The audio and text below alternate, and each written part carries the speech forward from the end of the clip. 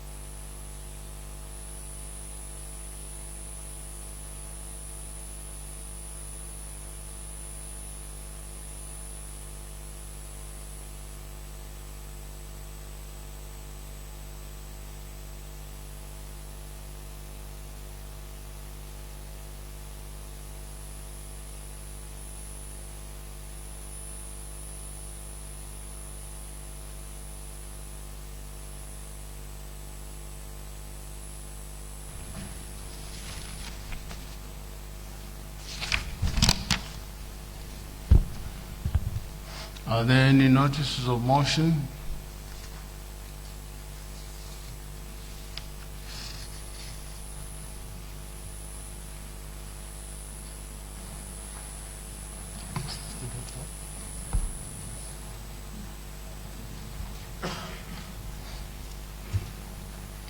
Honorable member, you are upstanding. Sorry, Mr. Speaker.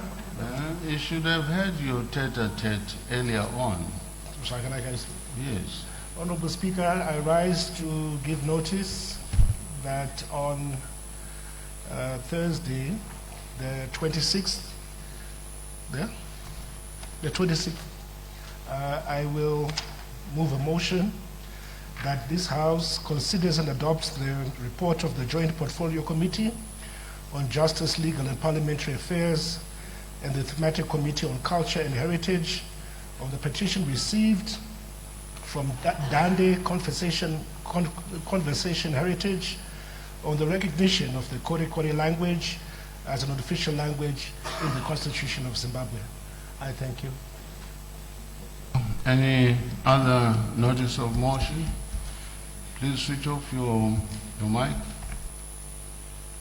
Any other notice of motion? Now the clerk will read the first order of the day. Urgent debate on motion on the second reading of the Constitution of Zimbabwe Amendment Bill No.3, HB 1 of 2026. Thank you. When this debate was adjourned on 16th June 2026, the question before the House was a motion by the Honorable Minister of Justice, Legal and Parliamentary Affairs that the Constitutional Zimbabwe Amendment No. 3 Bill, HB 1 2026, be now read a second time. Is there any further debate? The Honorable Minister and Leader of Government Business. Thank you, Mr. Speaker. Mr. Speaker, good afternoon, Mr. Speaker. Firstly, Mr. Speaker, let me just start by thanking the honorable members, Mr. Speaker, for the debate that happened the last 2 weeks. All the honorable members who wanted to debate, I believe they managed to debate, and therefore I will give my response to the debate. Mr. Speaker, I rise to reply to the second reading debate on the Constitution of Zimbabwe, Amendment No. 3 Bill, HB 1 of 2026. Mr. Speaker, before doing so, may I thank honorable members for their spirited and constructive engagement of the bill. Over 7 sitting days, members from every province and both sides of the ISO rose to engage the bill with the energy that does credit to Parliament. Whatever our differences, Mr. Speaker, the people of Zimbabwe have watched their representatives debate the supreme law of the land with seriousness, and that in itself vindicates the institution which this bill proposes to trust as the forum for selecting the country's head of state and government. Mr. Speaker, I'm also grateful to the invaluable and technical grounded contributions that I got from colleagues in making this response. Let me, Mr. Speaker, share with the Honorable House the shape of its own debate as it unfolded over a historic course of 7 sittings. A record-breaking, Mr. Speaker, 182 members made substantive contributions. Of this, 111 supported the bill as a whole.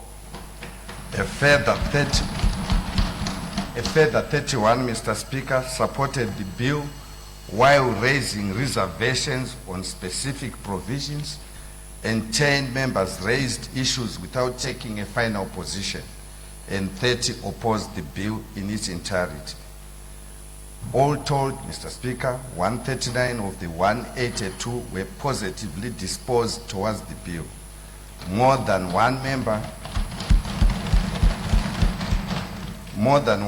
in 3 of this entire House, Honorable House, rose to debate this bill. This compares very well with CAB 1 and CAB 2. At the second reading of CAB 1 in 2017, Mr. Speaker, only 19 members rose on the record before the Honorable House, while CAB 2 in 2021, it only had 18. Therefore, this bill, Mr. Speaker, by the parliamentary record itself, is the most debated constitution amendment in the country's constitutional history. The provisions that attracted the most comment were the election of the president through parliament, the distinction between the length of the term and the term limit, the future of the gender commission, and the political status of traditional leaders. I will address each of them in its place.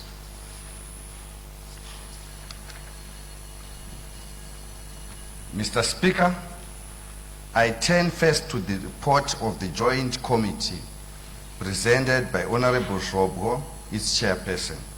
I thank him and every member of the committee for a report of genuine quality. The report is thorough, it is candid, and it carries the voice of the people in numbers that deserve to be read into the record once more. The committee received 540,037 submissions on this bill, Of these, 537,102 were in support and 2,935 were against. The provincial public hearings drew 54,231 citizens through their doors. Mr. Speaker, as I mentioned a little while ago, no amendment has been interrogated by so many of its citizens in the recent history of constitutional history of this country. The Joint Committee did not simply count these voices, it weighed them clause by clause. In the main, Mr. Speaker, the committee recommended the adoption of the bill's provisions, and in respect of certain provisions, it recommended refinements. For example, that the Electoral Commission retain the accreditation of observers, that the hierarchy of our two apex courts be better clarified, and that the traditional leaders provision should not be adopted, and that the leadership terms of the National Council of Chiefs be aligned to the new 7-year national electoral cycle, and that the Gender Commission remain in place. Mr. Speaker, government has studied each of these recommendations with the seriousness that they deserve, and I will respond to each in the cluster to which it belongs, and more specifically during the committee stage. The report of the Joint Committee is compelling evidence of what consultation means, not a ritual to be performed and forgotten, but a discipline that binds the framers of a bill to listen to those who examined it. Mr. Speaker, mark well what was not said. Members questioned the manner of the hearings, but not one rose to say that the committee's report was false or its figures wrong. The very members who challenged me left the central record, Mr. Speaker, untouched on public hearings. The very members, their silence, Mr. Speaker, their silence upon it is its endorsement, and it is the full answer to those who cry from outside this honorable house that the figures were cooked, while saying nothing against them within it. And for support that named no single clause but embraced the entire bill, I thank Honorable Mangondo,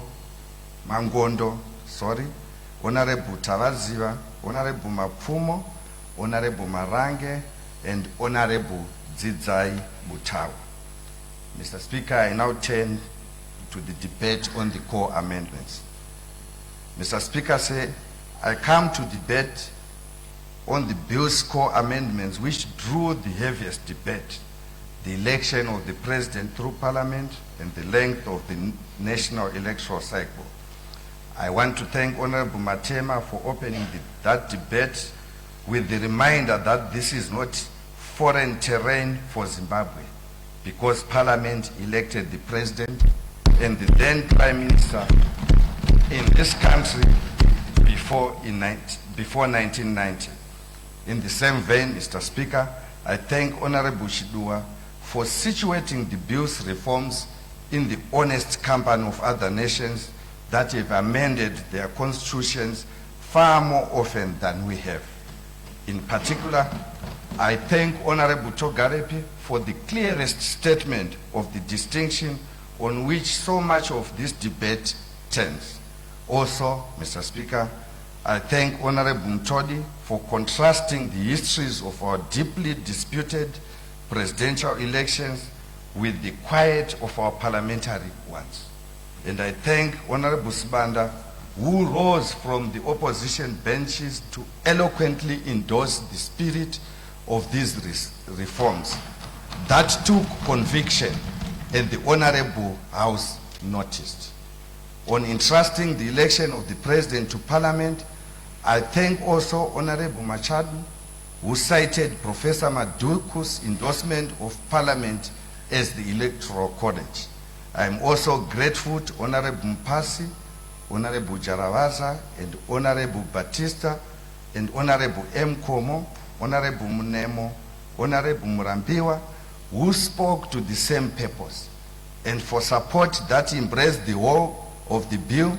I thank in particular Honorable Matangira, Honorable S. Dube, Honorable Jana, Honorable M. Ziambi, and Honorable Chikwinya. I thank too for the same wholeheartedly endorsement of the bill, Honorable J. Chuma, Honorable Maunganidze, Honorable Maoneke, Honorable Mukungunugwa, and Honorable Zemura. Response, Mr. Speaker, on specific concerns. Mr. Speaker, before I address notable issues raised by some honorable members, let me say something with all due respect about the manner of their concerns. Listening to some contributions, one would be forgiven for thinking the honorable members concerned were absent when I presented the second reading speech, or that they were unaware that the speech exists at all. Printed, Mr. Speaker, in the Hansard for any member who cared to read it. This is because they responded out of context, and honorable members know that context is everything, Mr. Speaker. The context of this bill is historical and constitutional. It is the mischief that the bill seeks to remedy, and I gave that mischief a name and a number in my second reading speech. I outlined, Mr. Speaker, 5 afflictions that have gripped our public life since the introduction of direct presidential elections in 1990. The perennially disputed presidential context with the political violence and lost investment that trail it, the policy paralysis of a nation trapped in permanent election mode, the corruption that instability feeds, and that every cycle renews, the politicization of a public service that should be neutral, professional, and continuous, and the polarization of a society asked again and again to divide itself against itself. 5 afflictions, Mr. Speaker, said. Not 1, not 2, or 3, or 4, but 5. Interlocking and documented. That is the mischief, Mr. Speaker. No one needed the help of a lawyer or a rocket scientist to grasp it, because I gave it, Mr. Speaker, in this honorable house from this floor. Yet not one, Mr. Speaker, of the 30 members who opposed this bill in its entirety engaged all the 5 afflictions. Most seized upon one, declared the bill to be about nothing else, and rejected the whole on the strength of that one part. Honorable Gumbo, to take an example, built his entire bombastic rejection of the bill on elections and elections alone, as though I stood on this floor and named dysfunctionally disputed elections as the only affliction bedeviling our country. The other 4, Mr. Speaker, he left standing exactly where I placed them, unanswered to this day, Mr. Speaker. On a point of order, Honorable Speaker. Point of order, Honorable Speaker. That's the point of order. Honorable Speaker, with all due respect to the Honorable Minister, when honorable members of Parliament debate a bill of this importance, they are not doing so in an individual capacity. They are doing it not just as august members of this House, but as representatives of the people of Zimbabwe who do not have the privilege to attend an important assembly of this nature. So to the extent that each and every one of us took time to participate in this debate, we're not doing it at a personal level. And the language that the Honorable Minister is using is very unparliamentary. A word like bombastic is totally unacceptable. But to go personal, each member of parliament who objected to this bill, to the extent that he's doing, is definitely unparliamentary and is disrespectful of his honorable colleagues. And I request the honorable speaker to encourage the honorable minister to respond not to the people, but to the issues that were raised against the bill. Order. Before you come to that conclusion, you must check the Hansard as to whether or not the said members did not state what the honorable minister has said. Thank you. The honorable minister. Thank you, Mr. Speaker. Sir. Mr. Speaker, according to Honorable Gumbo, all that needs to be done is to observe the rule of law. With respect, Mr. Speaker, sir, that's a simplistic view where it is demonstrated that there is a lacuna in the law or there is a structural mischief that enables bad behavior in the body politic. It is imperative, Mr. Speaker, for Parliament to intervene. The important point that Honorable Gumbo and his associate miss is that it is the constitutional duty of this House to make the law. Some honorable members, Mr. Speaker, came to debate, if I may so kindly, Mr. Speaker, with preconceived ideas. And a preconceived idea is a speech written before the other side is spoken. And the irony, Mr. Speaker, should not escape the Honorable House. The very members who ignored 4 of the 5 afflictions now present themselves as the guardians against polarization and corruption. The very afflictions this bill, Mr. Speaker, precisely exists to remedy. Mr. Speaker, sir, where what it means to reject this bill in its entirety, among its provisions, is one that does no more than delete a single word a previous amendment left behind when it abolished the office of the first vice president, and one that ends a commission the Constitution itself had already time limited, as I shall come to shortly. The Zimbabwe Council of Churches, the Zimbabwe Heads of Christian Denominations, and the Zimbabwe Catholic Bishops' Conference rejected this bill wholesale in their written submissions to Parliament. And the Honorable Engineer Mangwa, on this floor, took up that cry as his own. To reject a bill in its entirety when it includes clauses that merely complete what the Constitution and a previous amendment had already settled is not to defend the Constitution. This is, to quote Mr. Speaker yourself, pedantry. It is the tale. Such a rejection was never about the Constitution. It was just a mere rejection. Never about what we are doing here. Mr. Speaker, sir, let me dwell a moment on Honorable Ngadziwore, whose contribution illustrates a trait that marred too many of the rejections we had during the debate. He told the Honorable House emphatically that South Africa cannot be our comparator because it elects its parliament by proportional representation, while Zimbabwe, in his own words, is a first past the post system. You are so certain, Mr. Speaker, about this that at one point he rose on a point of order and demanded a colleague to withdraw. The record does not need correcting, Mr. Speaker, but not as he supposed. Zimbabwe does not have a first past the post system.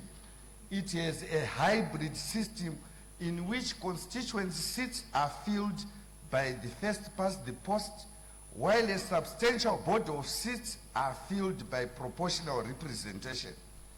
The proof, Mr. Speaker, required no textbook. It was standing in the chamber. The honorable member himself sits in this honorable house by virtue of the very proportional representation he told us this country does not use. He rose to correct another. On effect, his own seat disapproves, Mr. Speaker, sir. And he was not alone, Mr. Speaker.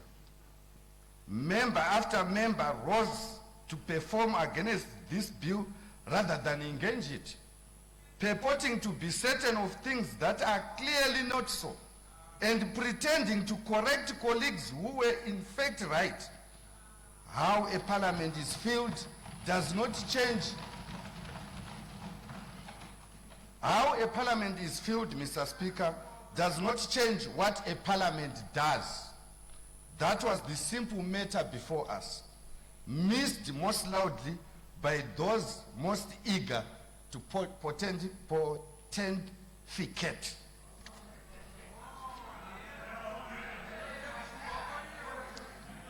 Mr. Speaker, sir, Honorable Shashwaya made the same error, and the same answer meets it. The question before us is not how a parliament is constituted. Point of clarity.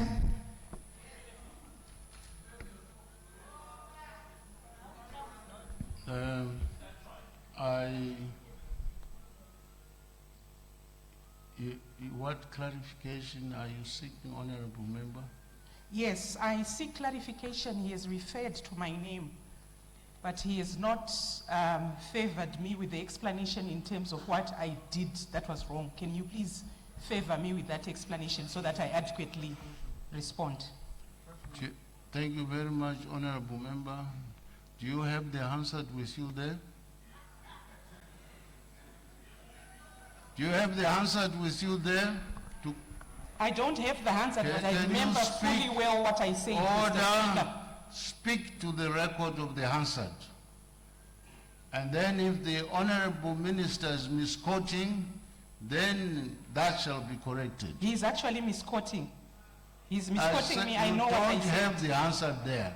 You admit it. Please sit down. But I know what I said. Can you Mr. sit Speaker. down?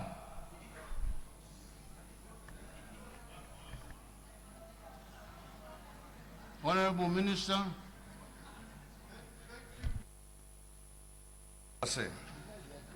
Mr. Speaker, the question before us Can is we have not- order, members on my right?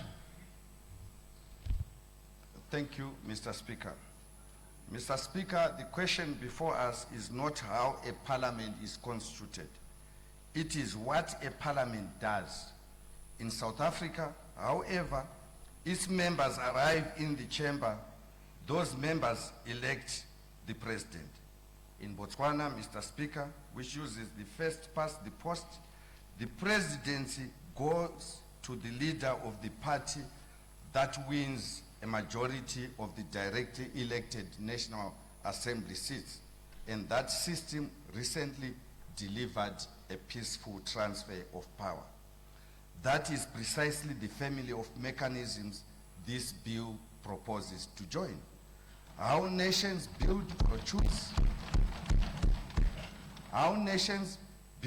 choose their legislatures differs the world over. Ours, as honorable members know, is a hybrid of constituency seats and proportional seats, and every one of those seats is filled by the vote of the people. The function is the point, and the function is identical, Mr. Speaker. And since the comparative question has been put, Mr. Speaker, let the Honorable House have the full comparative picture. Of the states around the world, 56 elect their head of the executive directly, and 53 elect the same indirectly through their parliaments. Some honorable members opposite would have us believe that the majority settles the argument. But examine the majority. It consists overwhelmingly of former military regimes, former one-party states, and systems in transition from authoritarian rule, where the strongman's ballot was the favored instrument of legitimacy. Now examine the 53. They include the most stable, most prosperous, and most enduring parliamentary democracies on earth, and they include the majority of the Commonwealth of Nations, 34 of its 56 members. Honorable Butao pressed the point in plain terms that the second largest economy on earth is governed through its national institutions, not in spite of them. And let the Honorable House note who keeps this company.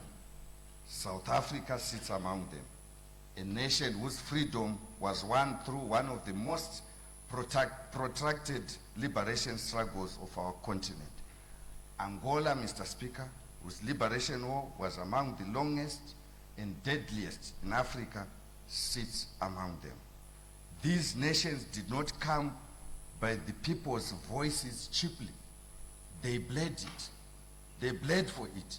Yet their liberation movements in government entrust the election of the president to the people's representatives in parliament. Zimbabwe sat in this company before 1987, Mr. Speaker. Mr. Speaker said, this bill does not march Zimbabwe out of the democratic mainstream. It walks it out of a club whose membership was built by dictatorships in transition and back into the company of fellow liberation states and enduring parliamentary democracies whose stability we have every reason not just to envy, but to join. Mr. Speaker, Honorable Makumire invoked those who died for the principle of one man, one vote. And he named names that this Honorable House receives with respect. Let me say this plainly, Mr. Speaker. Nothing, and I repeat, nothing in this bill touches the right of every adult Zimbabwean to vote. Nothing. Not one citizen loses a ballot. Every adult Zimbabwean will continue to register, to queue, and to vote in every polling station, ward, constituency, and every province in every general election. Every seat in parliament is filled by the people, and the president this bill contemplates would hold office by the mandate of the people expressed through every constituency and every province at once, carried by the representatives the people themselves choose. The people who elect the electors to produce a representative outcome that ensures peace, stability, unity, and development. Honorable Majindu pressed the same concern in another form, urging that to have the Honorable House elect president, the president would diminish an office whose legitimacy springs from the millions. The millions remain, Mr. Speaker, and it is they who elect the electors. An office filled by the people's own chosen representatives is not a diminished office, but a constituted one. Mr. Speaker, and let history complete the answer. The settlement or liberation struggle delivered in 1980 had Parliament electing the head of state, while the head of government was the leader of the political party that commanded the majority in Parliament. The executive presidents arrived only in 1987. In anticipation, Mr. Speaker, of a legislated one-party state that never came. So I'm happy, Mr. Speaker, if the honorable members want us to introduce a one-party state, we would gladly accept a ZANU-PF, Zimbabwe one-party state. So when an honorable member invokes our fallen heroes, let him invoke them accurately. The system this bill proposes is the one that the founding leaders of the liberation movement itself wrote at independence. That is not the betrayal of one man, one vote. It is its operation restored to its founding form.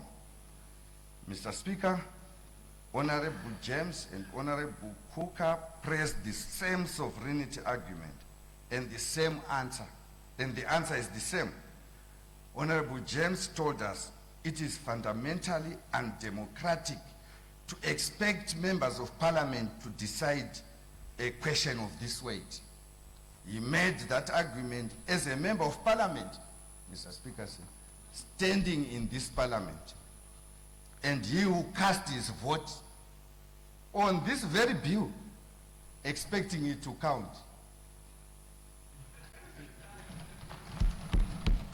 Mr. Speaker, a member who argues that this honorable house cannot be trusted with great questions should tell us what he believes his own seat. Mr. Speaker, what he believes his own seat is there for. Sovereignty resides in the people, and the people exercise it both directly and through their elected representatives. Honorable Muri reminded the Honorable House of the text itself.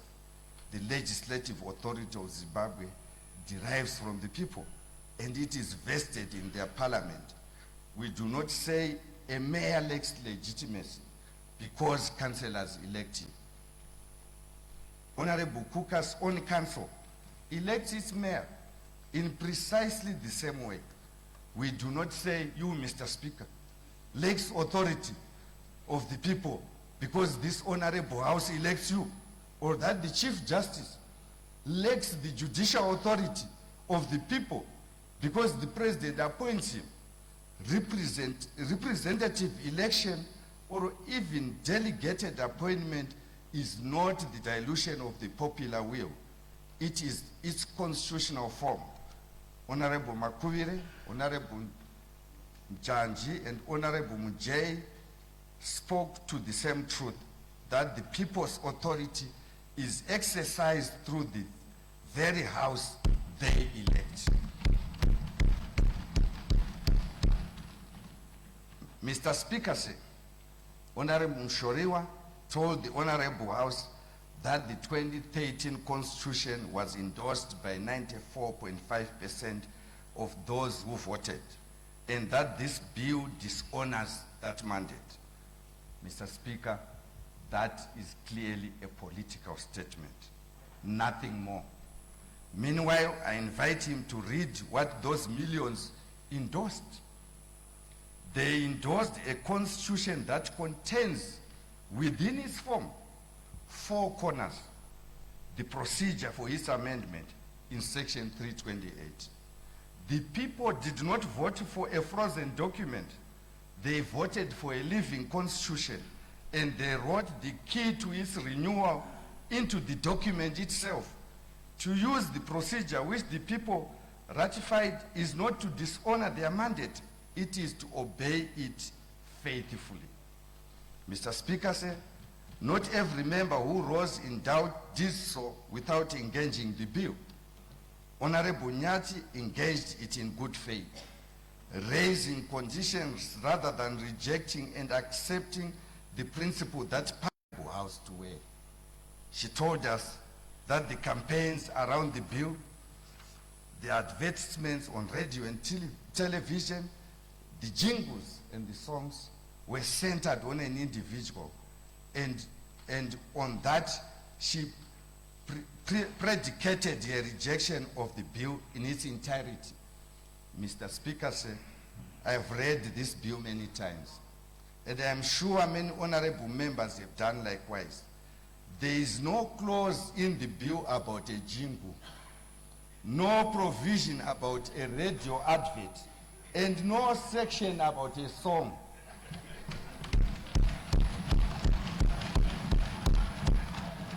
nor does any of this appear in the second reading speech I delivered from this floor, printed, Mr. Speaker, in the Hansard, and available to every member who cared to read it. To conflate, Mr. Speaker, a tune on the radio with the supreme law of the land is to debate everything except the bill before us. And this is what disappoints, Mr. Speaker. The text of this bill is published. The speech that explains it, mischief by mischief and provision by provision, sits in the Hansard. A member who wished to oppose this bill On on a its point of merit. order, Mr. Speaker, say. What's the point of order? What's the point of order? With all due respect, Mr. Speaker, you said that we should refer to the Hansard. I debated almost every clause of this bill, and I think it's really unfair and it's unfortunate that the Honorable Minister then picks an example that I made where the jingles that are being played on television and also on radio are just propelling an individual, but not actually getting into the merits of each and everything that I debated on the particular day. So I think he needs to get into the merit of my debate. I debated clause by clause, and for him to then just pick those elements, I think it's unfair and also very unfortunate, Mr. Speaker. Did you refer to the jingles in your speech? Did you refer to the jingles in your speech? As an example, but not anchoring the Did you- debate. No, just answer me a straightforward question. Did you refer to the jingles in your Yes, speech? I did, and the jingles are there. Thank you. So the Honorable Minister is referring to the same jingles that you spoke about. On a point of order, Mr. Speaker. On a point of order, Mr. Speaker, say. On a point of privilege, Mr. Speaker. A point of order. Yes. I want a point of order, not privilege. Okay, thank you. Mr. Speaker. Are you raising a point of order? Yes, a point of order. What's the point of order? Thank you, Mr. Speaker. Mr. Speaker, pai debater, vekudi viredro kuri chikuku. Paita was kuti president vakafanana na Mbappe ari 18 area. Asa sikutaura na wale minister iko zvino vakufanikiwa. Asi vanoda kutaura zvemajingles aona kubamombe. Order. The Honorable Leader of Government Business and Minister of Justice has not finished his presentation. Honorable Minister, please proceed. Thank you, Mr. Speaker, sir. Mr. Speaker, I was saying a member who wished to oppose this bill on its merits had every word he or she needed before them. Yet some came to this floor heedless of both the text and the speech and offered the Honorable House the jingles they said they had heard on the airwaves in the place of argument. The Honorable House, Mr. Speaker, deserves better. And so do the more than 500,000 citizens who took the trouble to read the bill and tell us what they thought of it. Mr. Speaker, sir, Honorable Kore told the Honorable House that this bill creates no job, lowers no price of meal, builds no school, and mends no hospital. And on that ground, she asked whose problem it solves. Honorable Stolle pressed the same charge in his own words, asking what national crisis requires this reform. They spoke for the people of Chikanga and of Chitungwiza North with feeling, and hardships they named are real and were on this government daily. But the argument, Mr. Speaker, Deshe, rests on a category error, and it goes to the very nature of the document the bill is amending. Mr. Speaker, say, a constitution is not a grocery list and was never meant to be one. Honorable Kore told us as much herself the price of oil, she said, has risen because of a war in Iran, and fertilizer because of another war in Ukraine. No constitution written in Harare, Mr. Speaker, moves those prices. And no amendment drafted in this honorable house ever could. To expect otherwise is to misconceive what a constitution is for.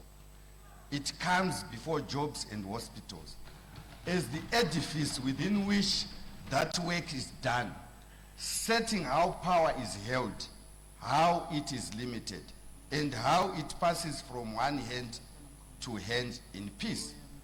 To fault it, Mr. Speaker, for not lowering the price of bread is to confound the foundation with the roof. And so their question recoils upon them. They ask whose problem this bill solves and what crisis it demands it.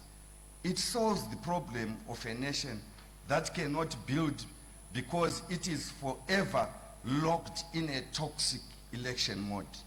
The disputed power and instability that frighten away the very investment from which jobs are created. The mill they speak of is milled in factories and that need a stable and a united country to run. This bill does not put bread on the table with its own hands. It builds the peace and continuity in which the baker can. That is the proper work of a constitution, which this bill is about. Mr. Speaker said there were others who also rose to reject the bill in its entirety. Among them, Honorable Jaipa, Honorable Mureri, Honorable Chikombo, Honorable Chimbaira, Honorable Mavunga, and Honorable Hamauskwa. I have weighed their contributions with the rest, and the answer I have given to the 5 afflictions answers them too. Mr. Speaker, the loudest of those who would reject this bill was Honorable Mateo, who called the election of the president through parliament as an assault on the sovereignty of the citizen, a snatching of the ballot from the people's hands. I've answered that already. No citizen loses a ballot, and the people elect the very members who would elect the president. This practice proposed in the bill is not my invention. It is an international standard across constitutional democracies. But mark the irony, Mr. Speaker. A member who rose to defend democratic participation could not abide by the most basic principle of participation on this floor. The 10 equal minutes each member is allowed. He disputed the clock, refused his seat, and in the end argued himself out of the house. A man who cannot keep his own place on this floor is poorly placed to lecture it on the will of the people.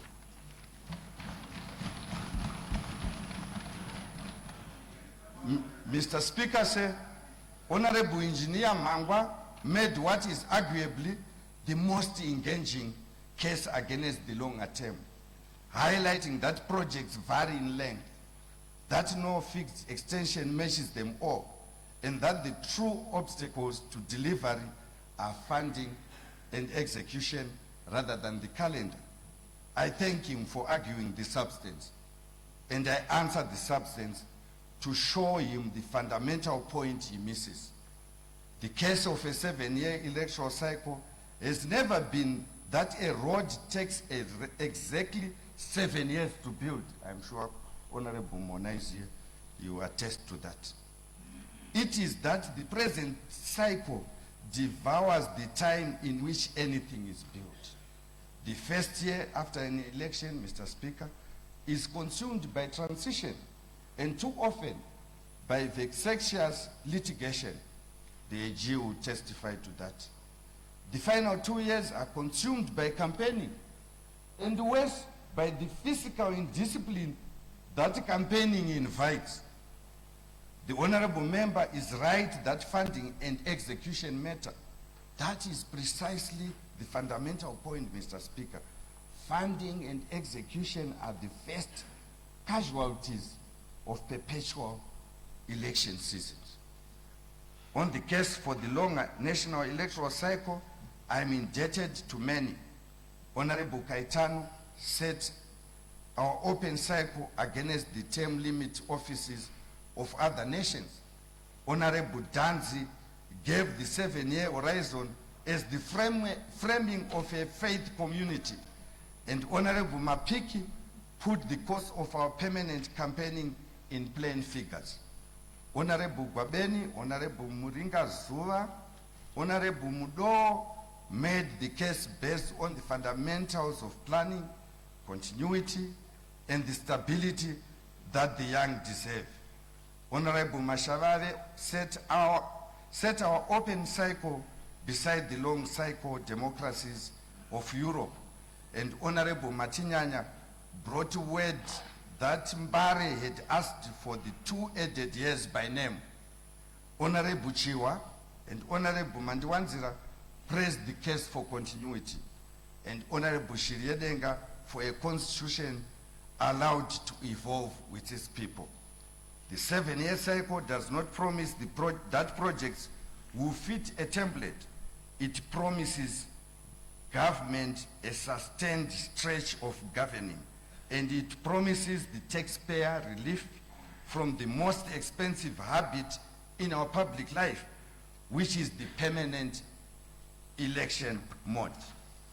Mr. Speaker, I thank too Honorable Maburutse, Honorable Maricano, Honorable Murechu, Honorable Nyevera, who pressed the same case, and Honorable Makumbe and Honorable Matiza, who carried it from their constituencies for their unqualified support.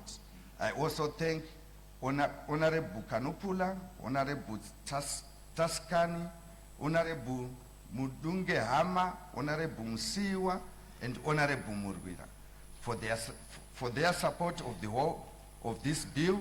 Many thanks also go to Honorable Esnyoni, Honorable Zevezai, Honorable Raradza, Honorable Mudukunye, and Honorable Timburwa.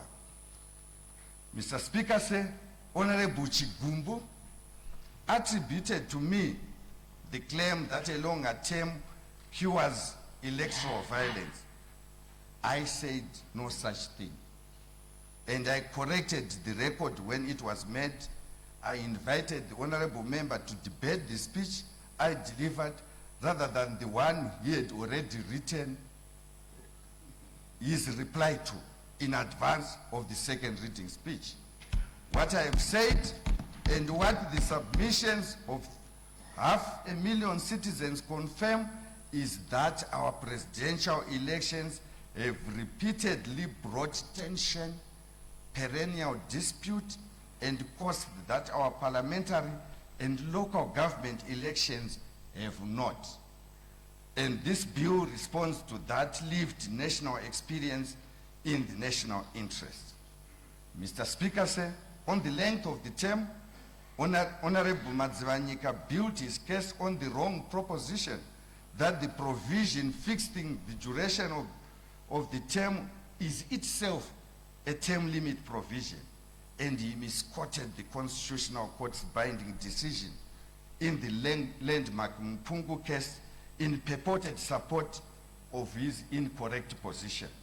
I corrected this on the floor, and Mr. Speaker, I now place the correction on the record.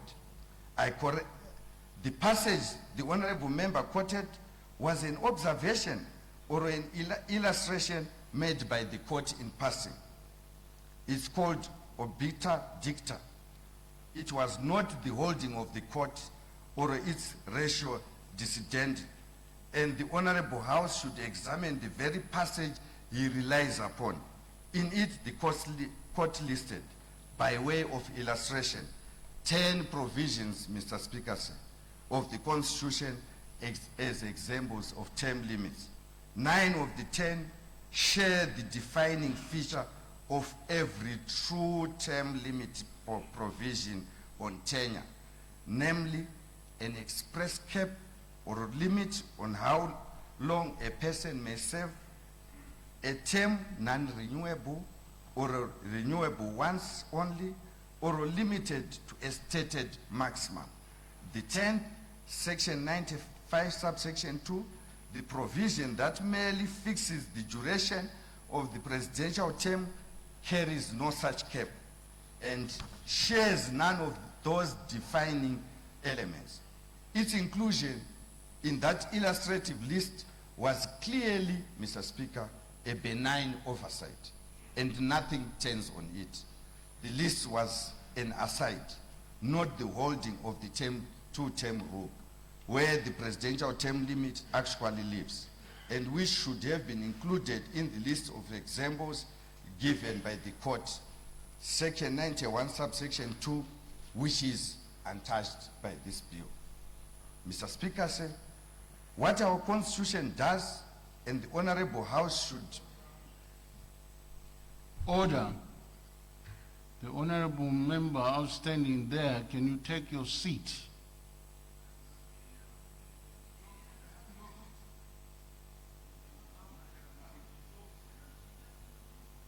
The honorable minister may please continue. Thank you, Mr. Speaker, sir. Mr. Speaker, what our Constitution does, and the Honorable House should hear this with care, is keep two distinct promises in two distinct provisions. One provision, Mr. Speaker, fixes how long a term runs. Another provision, untouched by this bill, says no person may hold the office of president for more than 2 terms. Think of a doctor's prescription, Mr. Speaker. Say. One line, Mr. Speaker, fixes the size of the dose. Another line says no more than 2 doses. The doctor may raise the dose from 5 milliliters to 7. And the second line still reads exactly as it did. No patient in history, Mr. Speaker, has read a larger dose as a license to take a third. So it is with this bill. It lengthens the term from 5 to 7 years. It does not amend by a single word the rule that limits every occupant to 2 terms. The cap stands. And the proof that Parliament's power over the cycle runs in both directions, Mr. Speaker, the proof that Parliament's power over the cycle runs in both directions sits in Parliament's own record. In 2007, Parliament amended the Constitution to shorten its own life by 2 years to harmonize our elections. Every member present voted for it, the opposition included, and not one asked for a referendum. The power that shortened the cycle then is the power that lengthens it now.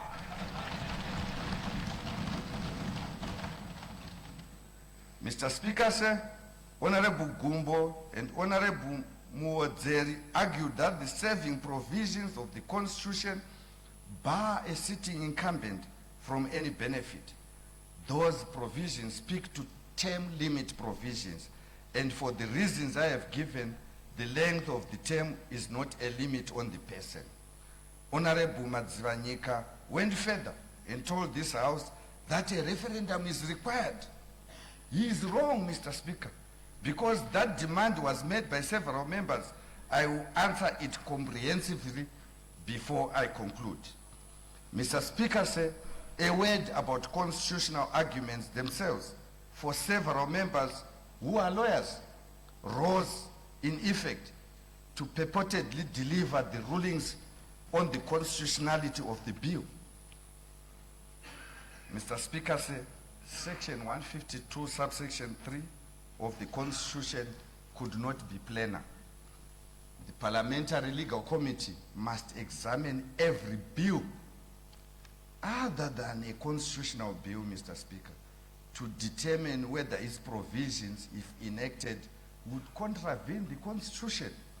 So the Constitution deliberately withholds, even from Parliament's own legal committee, the power to sit in judgment on a constitutional bill. Why, Mr. Speaker? Because when Parliament amends the supreme law of the land, Parliament is not subordinate to the existing text. Parliament, by special majority and special procedure, is the framer of the Constitution itself, appoints for the purpose.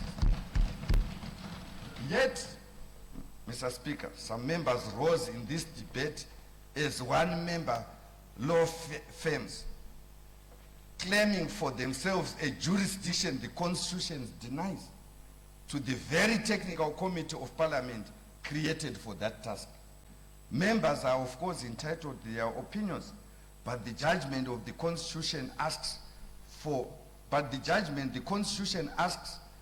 is the judgment of this Honorable House, voting by the majority the Constitution prescribes. I now turn, Mr. Speaker, to the debate on electoral ecosystem. Mr. Speaker, sir, I now turn to the debate on the clauses dealing with the electoral ecosystem.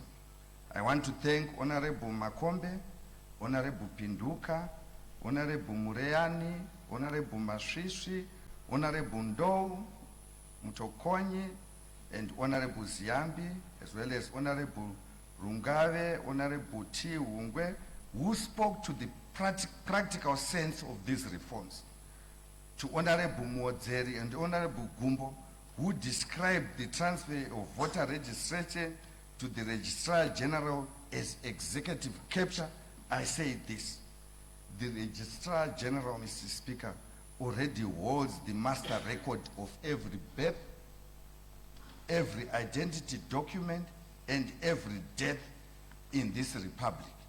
And the Minister of Home Affairs, who is an expert in IT and is in charge of that, will testify.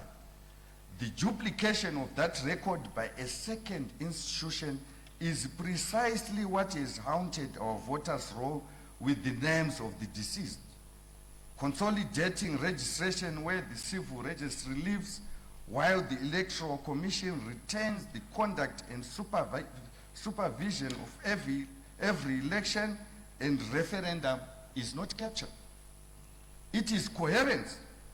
Honorable V. Moyo gave the Honorable House the lived proof from Wange West, where the electoral body is seen only as an electioneers, while the registry's office serves the year round.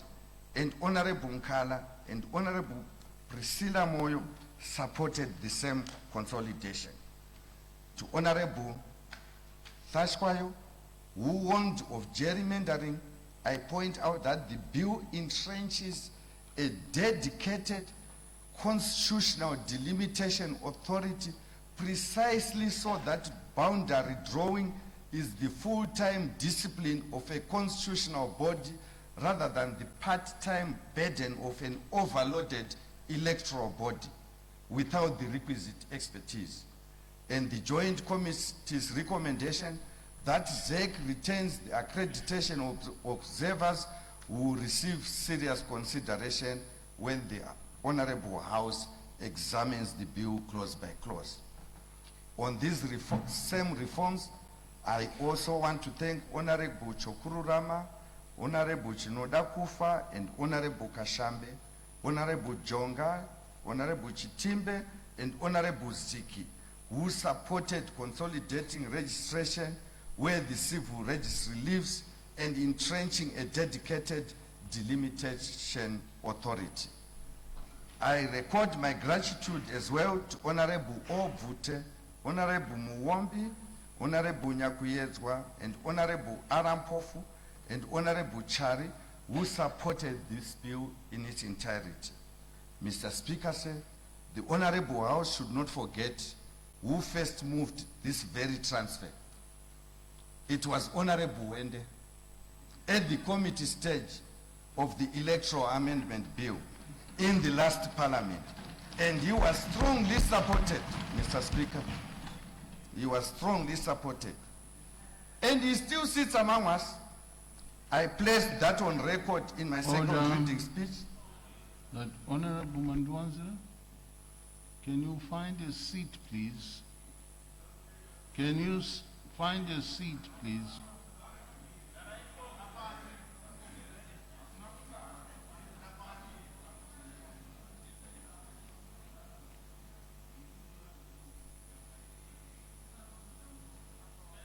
Thank you. The Honorable Minister.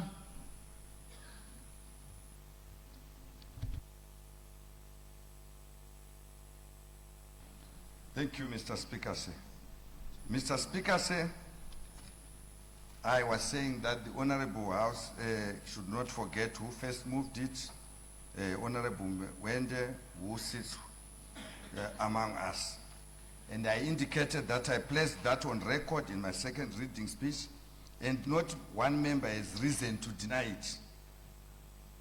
Yesterday, Mr. Speaker, sir, some members, including Honorable Kore, sought to revise the record by claiming that the 2023 proposal by Honorable Wende, supported by Mr. Beatty and Mr. Markham in the 9th Parliament, was only for the automatic registration by the Registrar General of Voters who attend the place of majority, with ZEC retaining the custody of the voters.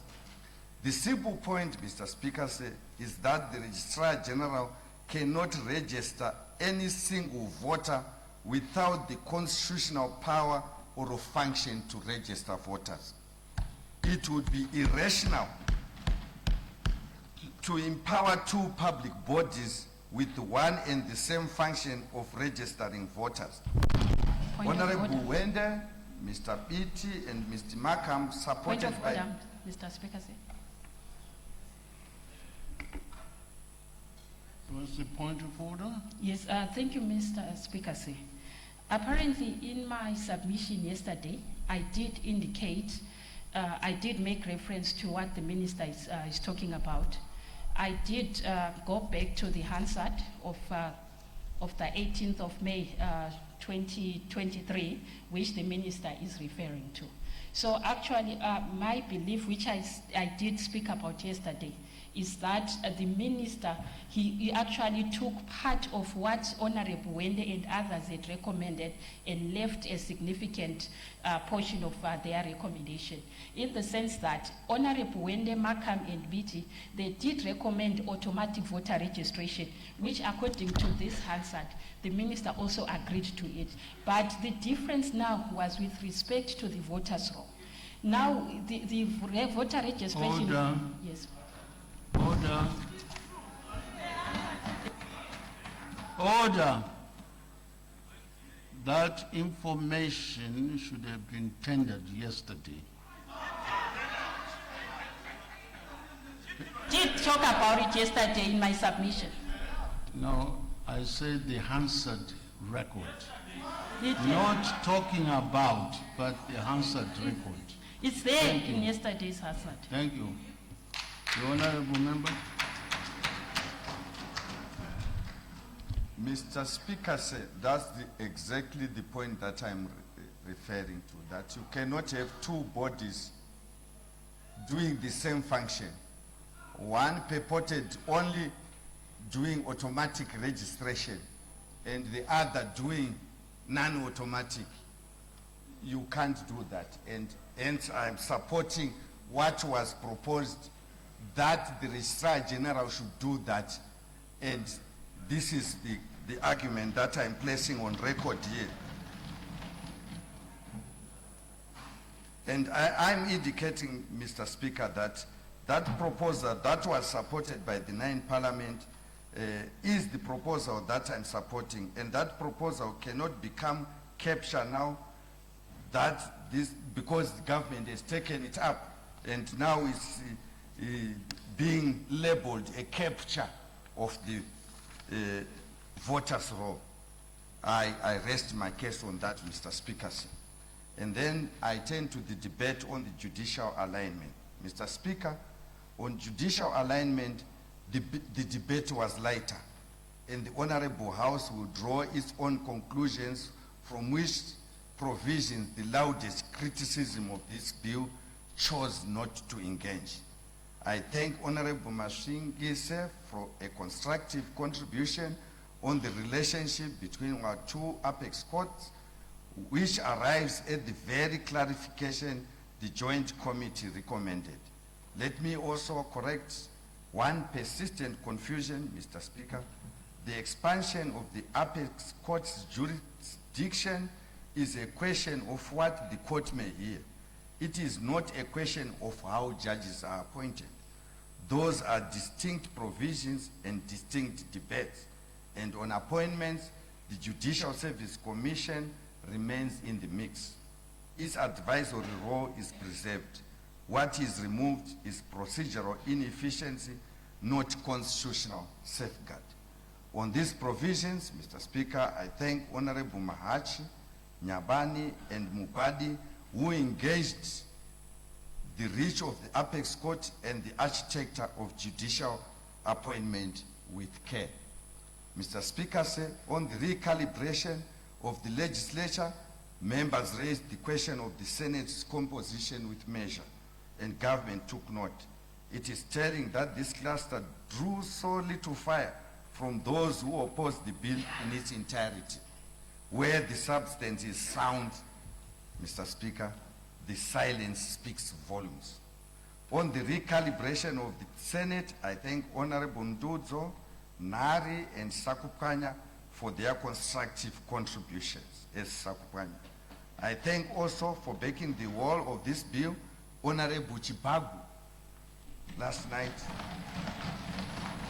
Honorable Muchimba, Honorable Kambuzuma, and Honorable Kangausau, and Honorable Dumba Rimwe. Then I turn to the debate on Section 212.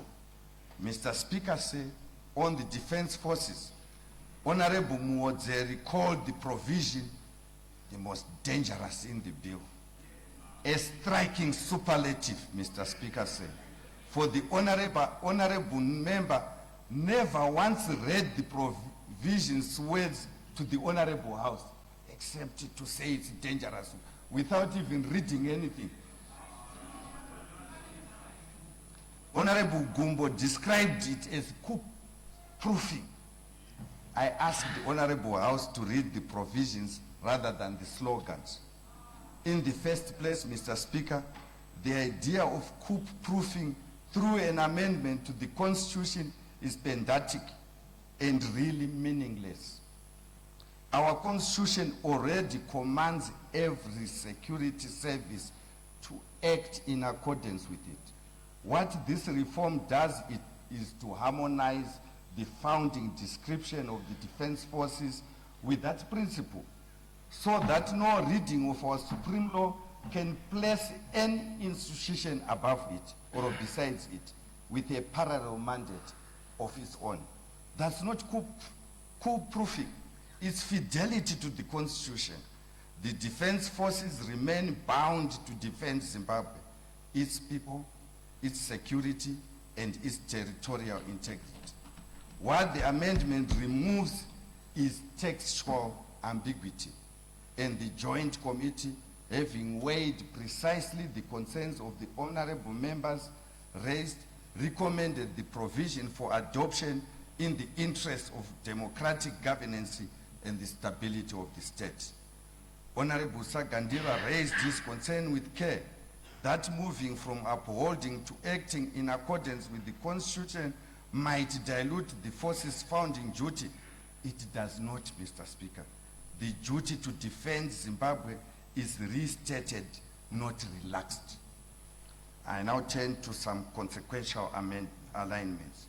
Mr. Speaker, sir, I come to the debate on consequential alignments, and I come first to the Gender Commission, because on this provision, the Honorable House has been anonymous in a unanimous Zokoro? Yes. Makawirirana, Mr. Speaker, mukanditendera kutaura nechikaranga. Muno muhouse pa nyaya iyi pakava nekubatana kwakanyanya tikateerera zvamakareva. Honorable Minister, are you quoting someone's speech or what? No, ndati mukanditendera kutaura neshona kuti pagender commission house yese yakanga yakabatana kuti vanoida. The joint house, after hearing the public, recommended that the joint gender commission remain in place and that the provision not be adopted. And this honorable house, Mr. Speaker, that recommendation found an echo across the aisle. Honorable Mutandi spoke against the measure from her experience leading a committee of parliament. Honorable Chakakura and Honorable Taomerwa built the evidential case for retention. Honorable Matsunga gave personal testimony to the commission's work. Honorable Joe Shongedza, Masangu, Masuku, Thompson, Martinenga, Chiwota, Karumazondo, Samson, Muzingwa, Buka, and Lovu, who all supported this bill, each rose to say the Gender Commission should stay.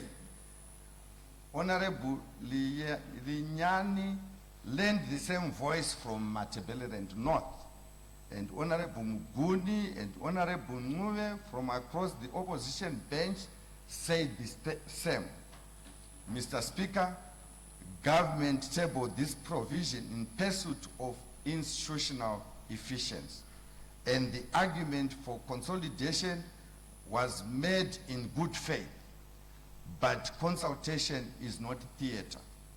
The Joint Committee has made a clear recommendation grounded in the submissions of the public and echoed across the Honorable House, and government stands guided by that recommendation. Let no one say the people spoke into the wind. Mr. Speaker, sir, on the National Peace and Reconciliation Commission, Honorable Muguni asked a serious question and asked it with care. When the Commission's chapter closes, what carries the work of healing forward? The Constitution itself limited the Commission, Mr. Speaker, to a 10-year term, which expired in 2023.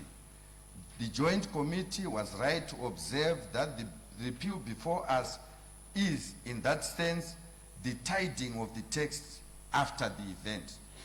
But the honorable member's deeper point is heard.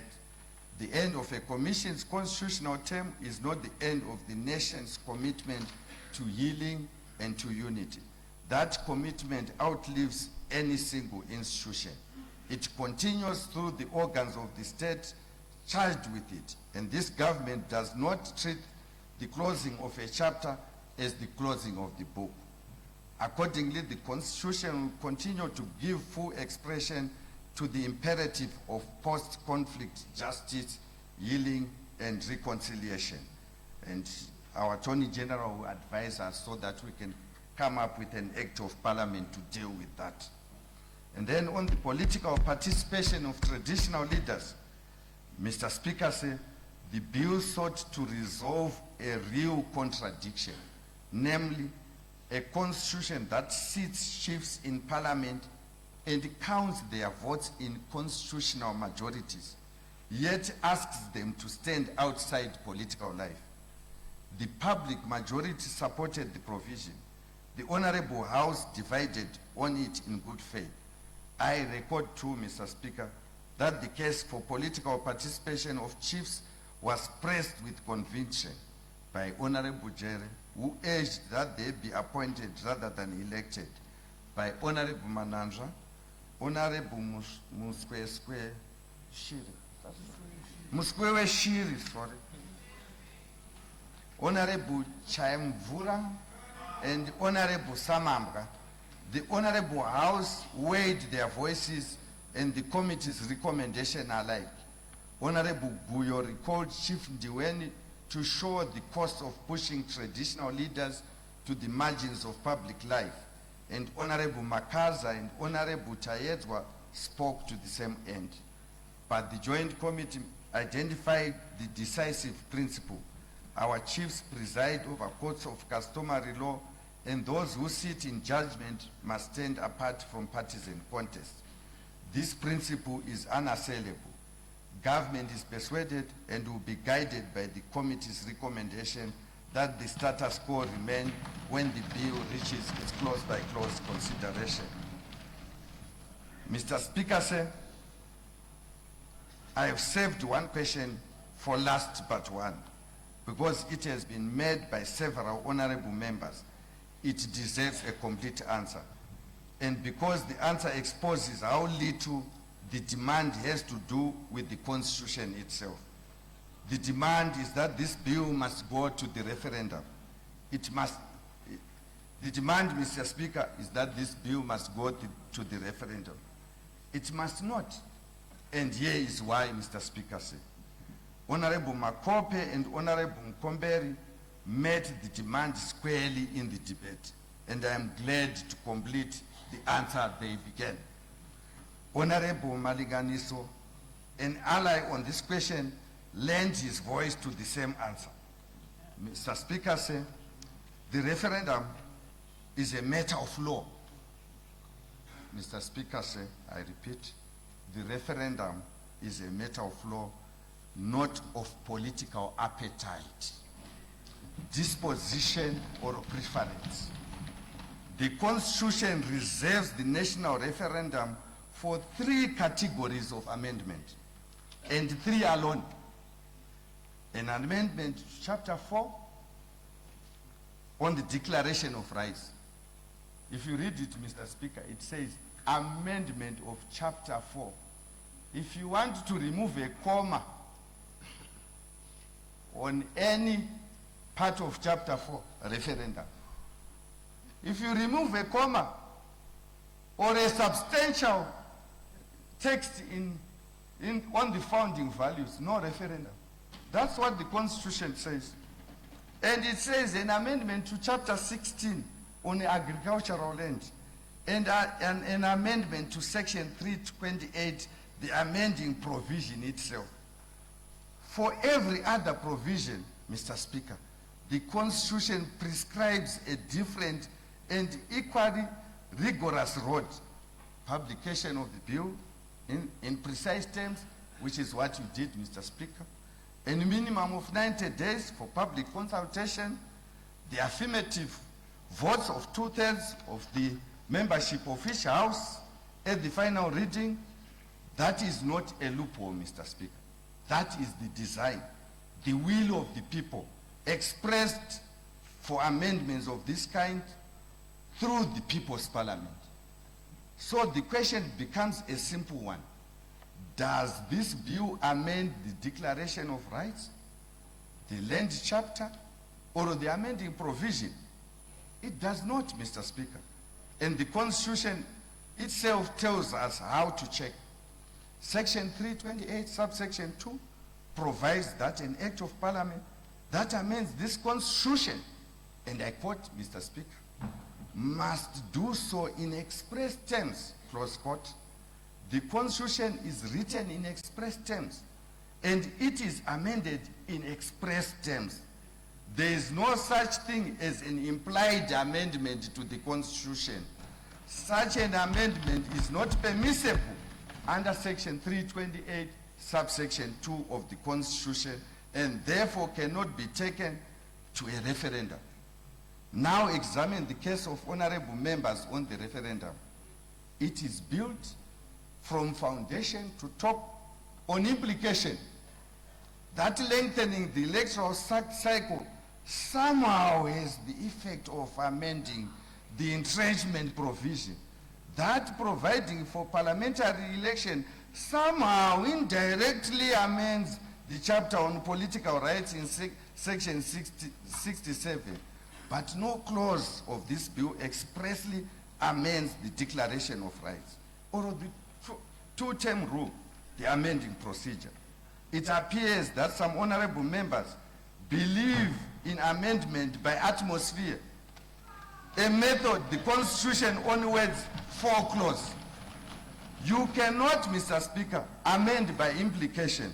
What the Supreme Law says may be amended only by declaration, and you cannot demand a referendum for amendments this bill does not make. Honorable Ngwenya read the Supreme Law's own amendment wrote to the correct conclusion that the bill travels exactly the path the Constitution prescribes. The same discipline answers the term limit argument, Mr. Speaker.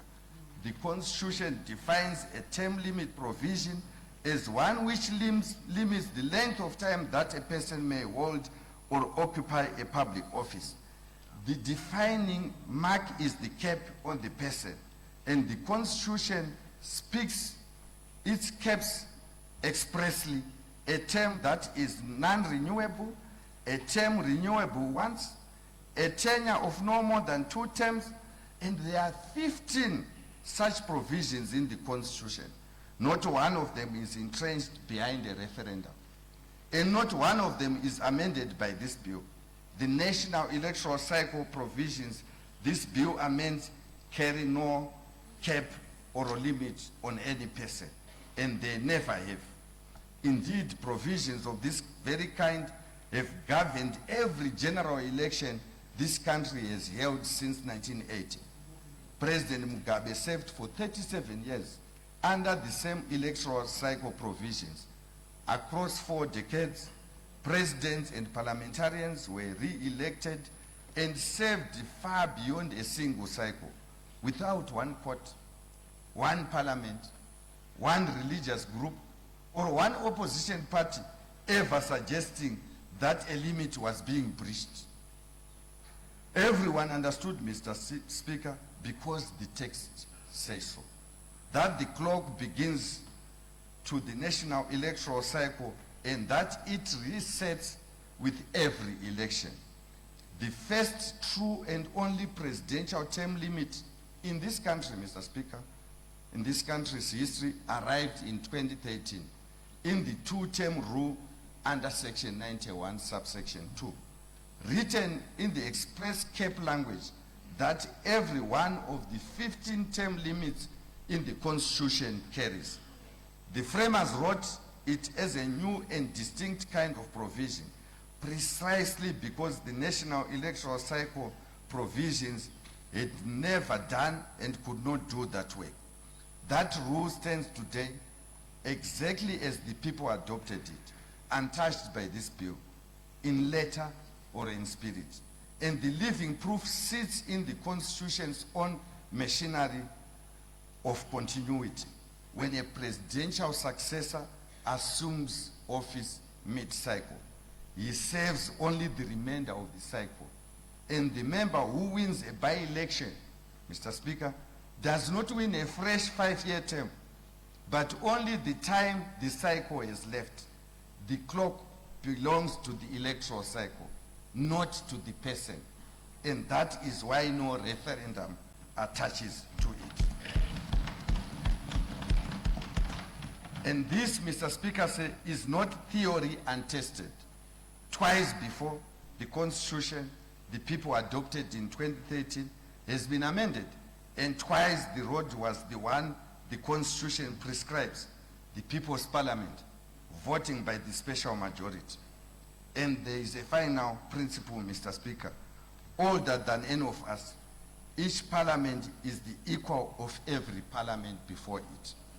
The authority to amend the Constitution by its prescribed procedures belongs to the parliament now, sitting as fully as it belonged to the parliament that adopted it. For one legislature cannot bind its successors. Parliament is therefore not merely authorized to consider this bill by the route the Constitution prescribes, it is duty-bound, Mr. Speaker, to do so. The demand for a referendum the Constitution does not require is not constitutional vigilance. It is a request that weakens and marginalizes Parliament by demanding that it abdicates a responsibility the Constitution places squarely upon it. Mr. Speaker, on public consultation, which it may be the last one, Mr. Speaker said, before I conclude, I must address the question of public consultation because several members, among them Honorable Sachwayo, Honorable James, disputed the consultation that produced the numbers I read into the record earlier. The Honorable House should remember what actually happened during those hearings. There were political leaders, Mr. Speaker, who instructed their supporters to stay away. There were voices that told the public that submission of views to Parliament was surrender. Tellingly, Mr. Speaker said, some of those same voices then traveled to the hearings. They implored the public to shun, such as the City Sports Center in Harare and the large city hall in Bulawayo, not to submit, but to be seen. And some of them now rise in this honorable house to tell us that the process lacked voices. Mr. Speaker said, one cannot demobilize his or her own supporters and then dispute the arithmetic of those who showed up. The bottom line is that you cannot reap where you did not sow.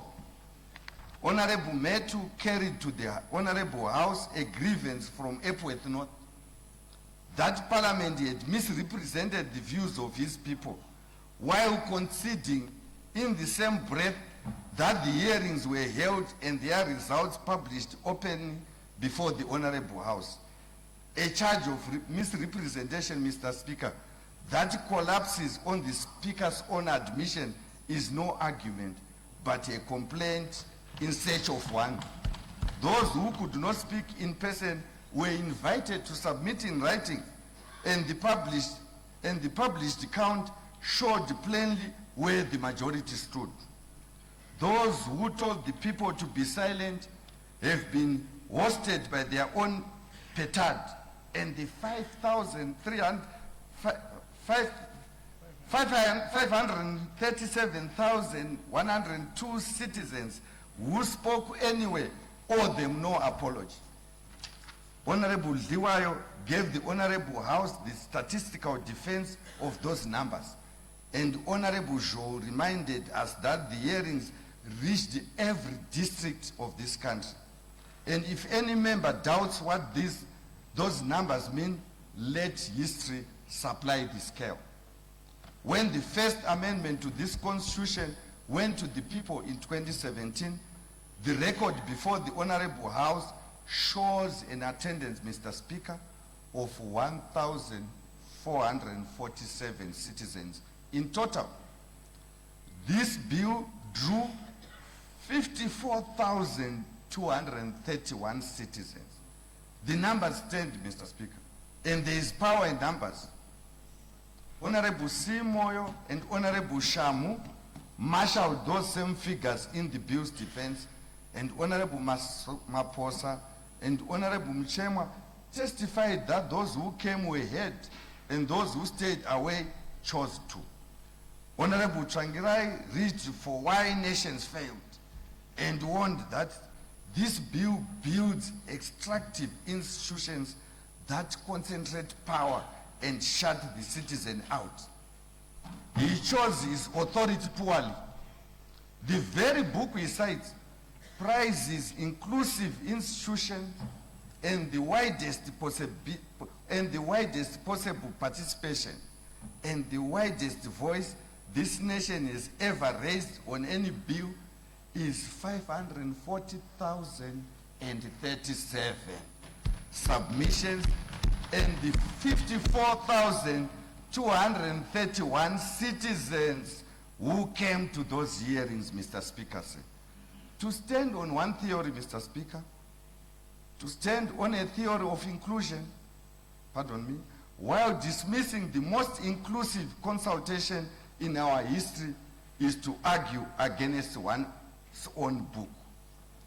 And the scrutiny matched the numbers, Mr. Speaker.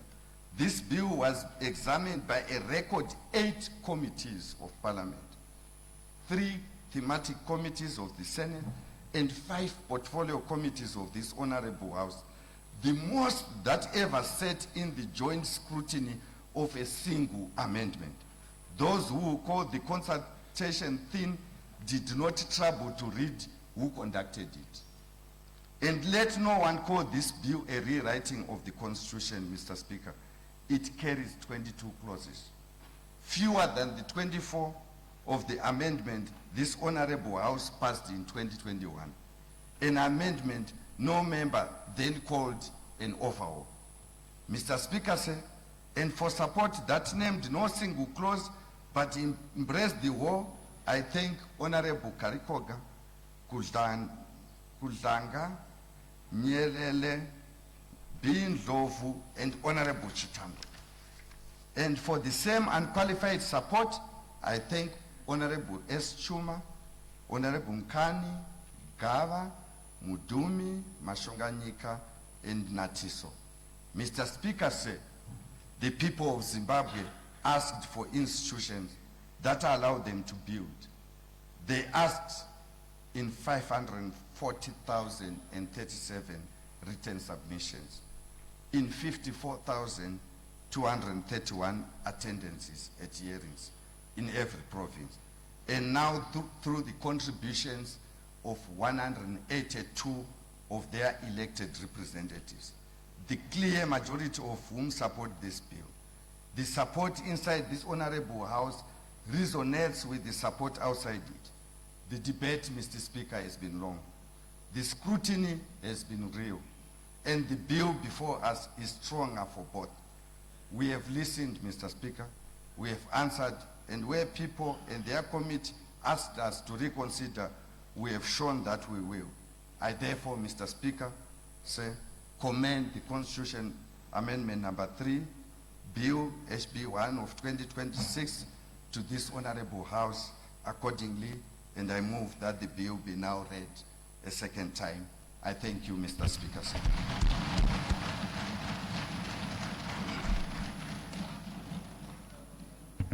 I put a question that the Constitution of Zimbabwe Amendment number 3, Bill HB1 2026 be now read a second time. Those who have that opinion will say aye. Those of the contrary opinion will say no. I think the ayes have it. The ayes have it. The question is accordingly affirmed, and the clerk will read the bill a second time. Constitution of Zimbabwe Amendment number 3, Bill HB1 of 2026.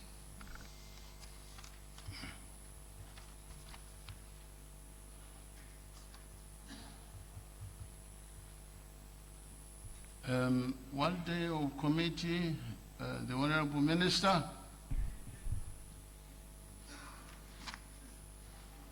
Now, Mr. Speaker. Thank you.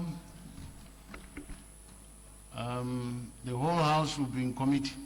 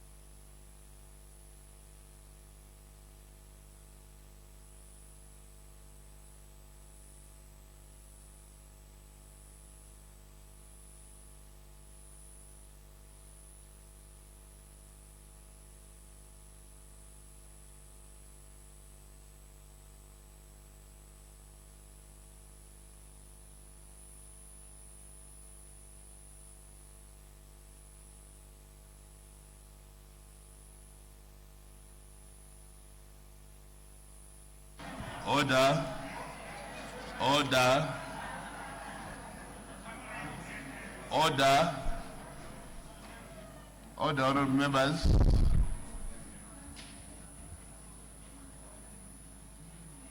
May we all take our seats, please, so that we begin.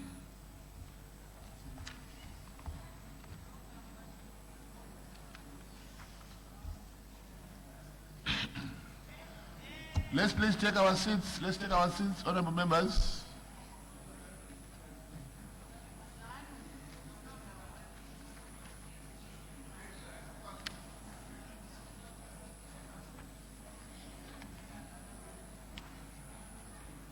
I don't want to start calling you by names. Please take your seats, honorable members.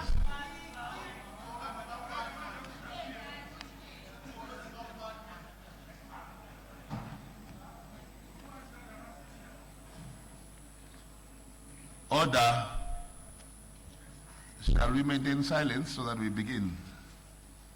The Committee of the Whole House will take into consideration the Constitution of Zimbabwe Amendment Bill No.3, HB1 of 2026 for amendment.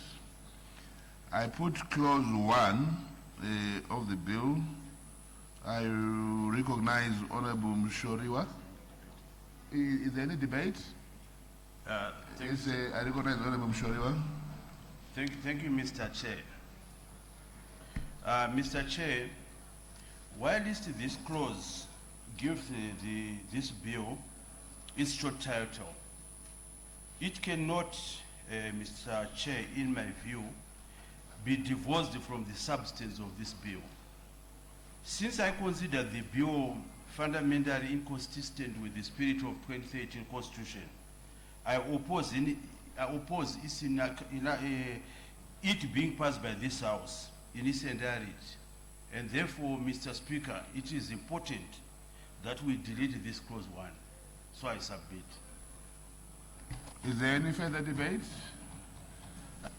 Yes, there is debate. Yes, Mr. Speaker, yes, Honorable Leader of Government. the rules of the House dictate that the honorable member state exactly what is wrong with that clause. In the absence of him indicating what is wrong with the short title of the bill, then the proposed amendment must fall. So the member must tell us what he is against in the short title. He must not speak to things that are not within the short title. Thank you, Honorable Minister, for the guidance. Honorable Mshoriwa. Mr. Chairperson, when a member, including the Honorable Minister, speaks and says that the rules of the House states this, he should state the rule rather than generalize. Debate. Order, Honorable Chajwal. Honorable Mshoriwa. Order, Honorable Magwa. Honorable Mshoriwa. I think the minister stated something that must be logical. Do not say I waparaba. Do not say I waparaba. Honorable Mshoriwa, can you state exactly what you have proposed that you are against? I have ruled. Chairman, I have ruled. Yeah, please state that. No, Chairman.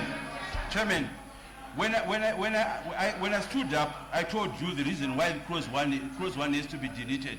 But fundamentally, Mr. Speaker said, Parliament is guided by rules. And whenever a member stands up to say that the rules have been broken, you need to state the rule. And the Honorable Speaker has actually made it a judgment to simply say, you don't just stand up and say the rules. If there is a rule, tell us, this is the Green Book. This is the Green Book, Mr. Chairperson. And by the way, it's not like this is the first time that we have debated clause one of a bill. We have been doing this, and we cannot restart and reinvent rules when this Green Book is there. Order, Honorable Mshoriwa. You are proposing an amendment, Honorable Chair, and you don't want to expound on it. So, Honorable Chair, can I speak to the rule? thank you. Honorable Chair, if you go to the standing rule number 158, it says so in clear and express terms that during committee, debate on a bill must be confined to the subject matter of the clause before the committee of the whole house. So the honorable member is proposing amending this specific clause. So he must tell us what is offensive to this particular clause so that we can amend it. Order. I'm Muslim guy said that same guy. I think the minister has now read the clause for you, and it should be. But I thought it was going to be logical anyway. You are the mover, of that amendment in that clause, Honorable Mshoriwa. So it's only logical that you put us through to what you detest from that. Chairman, I think it is also important that when we debate, we should also listen to each other's debate. I explained, and I want to restate the reason why clause 1 needs to be deleted. Primarily, because clause 1 is like a mother that is going to carry the entire baby of which is this war bill. If the substance of this bill is actually bad, in my view, it is important in my view to say that we need to delete clause 1. In actual fact, Mr. Chairperson, by moving for the deletion of clause 1, we are basically saying that this bill should not stand in this house. Debate. Honorable Chair, Debate. we do not have to have people who waste our time. I would rather we divide the house and we move. And we don't. But we still want to debate. We still want to debate. We want to debate. There is further debate. Let's divide the Debate. order. You can't divide the house at this stage. Honorable Chair. Debate. Anyone who switches on the mic, I'm going to throw you out. Debate. No, don't switch on the mic. Debate. Debate. Order. Honorable Secretary, orders. I want to debate. Order. Chairperson. Take your seat. I want to debate. Order.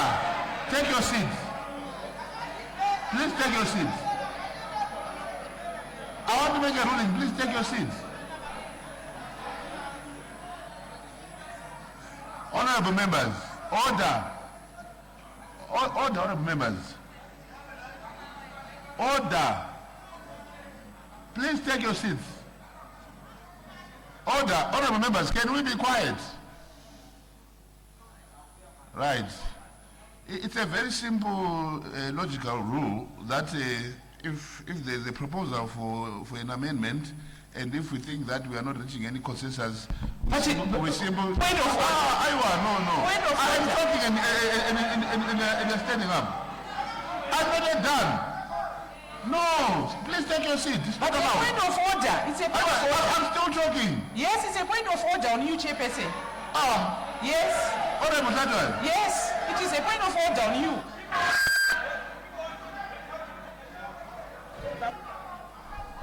Honorable Secretary, please switch off your mic. You've got a point of order. Can you allow me to speak to my point of order? Allow me to finish first. But I've got a point of order. No, allow me to Let me finish. No. A point of order. You don't need to I will give you that, but allow me to finish. I will give you that, but allow me to finish. Take your seat. Chairman, Into which rule? A point of order is a point of order. I said take your seat and I will allow you to talk. No, but I've got a point of order. No, I'm not I've got a allowing it. point of order. You have to let me speak. I will not allow it unless you allow me to finish what I'm saying. I have a point of order. Just hold on. I have a point of order. Honorable Wende, just hold on. Please. It's a point of order. Just hold on. I was finishing a ruling on something. No, there's no ruling. My point of order relates to Before we debate. I have a point of order. If you try and disrupt the house there, we're not going to be on the same page. Honestly. Please take your seat, Honorable Wende. I'll recognize you. I'll recognize you just now. I'll recognize you just now. Please take your seat. Honorable Sajwa, just hold on. Honorable Sajwa, what does the Thank you, Chairperson. Thank you, Chairperson. My point of order is that we want to debate. Before you proceed with dividing the house, Can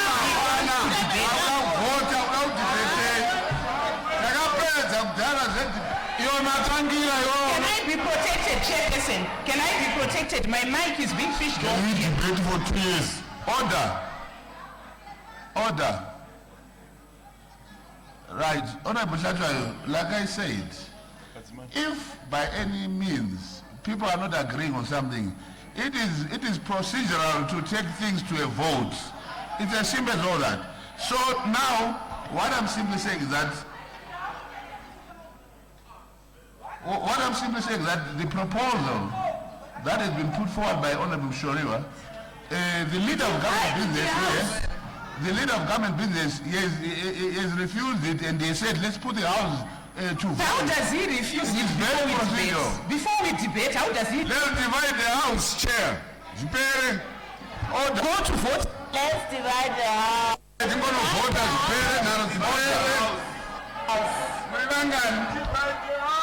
Order, honorable members, order. Hey, honorable members, hey.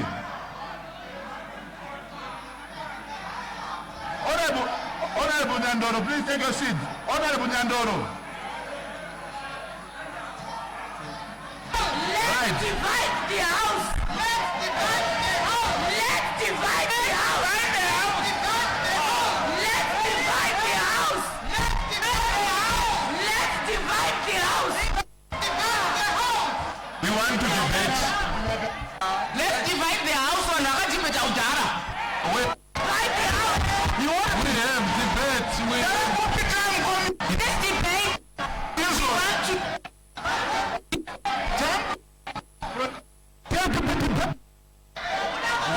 Order. We want order. Order. Let's divide the house. Order. Order. Order. We want to debate. We want to debate. We want to debate. The house. Let's divide the house. Debate. We want to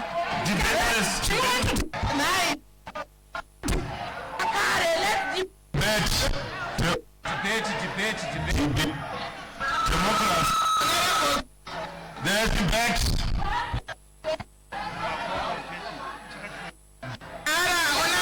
let's debate.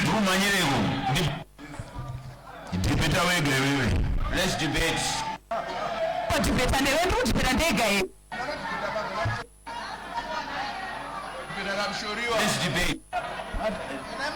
Democracy is the election. Debate.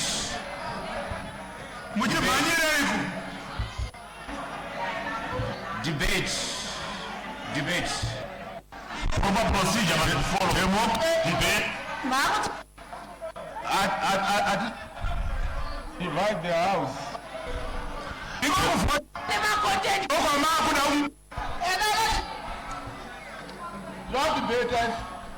Democracy is the elections. Let's divide the house. Let's debate. Let's debate.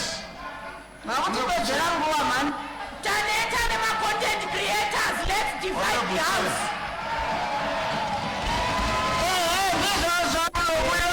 We are not dividing the house. We must debate. Let's follow the rules. Let's debate. We are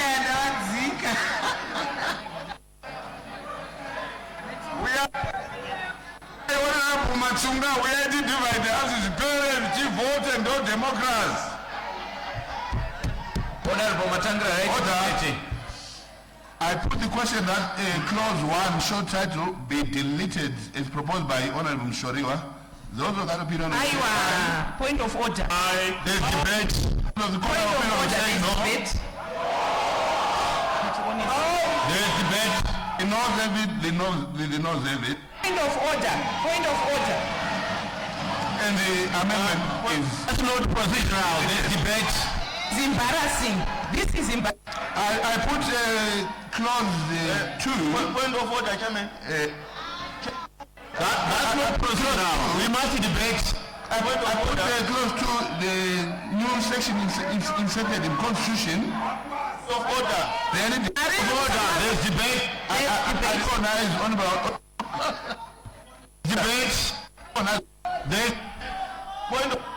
There's debate. What is your point of order?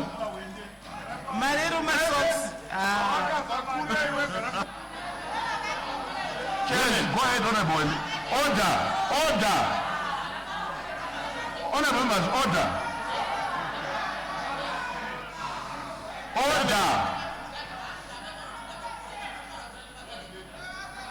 Chairman, Yes, go ahead.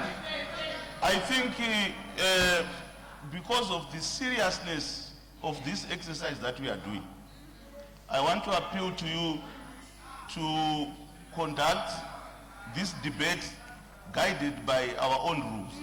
Because rushing when a member clearly wants to debate is against the rules, and it's also against the spirit of the work that needs to be done. Order.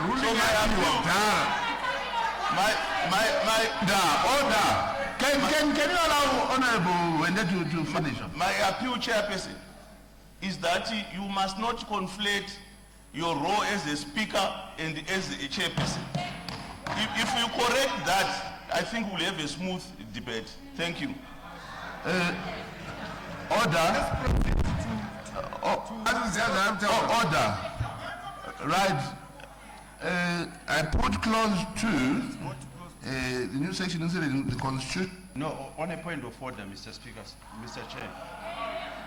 What is your point of order? Yeah, Honorable Chair, I stand by point of order number 153. What it says if during the consideration of a bill in a committee of the whole House, the chairperson's opinion that the subject matter of a clause and any matters arising have been adequately, and I underline the word adequately discussed in the course of debate on the amendments proposed to the bill, he or she may. So, Honorable Chair, Honorable Chair, Honorable Chair.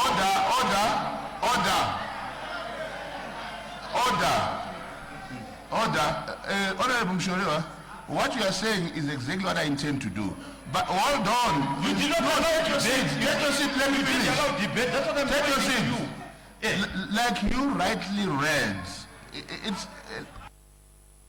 like you rightly read, it says may, and in this case, the leader of government business stood up here and indicated that no, we cannot be talking about deleting the whole bill that was seated. Point of order. And therefore, I consider dividing the house, and I want us to go properly together. I will all give you a chance to debate properly, but we need to be orderly about it. We need to be orderly about it. We don't want to push each other. It's not necessary. Point of Let us order. all respect each other, and we will do this in a very civilized way, because that's the intention that we have as a house, to say that we want this thing to be done properly. We want people to debate openly and independently even, but if you want to be disruptive, then it serves no purpose at all. Point of order. What is your point of order? Thank you, Chairperson. Chairperson, I want to put it on record. I had a debate on the first clause, and you couldn't allow me to debate, and you proceeded to divide the House before I could debate. The minister comes at the tail end after the debate. That's when you then call, for the division of the House. You don't call for a division of the House before members have exhausted their debate. In fact, You didn't allow not even a single person to debate on clause 1. I had a debate on clause 1, and you did not allow me to do that. Right. Thank you, Honorable Latwai, for your observation. Next time we'll make sure that we'll give you a chance to debate. I recognize Honorable Mushoriwa. Mr. Chairperson, I move that clause 2 of this bill needs to be deleted from this bill.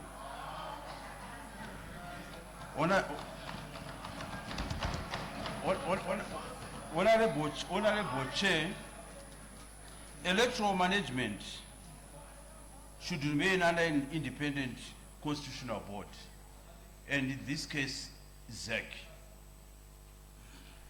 The 2013 Constitution deliberately sought to remove electoral administration from direct executive influence. And what this clause 2 seeks to do is to take us back to pre-2013. Mr. Chair,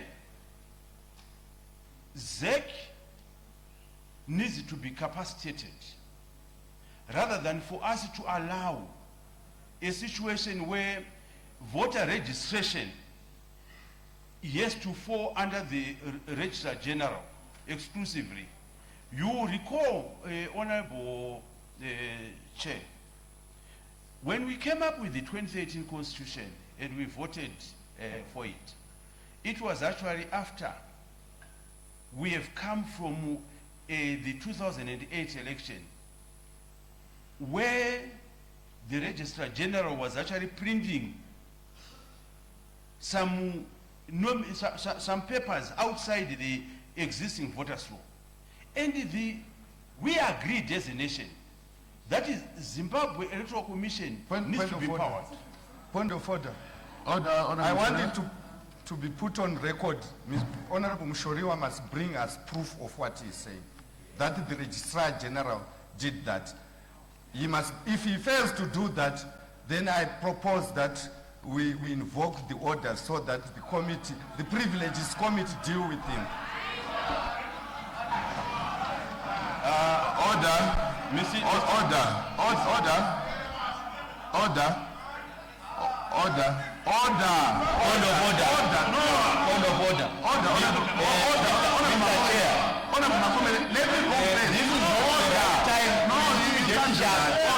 Let's debate this bill objectively. Not, I said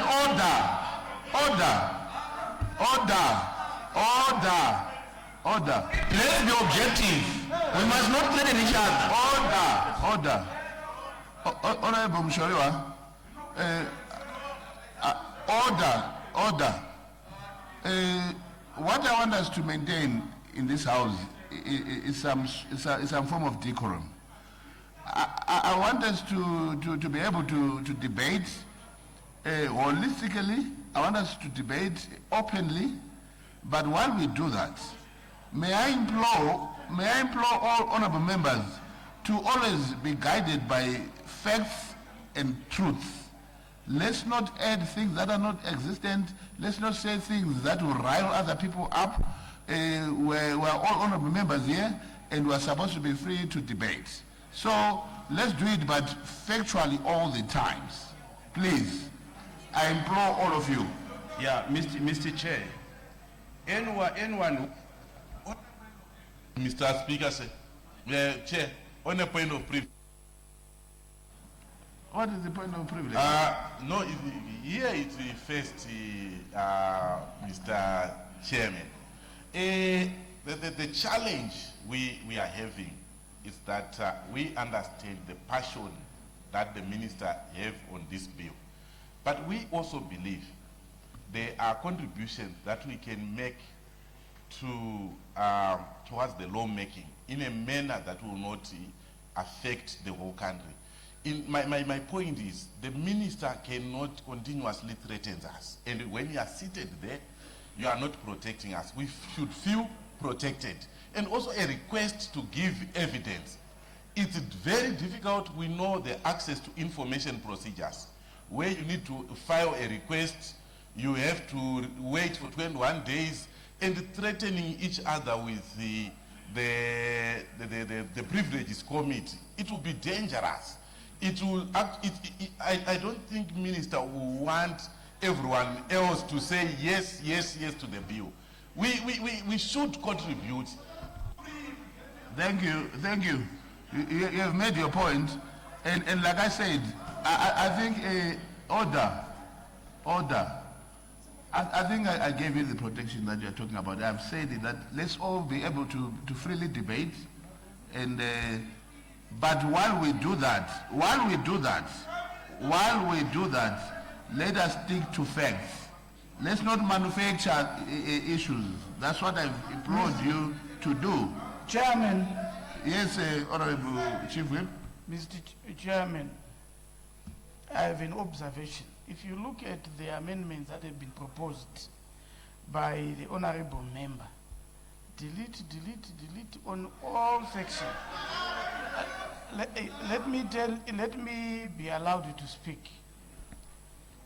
Mr. Speaker, we had our time to debate in this House on every issue that is in this amendment bill. So if somebody says delete, there is always a counter answer to say don't delete. So once we get to that point, we need to settle it with how many says delete and how many says don't delete.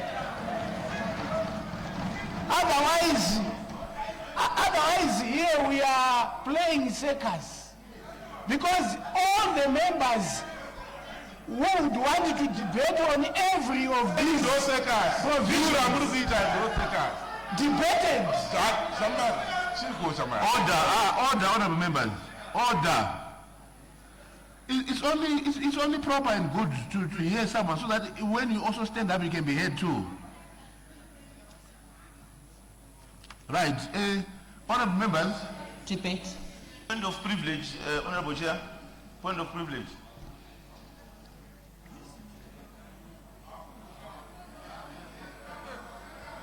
Point of privilege. Honorable members. Point of privilege. Just 1 minute. I want to clarify. Please take your seat, Honorable Gumede. Honorable members, I want to clarify this very openly. I will allow you to debate, right? But let us do it in an orderly fashion. I've said that you are protected. I am chairing this committee. Right? Point of privilege. What is your point of privilege? Honorable Chairperson. Mr. Daniels, chimboita kuti chairperson waterere kuno. Ega, mutiri mouse. Honorable Chair. Honorable Chair. I am listening. Chikumbiro chatiri kuda chidiki. Nebasa ratiri kuita muno. Munhu wese anoziva kuti muno ndo musha wemakuhwa nemanyepo.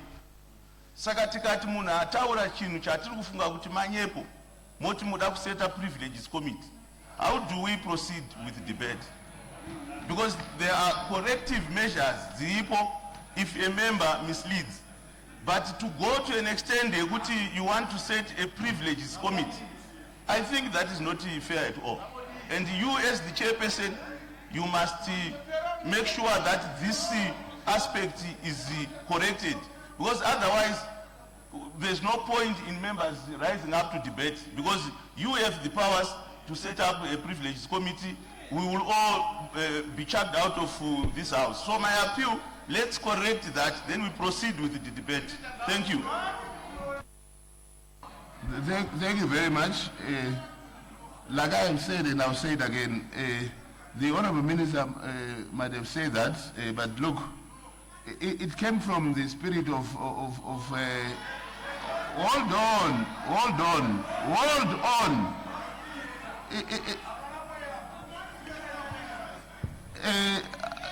Let me allow the Minister to respond to that issue. Mr. Speaker. Minister.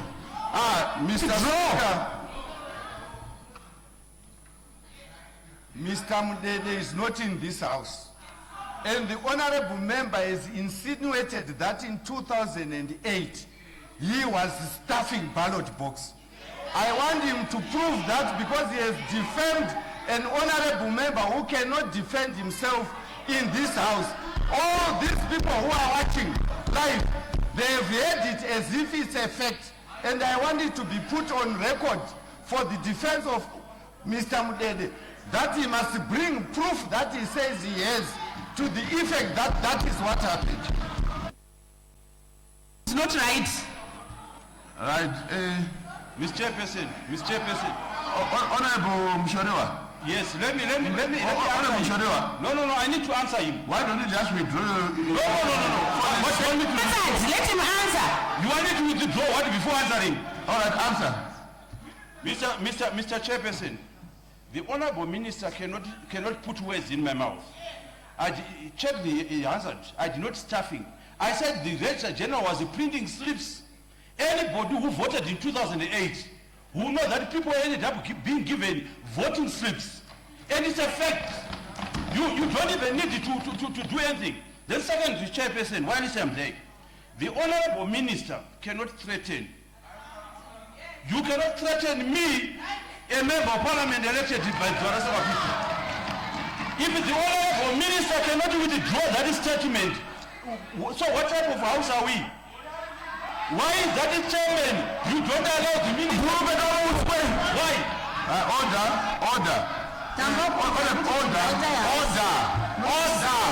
Divide house. Withdraw. He must withdraw. Order.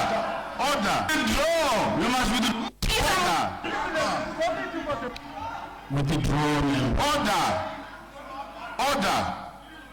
Order. Stating a fact that can happen is not a threat. It's not a threat. It's a threat. No. Why are you defending him? After dinner. Chairman, Yes, Honorable Government Chief Whip. Chairman, the issue of people getting afraid, even if there is nothing to be afraid of. A privileged committee is a process of parliament. And nobody can feel threatened by it if you are innocent. If you are innocent, what will you do? Why bring it up to debate? Thank you, Honorable Government Chief Whip. Like I said, stating a process that can okay is not a threat. And like what Honorable Mshorewa just said, Honorable Mshorewa just said, no, you are speaking about sleep. So even if a privileged committee was to be set up, he was going to simply produce that to say, no, this is what happened. It's not a threat, it's a process. We run this house through processes and rules. That's why we have got the standing orders book. Point of privilege. Debate. Any further debate, we can't go back to that. Yes. Point of privilege. Honorable Committee, I recognize you. Point of privilege. Point of privilege, Mr. Chair. Honorable Committee, go ahead. Thank you, Honorable Chair. I hope I'm also safe to debate today, and I rely on your protection. My debate on clause 3, yes, thank you for the correction. My debate on clause 2 is to replace the term Registrar General and put Zimbabwe Electoral Commission.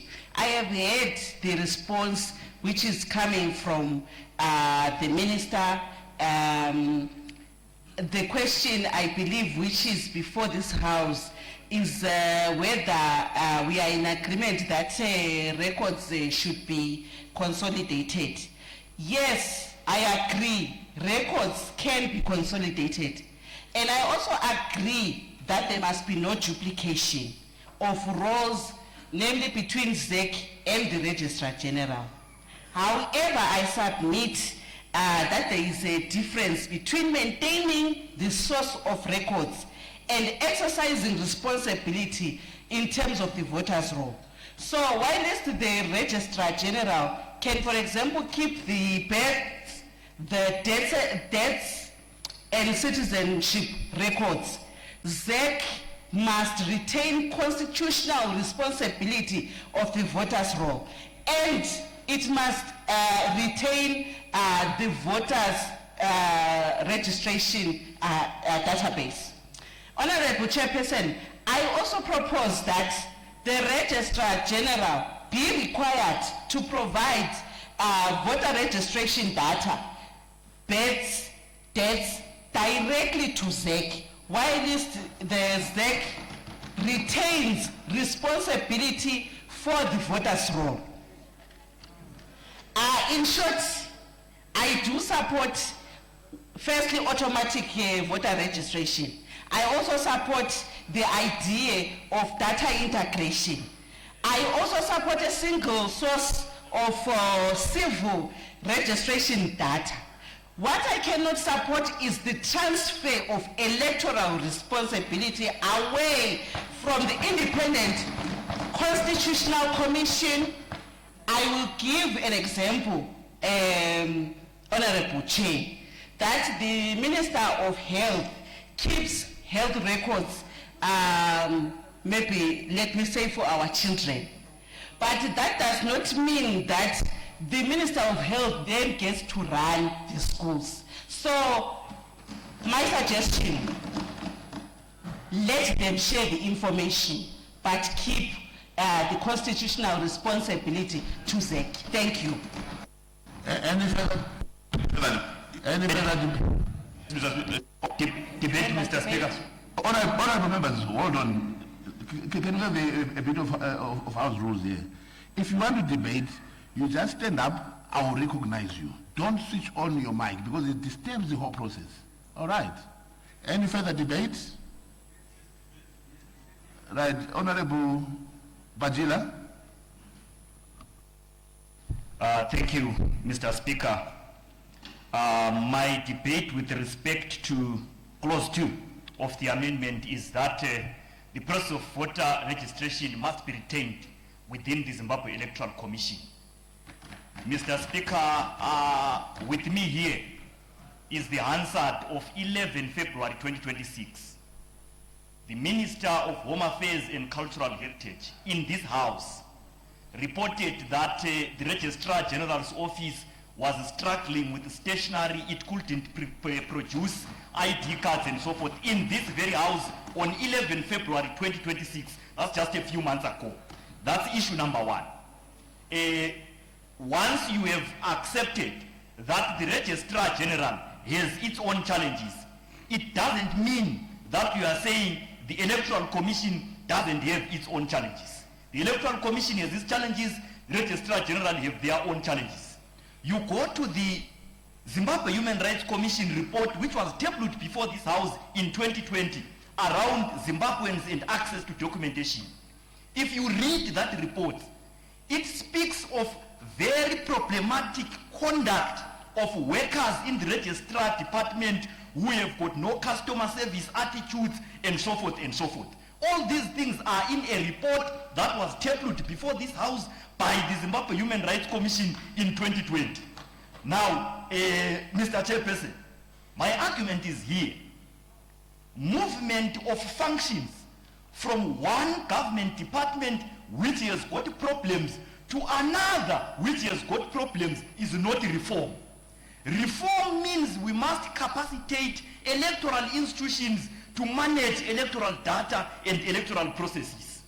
Lastly, on this issue, independent management of elections means that we must have independent management of the voters' roll, independent drawing of electoral boundaries, and the independent management of the actual polling day logistics. If you are having this issue about elections being in a central government department and this one in a central government department and only this one in an independent body, there is no independence of elections under that kind of a scenario.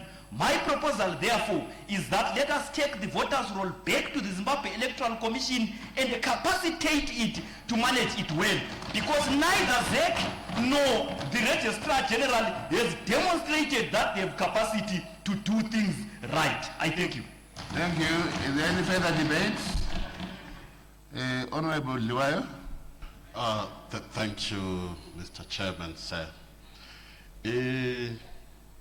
My understanding of clause number 2,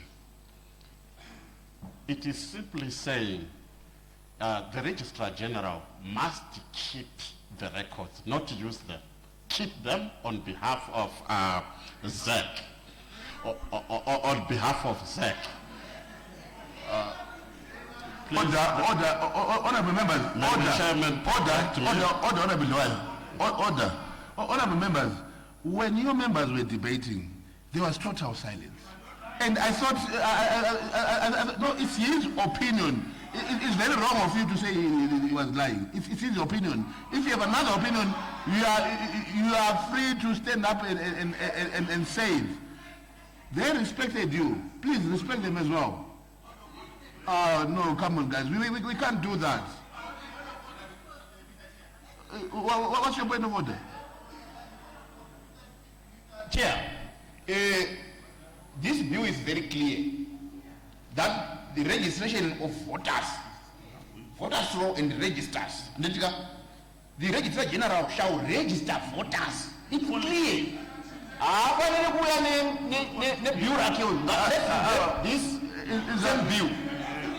That's exactly all the honorable Magumire. That's exactly the point where we are, where we're debating this. All right. So what he says, if you are against it, you are going to have a chance to also stand up and you don't need to rise on a point of order on such an issue. Honorable Joel, please go ahead. Thank you, Mr. Chairman. I think the Registrar General has already all the required infrastructure to keep the voters roll. The required infrastructure, the required systems. We cannot recreate that infrastructure under ZEC. We will be wasting our resources, taxpayers' money, recreating the same thing that Registrar General has already the capacity and the systems to do. So it is my submission, Chairman, that clause number 2 must be adopted as it is. No amendment must be made to that particular clause. Otherwise, we will waste taxpayers' money, waste resources by recreating the same thing. ZEC will continue with its electoral processes whilst the Registrar General becomes the custodian, because they already have all the bio data that is required to create what the voters roll. So I think it is commendable that the Registrar General keeps the electoral, the voters roll. Thank you. Thank you. Any further debate? Further debate, Mr. Chair. Honorable Wende. Thank you very much. Sorry, Honorable Wende. Just take a seat. Further debate. Please take a seat. I'm coming back to you. Take a seat. Majority. I'm going to do a 2-1-2-1 system. No. That's not. Order.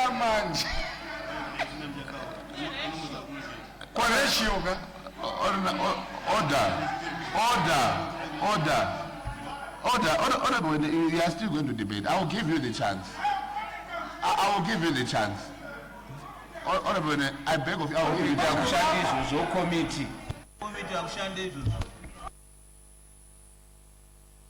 That's a very wrong precedent. Further debate. It's not allowed what you are doing. This is the committee stage. You recognize me. I'll give you a chance to talk, Honorable Wendy.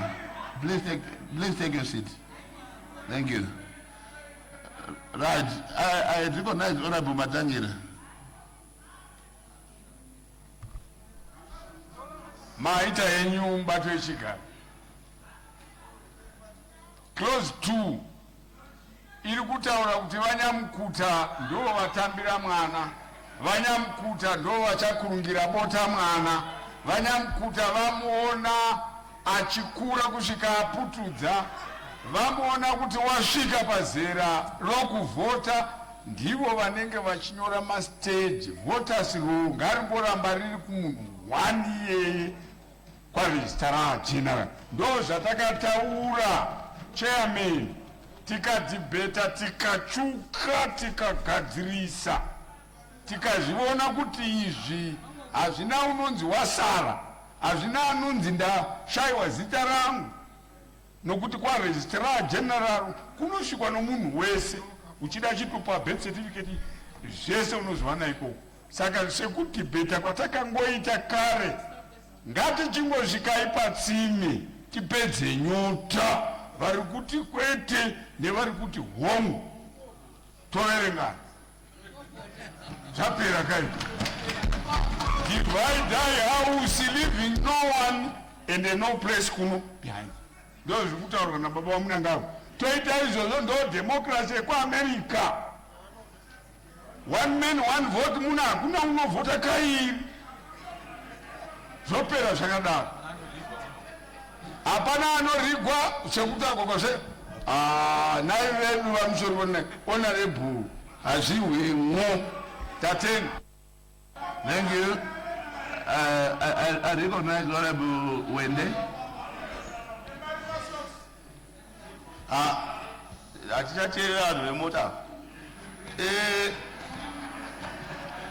Honorable Chair, I think you heard the minister first when he presented his statement, and today thrice when he was responding, that this is our proposal, and indeed he is correct, but he can't then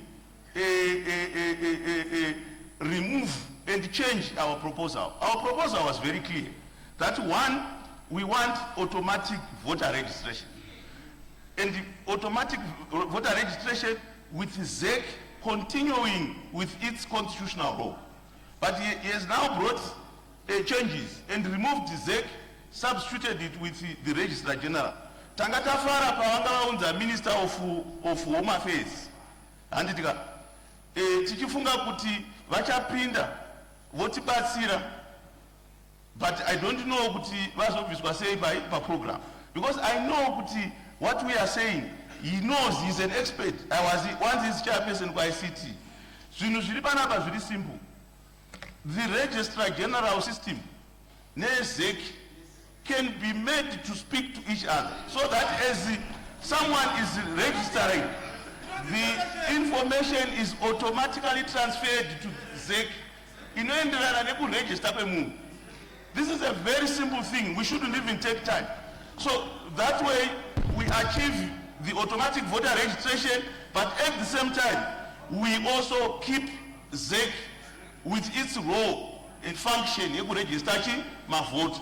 But I must also emphasize kuti iyo ZEC iri kutiomesera nenyaya yekuti vanokanya zvinhu and they are not independent. But for now, basa reparliament nderekuenhansa simba rezeki neindependence yayo, not kuvatorera, because it's the chapter 12 constitution. We can't take their role. So my proposal is simple. Let's delete Parikunzi Registrar General and Toesa ZEC. Then the minister will come with a bill, kuti my systems are synchronized, so that as one registers to get an ID and of information here, voter registration is automatically transmitted to ZEC. Thank you. And honorable members, I say don't switch on your mics. Honorable Gaboigil.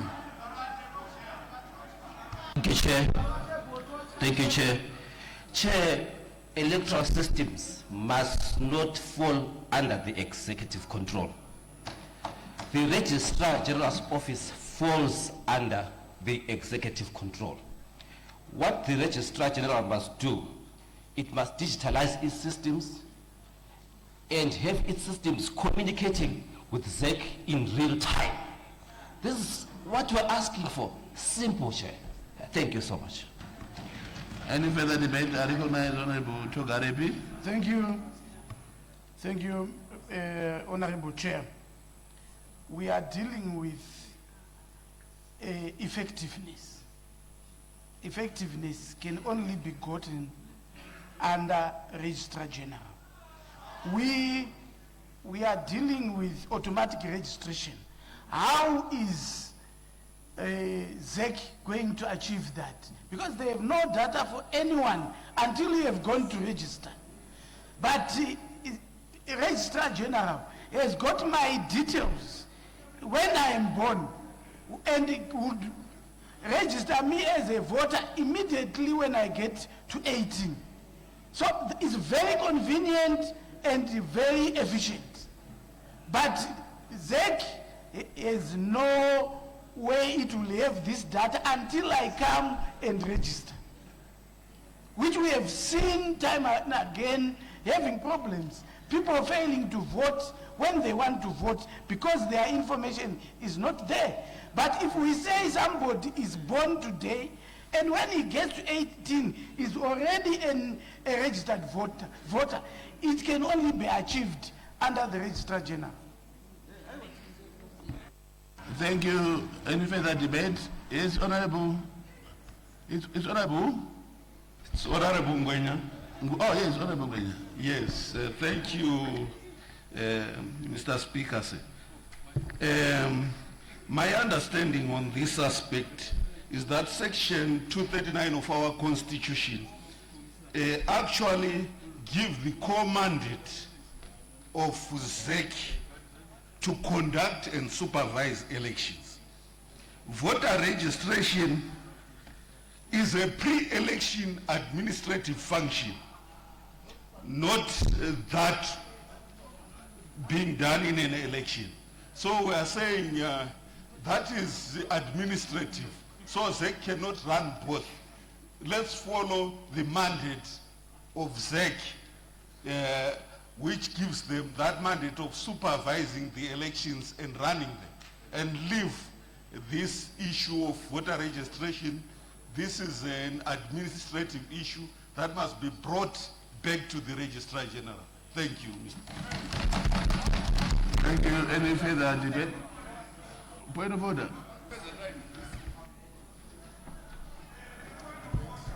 What's your point of order?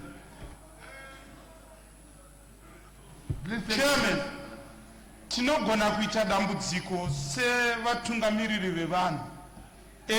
Taisa pfungwa dzekufunga kuti tichiri muira iyaya yekuti mabharani anofanira kubva kumakombe akabata mafaira evanhu vari kurejista achimhanya netsoka kana kuti ari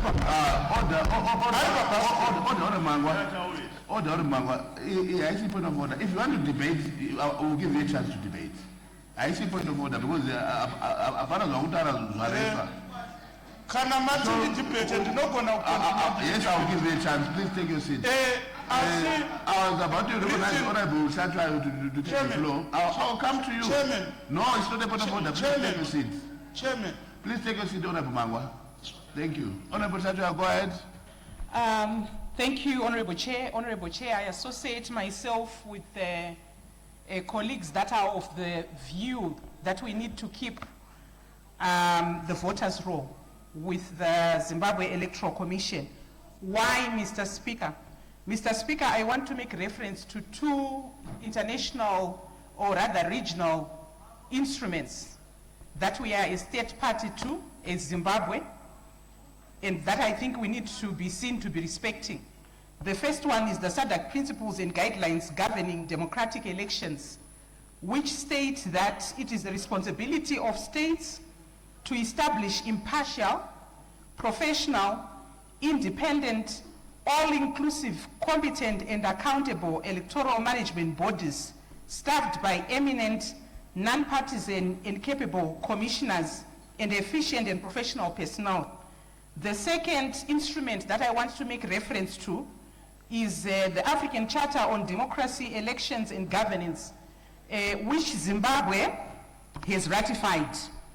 And in its preamble, it reads, and I quote, "The holding of regular, free, fair and transparent elections conducted by competent, rather it commits member states of the African Union to the holding of regular, free, fair, transparent elections conducted by competent, independent and impartial national electoral bodies."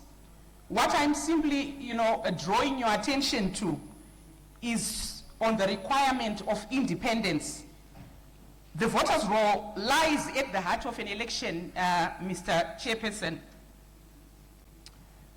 It lies at the heart of an election. It is too important to be left to the hands of the executive, who will be, by the way, participants in an election.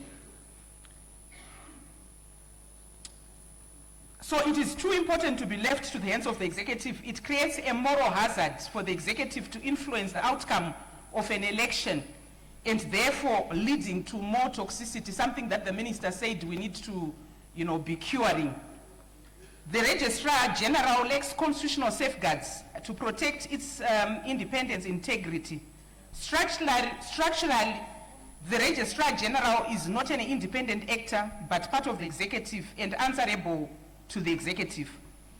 I think honorable members have made reference to our history in terms of our experiences as a country when we had a situation when the voters' roll was in the hands of the registrar, and that did not go well. So I do not see any wisdom in us reverting to a system that was not working. And in the interest of those two international protocols that we are state party to as Zimbabwe, in terms of making sure that our election management systems are independent, I do not see any justification whatsoever why we should be giving such an important role in our elections to an office that is monitored by the executive. So I associate my comments with those that are moving for the deletion of this clause. I so submit. Thank you. Order, just one moment. Honorable members, there is something that we are overlooking here. The proposal brought forward by Honorable Mshoriwa was to delete this clause. So, in our debate, we cannot be proffering any other new solutions and stuff like that, because we'll be like now going back to that debate stage where we did before the second reading. So just hold on. So when we stand up to debate, we are looking at Honorable Mshoriwa's proposal that he has brought forward to say he wants to delete. Let's be guided. On a point of clarity, Chairperson. Yes. On a point of clarity. Yes. It just making reference to the debate that I've just, given to the House. I made it very clear that I am moving for the deletion on the basis of the international protocols that I made reference to, that are speaking to a professional, independent electoral management system. You are very clear. I'm not disputing that. That's why I'm just guiding others. Okay. I thought you were making reference to me. Thank you. I'm making reference to future debaters that please don't bring up any new issues. We are sticking to the issue of deletion that has been proposed by Honorable Mshoriwa, because the question that will be put before this committee will be about that precisely. Right, so we'll be either now moving to delete or not. Yes, Honorable Dodam Dodi. Thank you, Mr. Chairman, Honorable Chair. I think when we are determining or trying to establish a law, we need to try to clarify what kind of mischief the law intended is supposed to cure. So in the debate, it was very clear that voters using the ZEX voters roll, they found their names absent in the voters roll. And they've seen some dead people. I'm sure there's someone who says there were 4 or so dead relatives who still remain in the ZEC voters roll. And I'm sure it was Honorable Mateo. And the existence of this voters roll under ZEC has actually added more criticism to ZEC, much to the extent that even legitimate, genuine voters' results. Go closer to your mic. Even genuine voters' results would be disputed on the basis that the voters' roll had a lot of names of dead people and some names absent. So we need then to scrutinize this thing and say, if we are saying the Registrar General cannot maintain a voters' roll because it is under the executive, but it is the same Registrar General which produces IDs necessary for you to register as a voter under the ZEC voters' roll. So it's very, very unnecessary. It's unnecessary argument to actually say a Registrar General cannot maintain a voters' roll because it's under the executive. It doesn't make sense. Thank you, Honorable Speaker. Any further debate? I recognize Honorable Muromedzi. Yes. Eh? Ah, sorry. Yes, Honorable Shiriedenga, thank you, Chairman. The reason why I would subscribe to Honorable Mshoriwa's deletion proposal is that this clause is materially different from what Honorable Wende and others recommended, which the Minister alluded to earlier on. Chairman, if you look at the memorandum and what this clause seeks to do, it's, let me quote.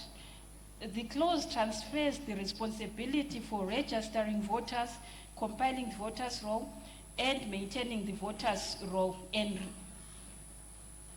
registers from the Zimbabwe Electoral Commission to the Registrar General. So, Chairman, this clause is very clear. It speaks to the responsibility of registering voters, which I strongly feel, because of the issues of efficiency and effectiveness which the Minister spoke about, I believe that the RG's office has that capacity. It has an updated civil register, particularly for those that turn 18. Automatically they get uploaded onto the civil registry database. And also I would go on further to say the functions of compiling the voters' roll, maintaining the voters' roll, that should go to ZEC. What should simply be done is there should be some element of data sharing between the RG's office and ZEC. And that in itself, it will enhance the efficiency and effectiveness which we are talking about. Chairman, this is not a new phenomenon, that relationship between ZEC and the RG's office. The reason why I say so, periodically, ZEC does clean up its voters' roll. And they use the registers from the RG's office, which contains deceased people. So it is the same phenomenon now. To say the registration of those that turn 18, which we call first-time voters, let it be done by the Registrar General. Then that data should be shared with ZEC. So this is what Honorable Wende and others are talking about. And Chairman, also there's an issue with regards to maintenance. Remember, ZEC also has the function of, polling station mapping, assigning individuals to specific polling stations. And I so believe that the RG's office does not have the capacity to perform that role. So this is why I feel that the issue of the maintenance of the voters' roll, the custody of the voters' roll, should be kept with the ZEC as should be kept by ZEC as an institution, while the duty of registering voters using the civil registry database should be done by the RG's office. Thank you. Thank you, Honorable Shiriedenga. I implore you, also honorable members, to try and go straight and not come round and round the same point, so that we can all speak if needs be. So let's not be repetitive. I recognize Honorable Karikoga. Thank you, Honorable Chairperson. You rightly stated it earlier. The question before the House is the request by Honorable Mshoriwa to either delete or keep the clause. I think let's not concentrate on debate for now. Are we keeping the clause or we are not keeping the clause? And this will only be decided by voting, Honorable Chairperson. Let's move on and let's vote now. Point of order. Order. I had said that I was going to allow the debate, But like I said, let us be straight to the point. The question before the committee is by Honorable Mshoriwa to have this clause deleted.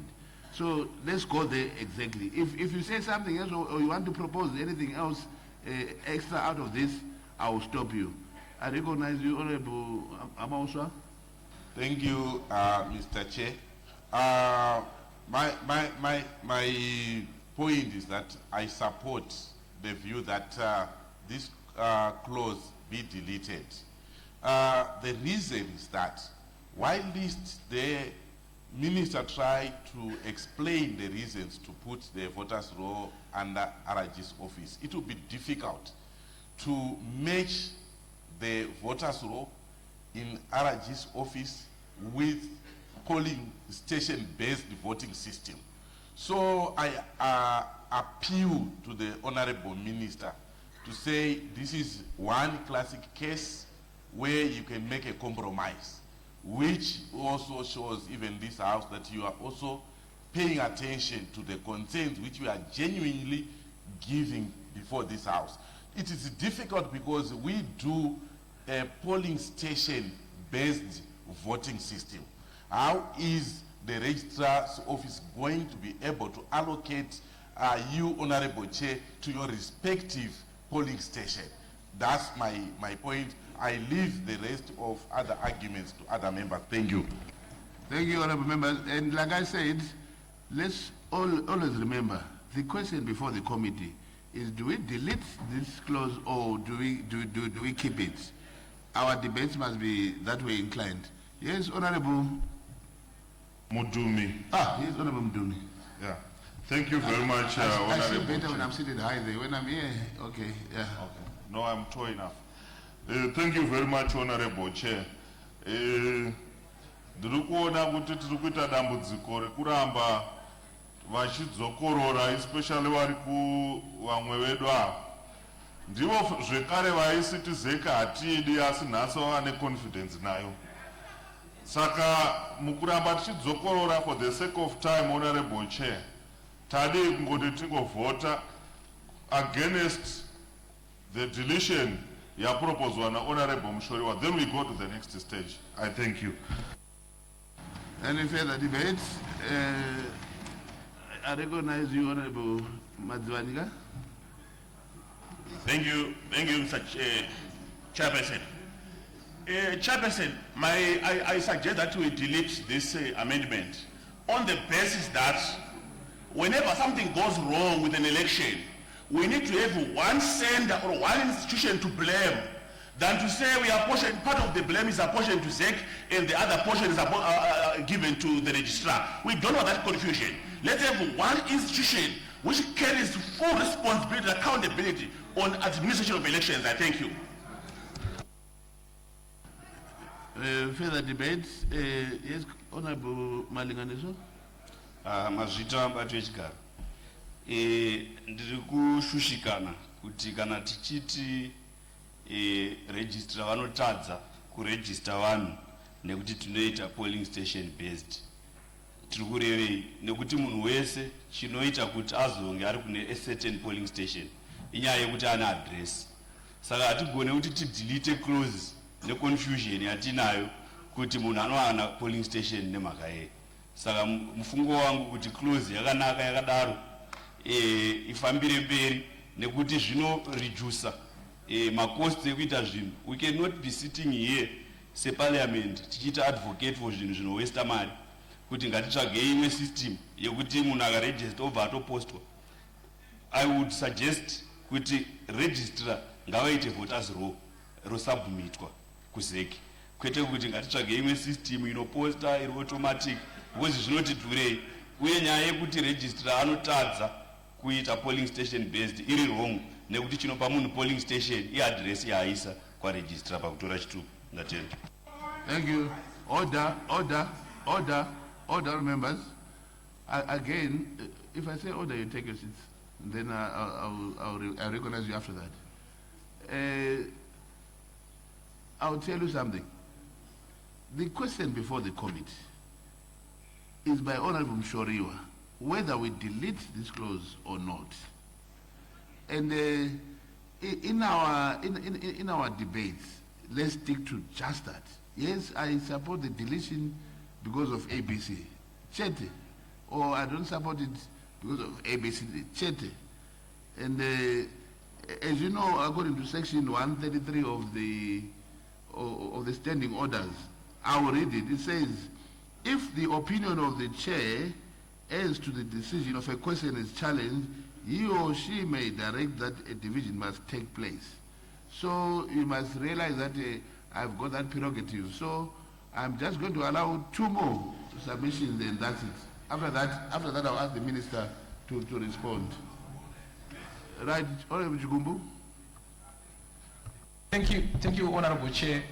My submission is that we are supposed to entirely delete this clause because it is not solving the problem that we intend to solve. For instance, some of the mischief that has been raised is the reasons why we would want this intervention is that we have people who are dead still appearing in our voters' roll. We have some records being missing, in the voters' roll.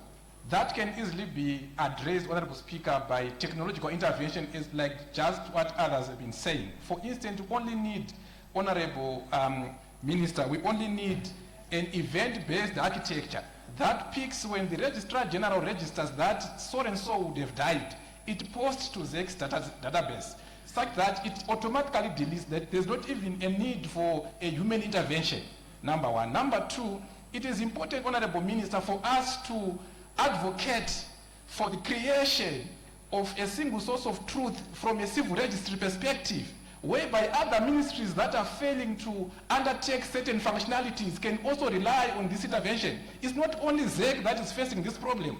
Even when it comes to banking, bank applications, it's difficult for people to connect, or other institutions to connect to the civil registry. So the best way for us to solve the problem, Honorable Speaker, is to entirely delete this, and then we focus on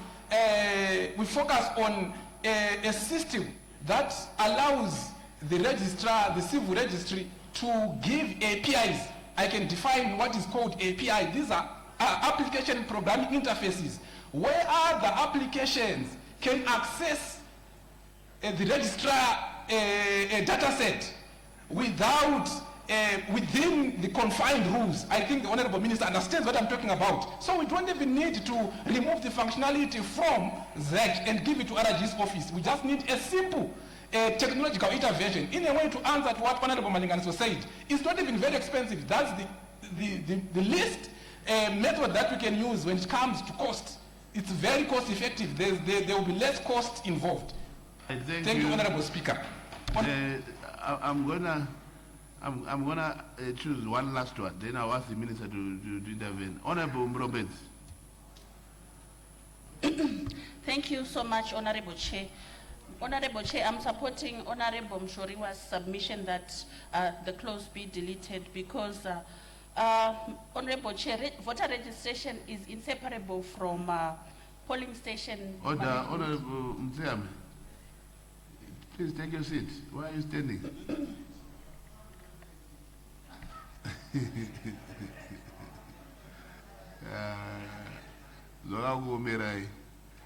Honorable Mrobet, go ahead.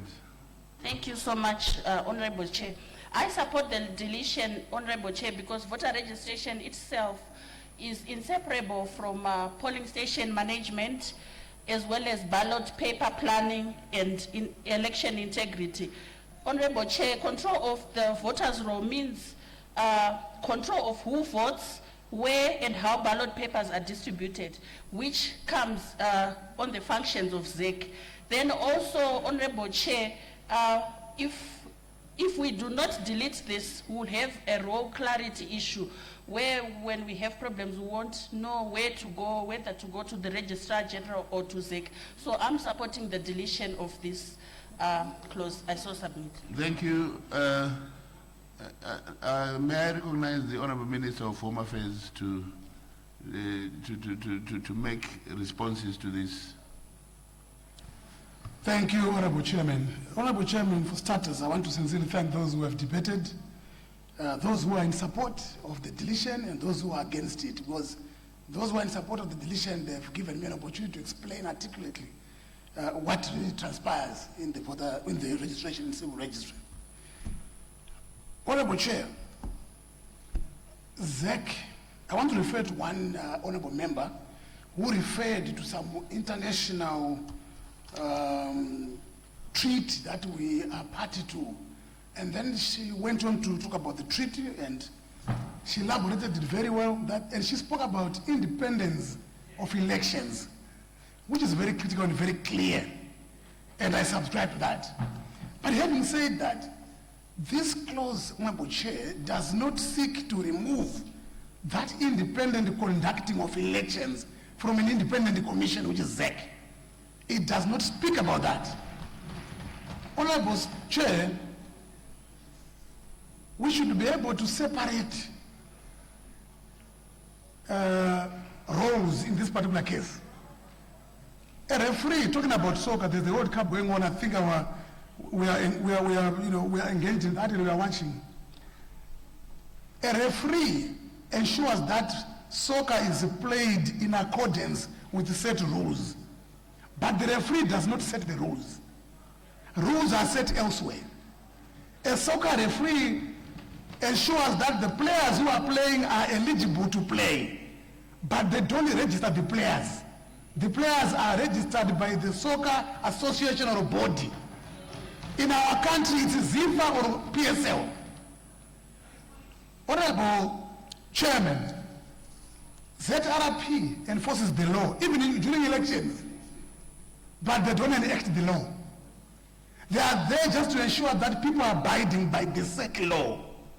ZEC will ensure that elections are conducted in a free, transparent, fair manner, and those who are participating are eligible, are properly registered.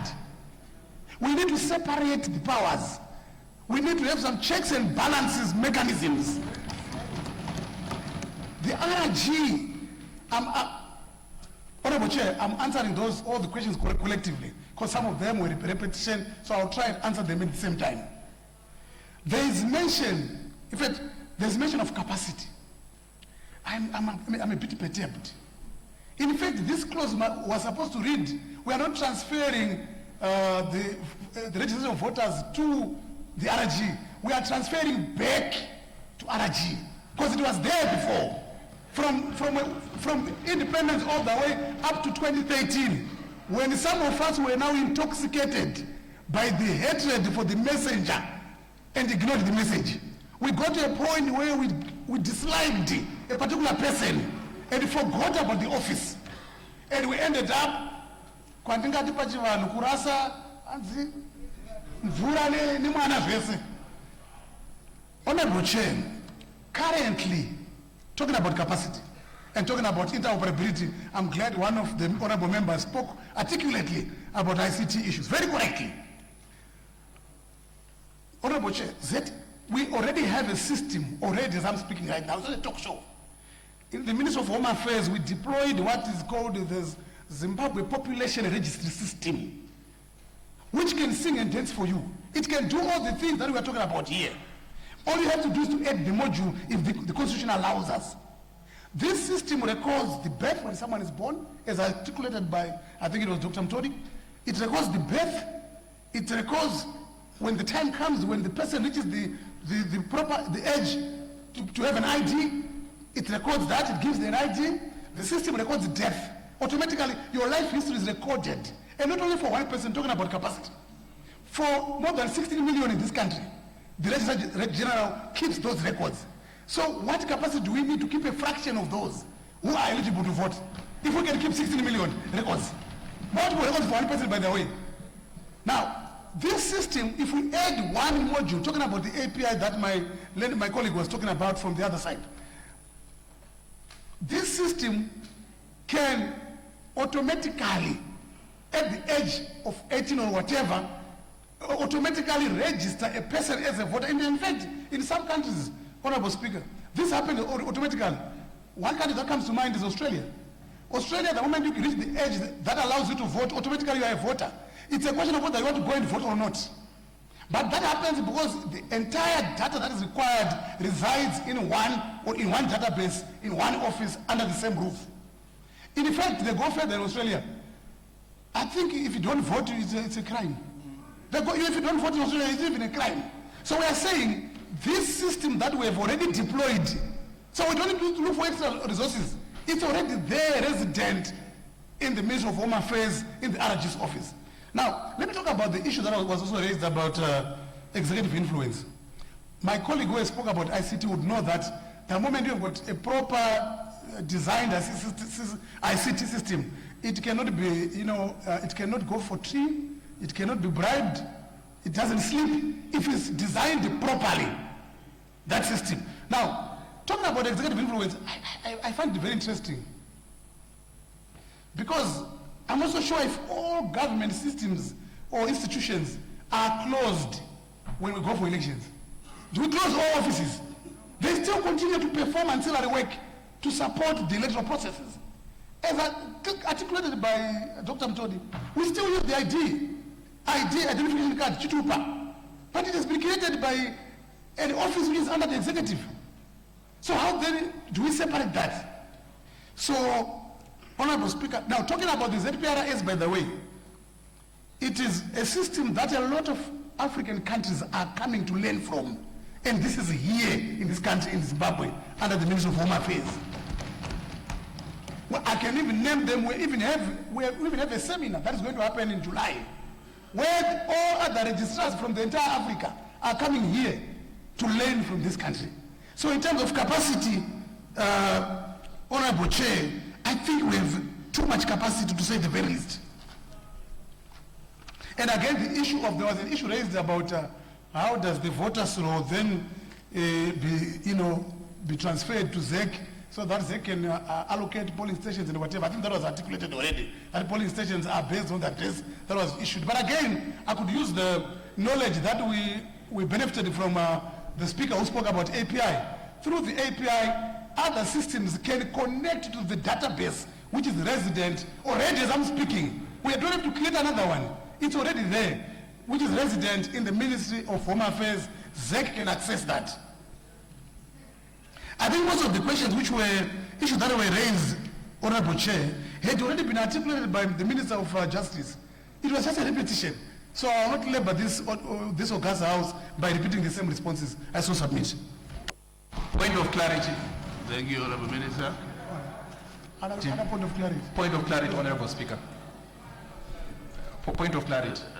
Honorable Chigombo, we will say that you don't switch on your mic until Okay. you are recognized, so that we maintain order.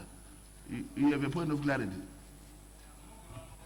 There is some communication I want to have with the Honorable Minister. The Honorable Minister is assuring this House that the system is already there.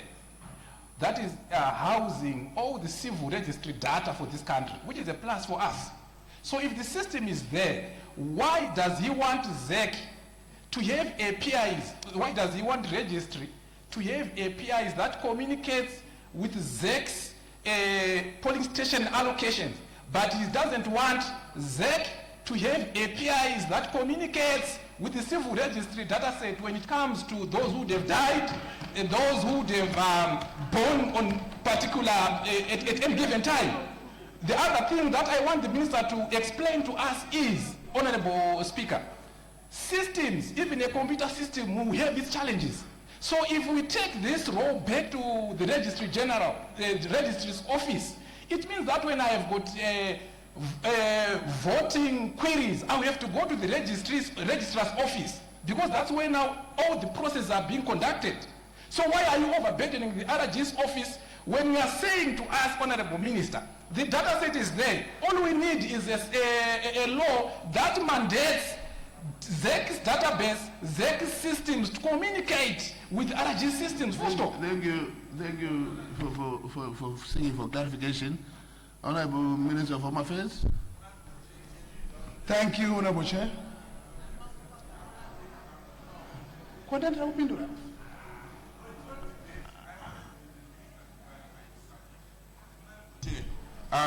on the issue of address, it appears as if it's simple.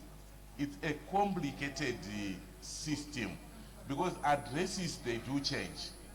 So if someone is registered, it doesn't mean that the next election they will remain at the same address.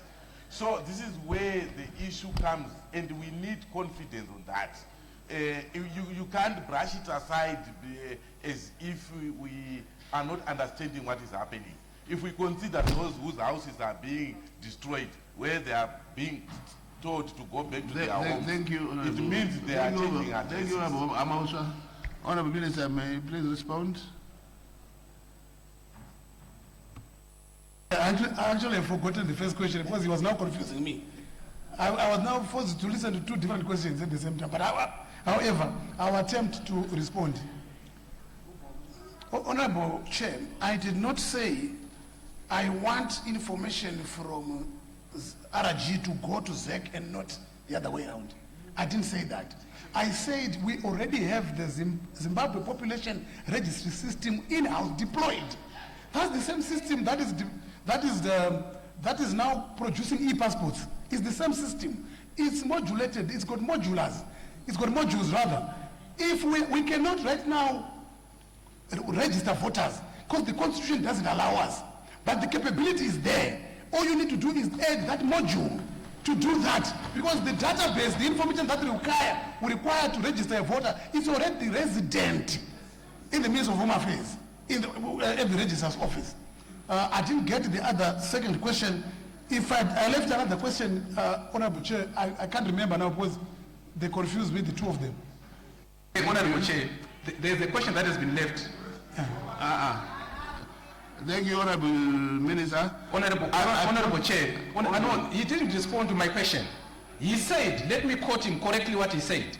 He said when it comes to the voting polling station allocation, which is a question that we are having here to say, how does RG office get to know which polling station to allocate to a particular voter? The Honorable Minister said, RG's office will use APIs to communicate with ZEC's system to know how to allocate polling stations. Then my question was, if RG can use APIs to communicate to ZEC, why cannot ZEC use APIs to communicate to RG's office? That's my question. That's my question. Order. Yeah. Order.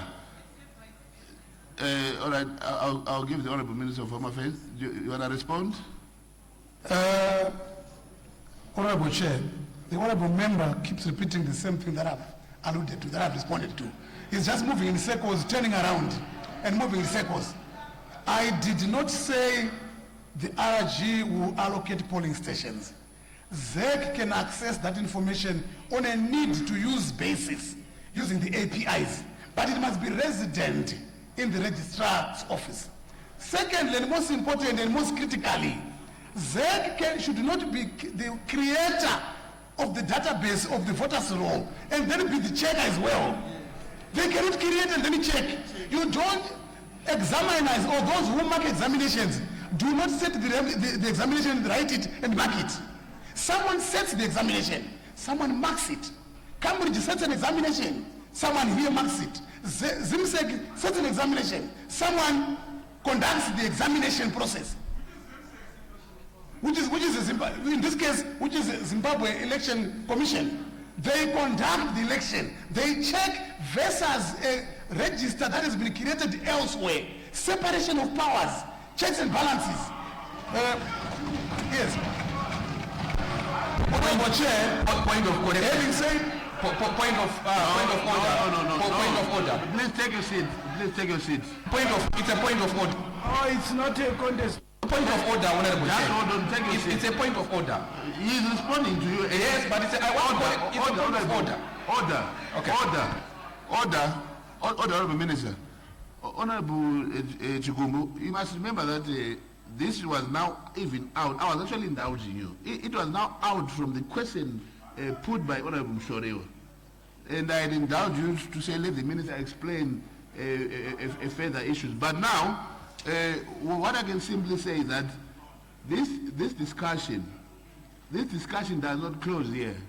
I'll give an opportunity to actually engage the Minister of Home Affairs separately and pursue that further, and also help to then better the system. But it's a point of order, Honorable Speaker. I want to correct. I want to correct. Order. I want to correct a misrepresentation that he has made. Yes, I want to correct. Order. I put the question that clause number 2, new section inserted in Constitution is be deleted as proposed by Honorable Mshoriwa. Those who are of that opinion will say aye. Those of the contrary opinion will say no. The noes have it, the noes have it. The clause remains. I move to the amendment order. I move to the amendment of clause 2 proposed by Honorable Wende. Honorable Wende, is there any debate? I'm sure this one the minister will agree with it.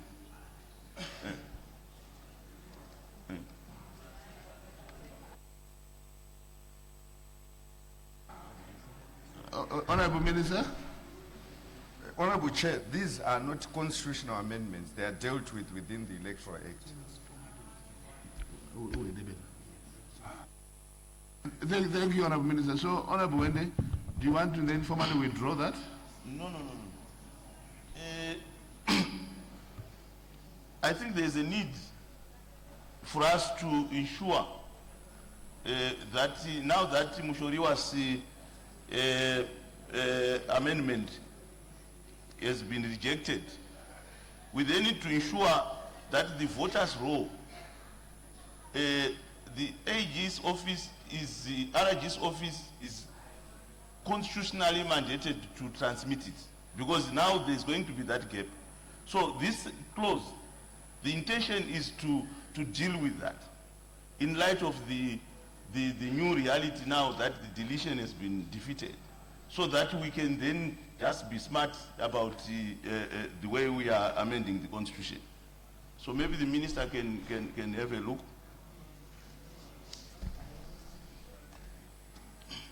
Right, so that's why I'm saying the minister is not able to get it, but can you withdraw it so that we take it from there? Honorable Minister.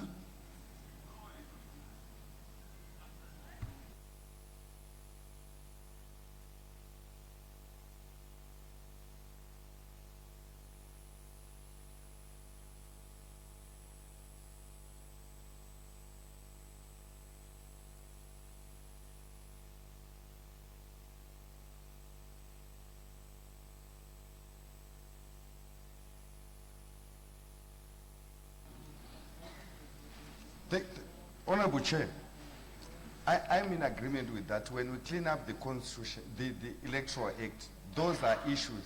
In the Constitution, you simply make provisions of who does what, but you don't then go into the finer details. That's how constitutions are made. So those details, we are prepared to consider and debate them when we amend, when we have consequential amendments to the Electoral Act pursuant to what we have done to the Constitution. So it's not an issue that we can deal with now.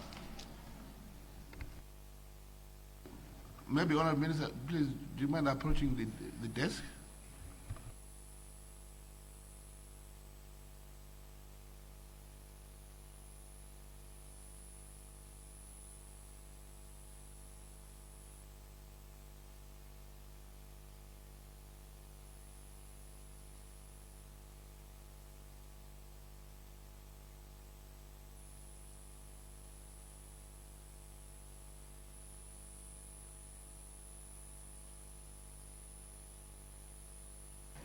Order. All right.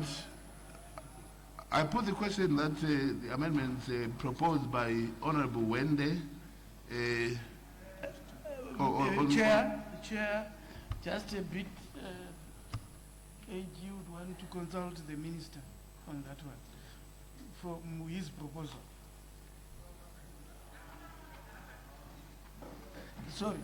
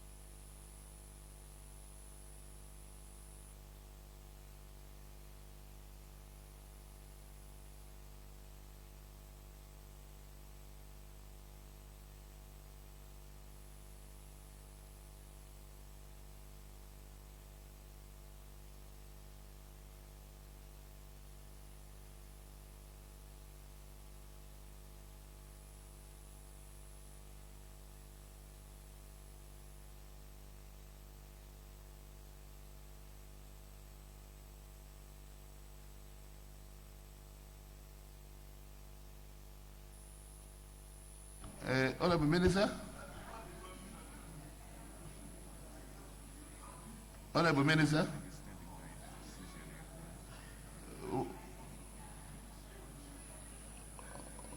Honorable Leader of Government Business. So we go ahead? Okay. Right.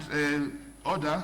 I put the question that the proposal by Honorable Wende to include some subsection in clause 2 be adopted. Those of that opinion will say aye. Those of the contrary opinion will say no. The noes have it. The noes have it. The amendment is negative. Right. Order. I put clause 3. The amendment of section 92 of the Constitution proposed by Honorable Shoriwa is for deletion. Is there any debate? Chair, you noted that the minister is actually put an amendment deleting his area clause and replacing with a new text.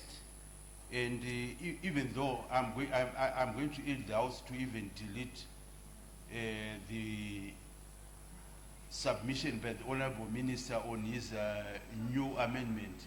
So my thinking is that can the minister start... Order. No. Order, Honorable Mshariwa. We will first deal with your proposal, and then after that we will come to the minister's proposals as well. So right now we're dealing with your proposal. Oh, if that's how we want, then it's fine, Mr. Chair. Mr. Chair, my amendment is very simple. I propose that we delete this clause. The reason why we... Order, Honorable Shariwa. Order, just 1 minute to take your seat.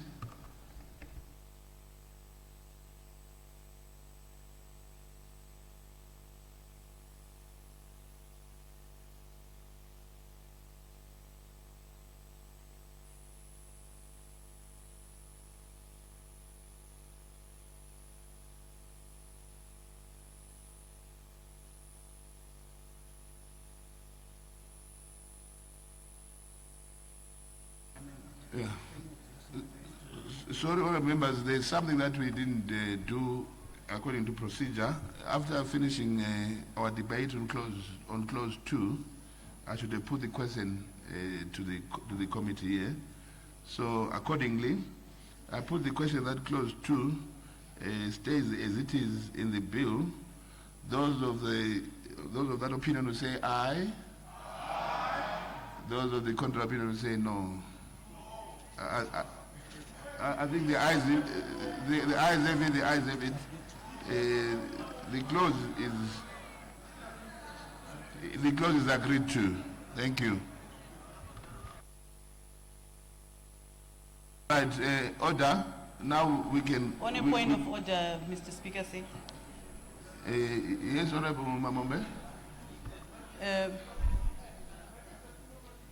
On a point of order. Yes, Honorable Mamombe, you can go ahead. Order, members. Let's hear... Let the Honorable Mamombe be heard in silence, please. Thank you very much, Honorable Chair. We are now moving to clause 3.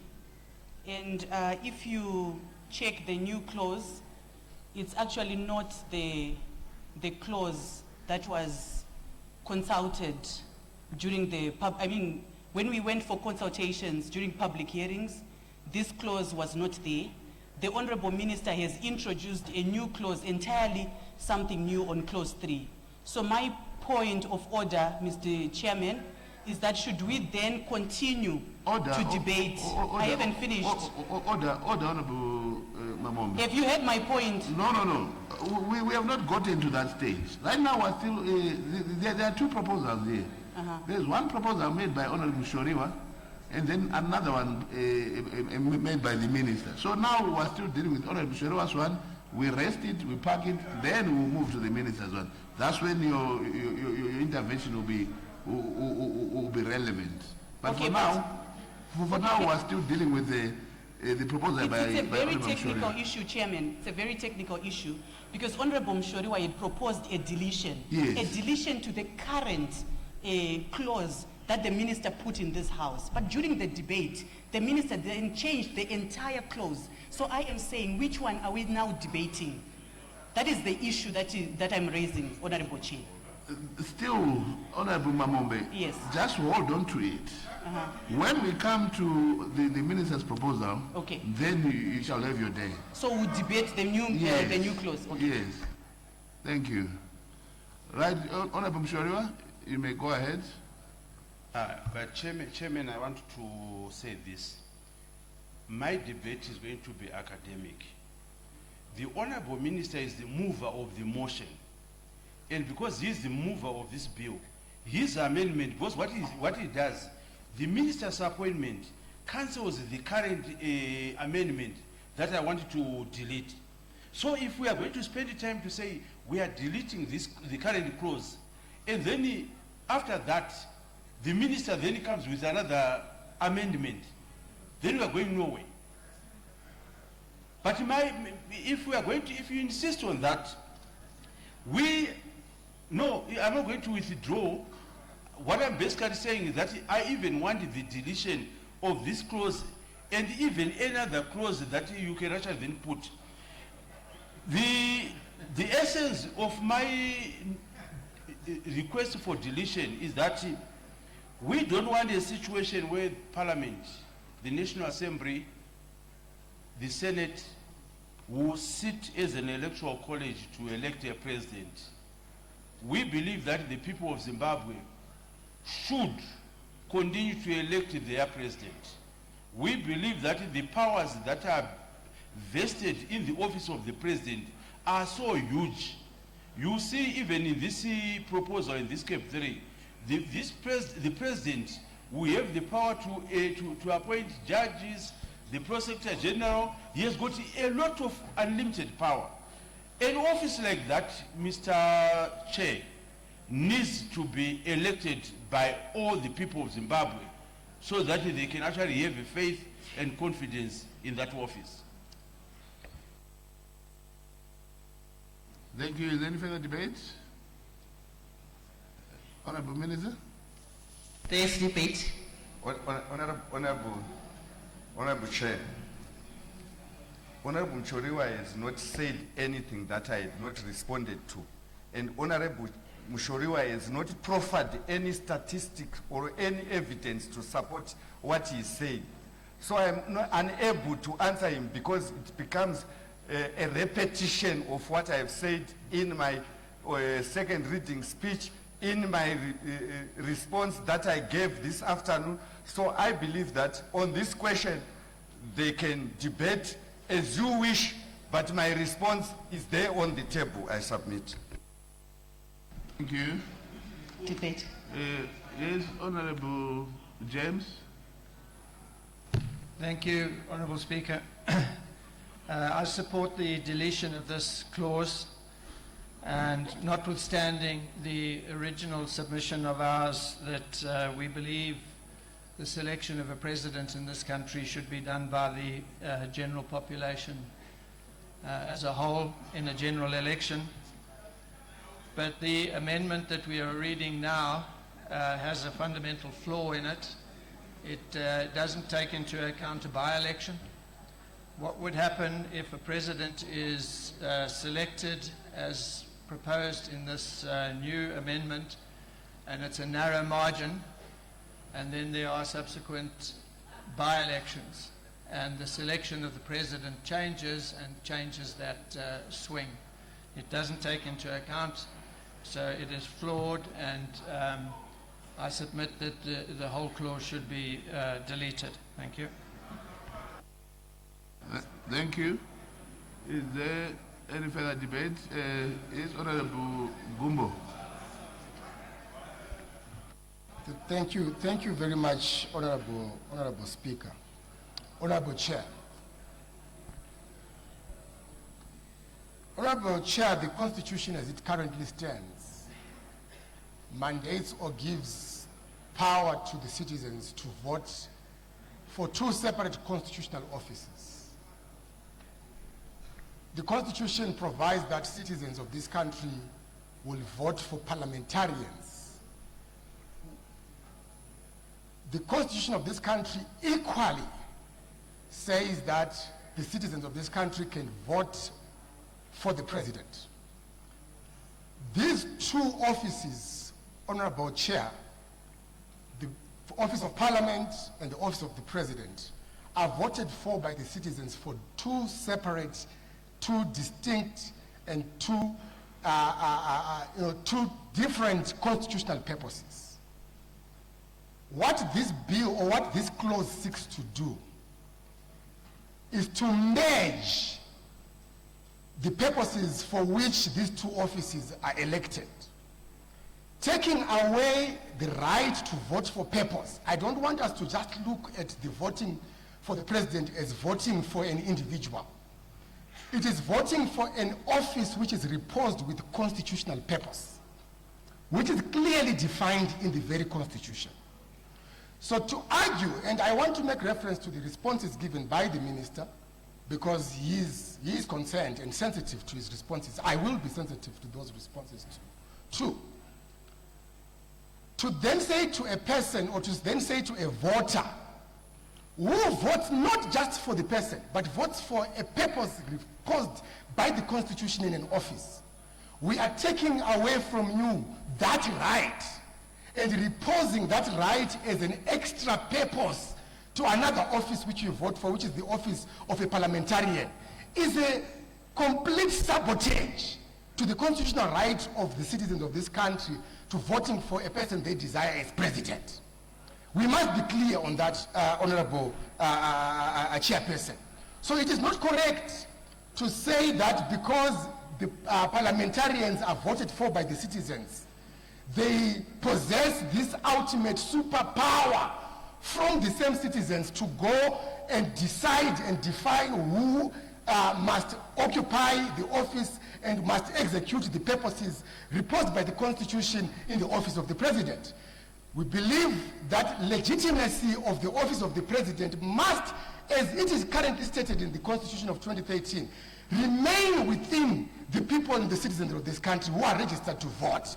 Legitimacy of the office of the president must remain with the citizens. Why?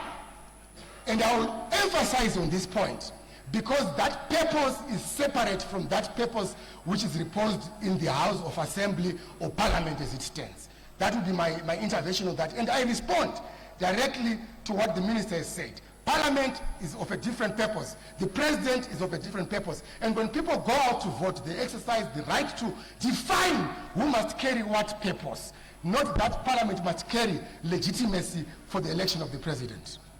Thank you, Honorable Gumbo. Order. Order. I stand guided here that the question put by Honorable Shorewa is for deletion. So there cannot be debate on that. We either put the question on whether to delete or not to delete. So we shall stand guided accordingly. So I put the question that clause number. Point of order, Honorable 3. Chair. Point of order, but that can't be correct. The debate is meant to support the motion to delete. This is what is motivating that motion. Otherwise, we have no reason to debate any of the clauses. It should just be, that's a very absurd ruling you're making. It is an illogical ruling.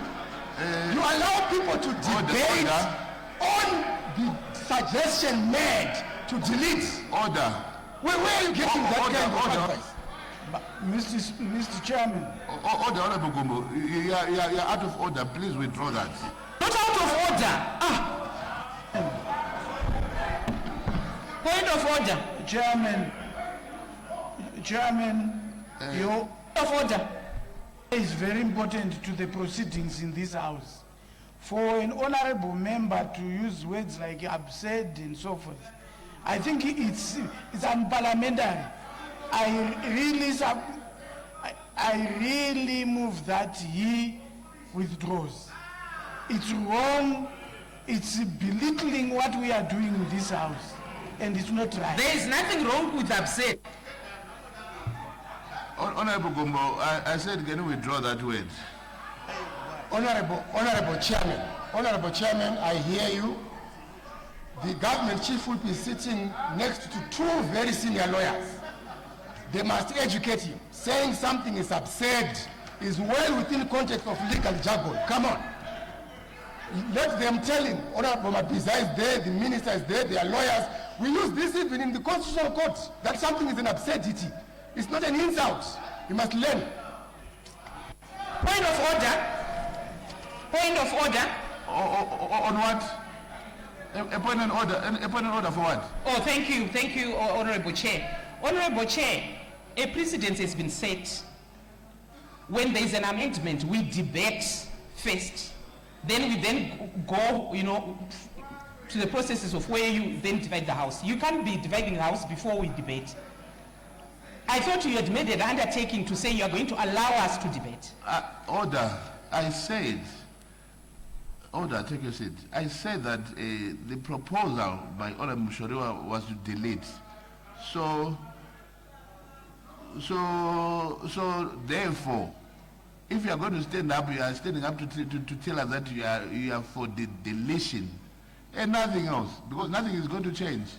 And motivating for it, like we were doing with clause 2. And to what end did that get us to? No, but it is the process. No, hold on. Right, so we are done there. No, I want to debate. I've got a debate. Point of order. Don't switch on your mics. It disturbs the whole flow. Honorable Sajwai, I want you to be aware of one fact here. This is not second reading stage. This is committee stage. So it's different. If you check your standing orders. Precisely, it is second reading. We debate clause by clause. That is the third reading process that we have always conducted as Parliament, and I don't see any reason why it should change now. My question is, what do you debate from someone who says... If you give me the opportunity hold on, I'm talking, I'll let you talk as well.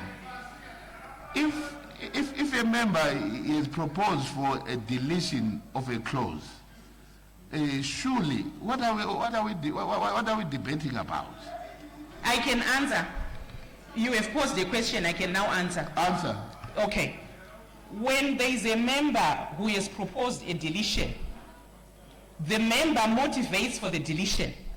And those that are also aligned to the deletion will also give their reasons why they are of the opinion that we need to delete that particular clause.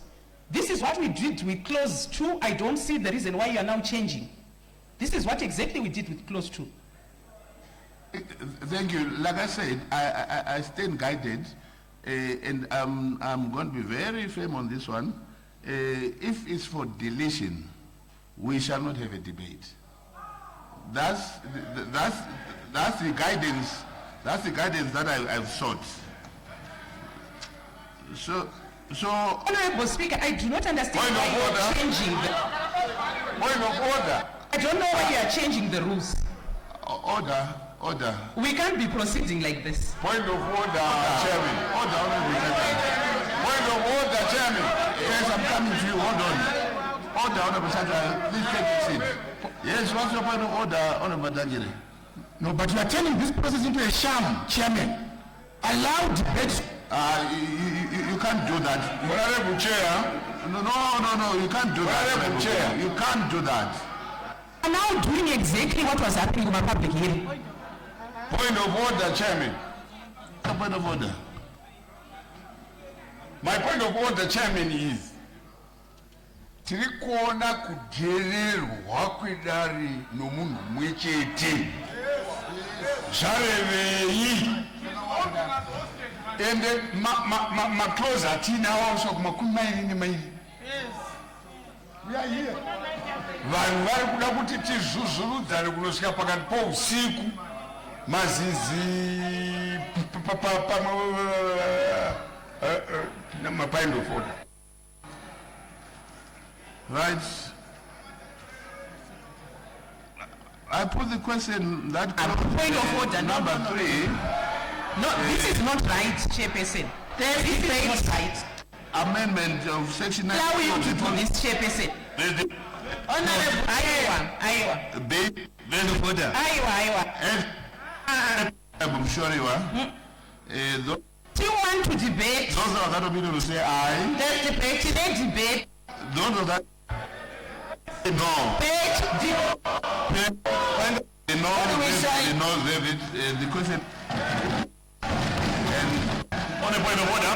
You must remember. Yeah. Honorable Chair. On a point of order. Honorable Chair, what is going on? We don't understand. How are we supposed to come to work? Honorable Chair. The House Chair. Divide. What is? Divide. Honorable Chair. I put the question. Easy. Let's divide the House Chair. I put close the. I want to divide the House. Department of Section Point of order. To divide the House. Allow us to debate, Chairperson. This is not right. Allow us to debate. There's debate here. Point of order. Mr. Chair, we need to know what amendments we are voting for.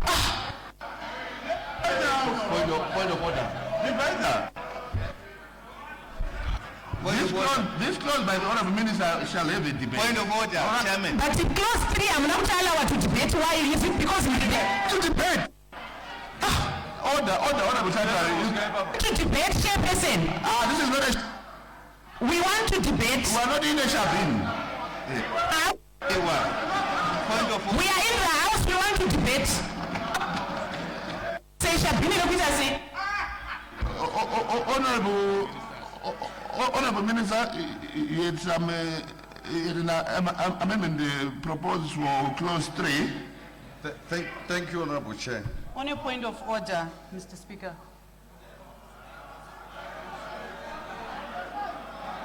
You will get a chance to debate it.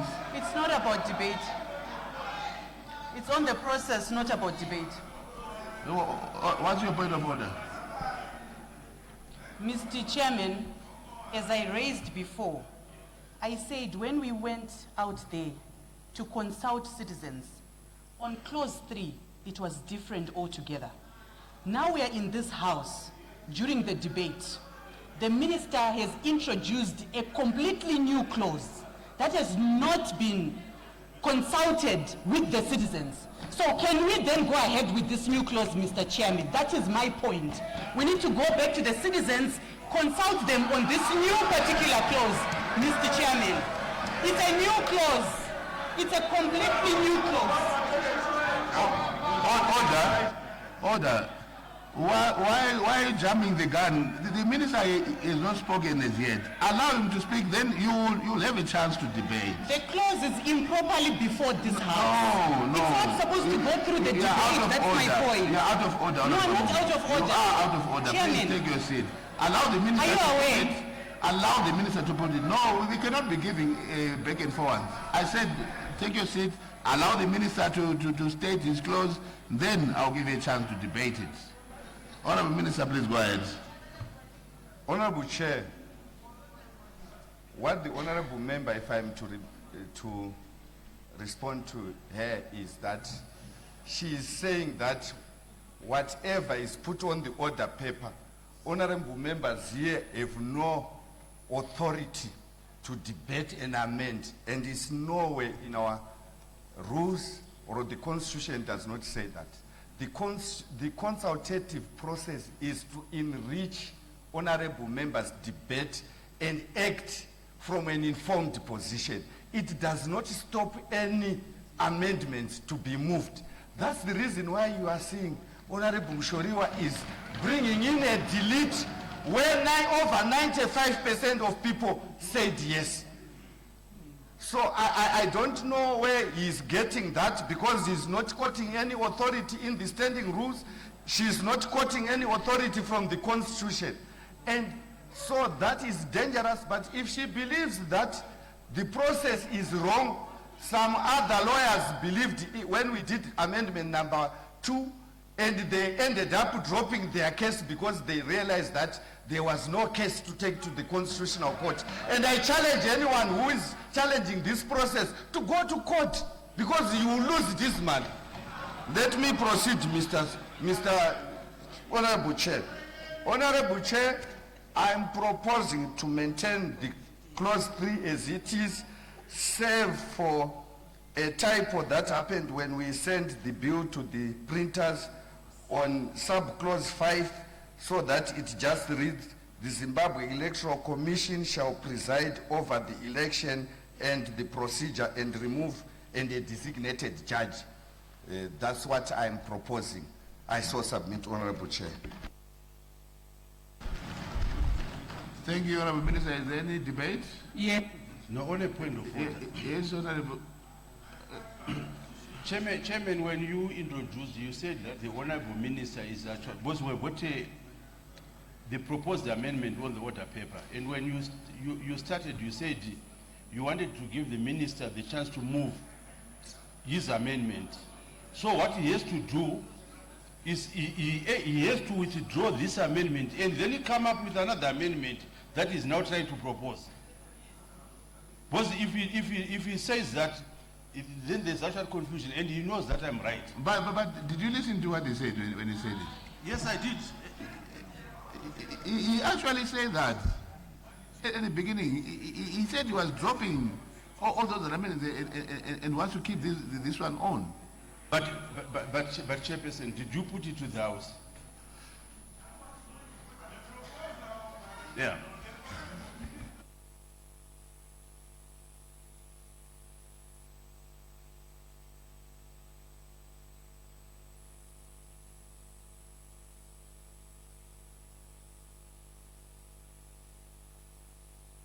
Right, thank you. So is there any further debate? No. Yes, Honorable Tajwa.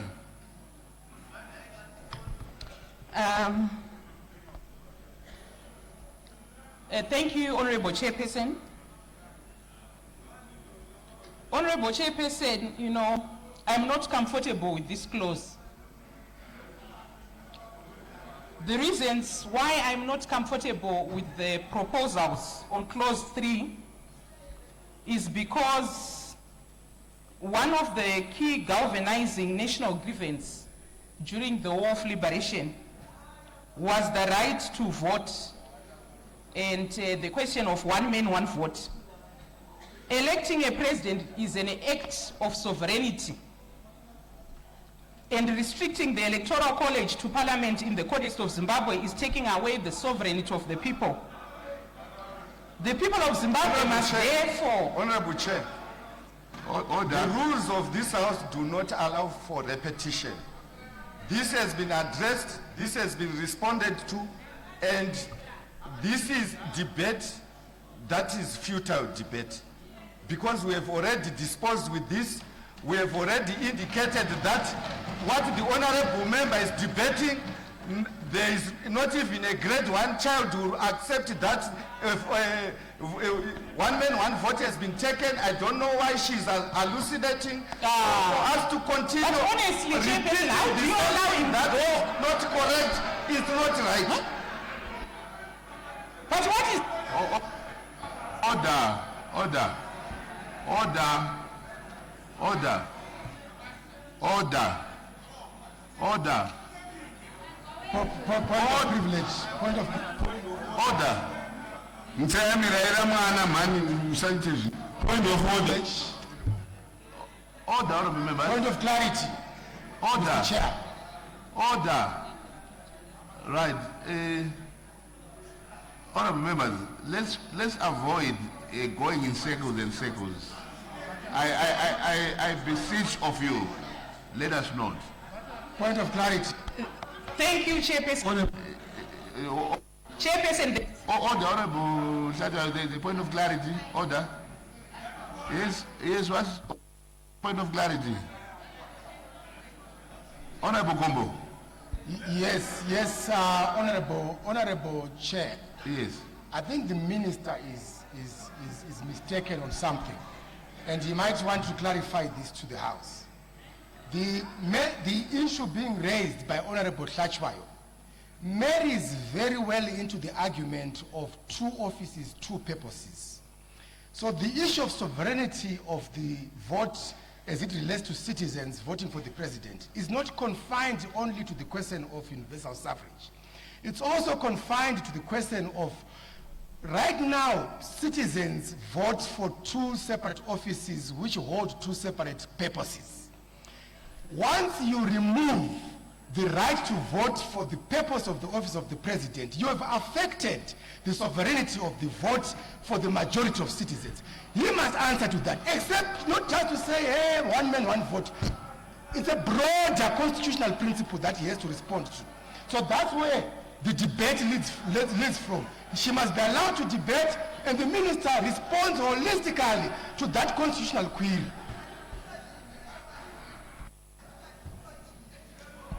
Problem.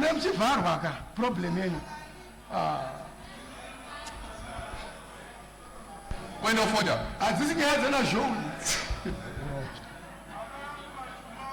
Right. Point of order. Order. Point of order. Order. Can I proceed? Order. Just 1 minute. Yes, Honorable Zangrai, what's your point of order? Maitabasa mbato chikaro. Imwe language yatikushandisa muno mbato chikaro. Haina kunaka. Especially tine madzimai akawanda vari kuona zvinhu zvatikuita muno. Mashoko ashandisa Honorable Ziambi, Minister Ziambi, ekuti she's hallucinating. That's order. That's unparliamentary, Honorable Speaker, Chairperson. Tiri kukumbira kuti Honorable Ziambi vamedze mashoko avo.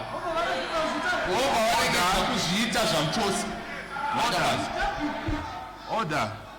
Honorable Tsvangirai, tambozotaura panapa kwamboshandiswa rimwe zita rinonzi upset by Honorable Gumbo.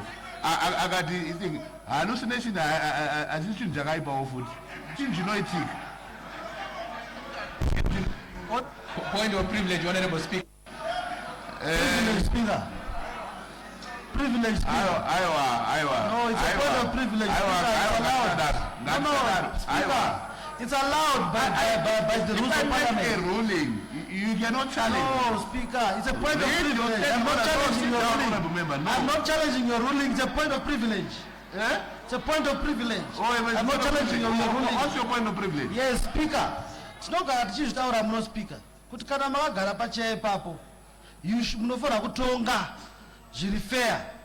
Hamuti imimi pataurwa point of order, you refer to another situation that happened earlier. Mr. Speaker. The honorable Mavodi, ukazomufura muklasi kunodzidziswa law vachakudzaya chinhu chinonzi precedence anditi chinoshanda Speaker, hatiri murata kuita law. Vakawanda vakaita law. Law yavanhu vakawanda. Law ngaizi fair. garai pasi. Point of order. Point of privilege, Mr. Speaker. Point of order. No, Opata Auriches. Point of order. Opata Auri. Point of order. Opata Auri. Order, members.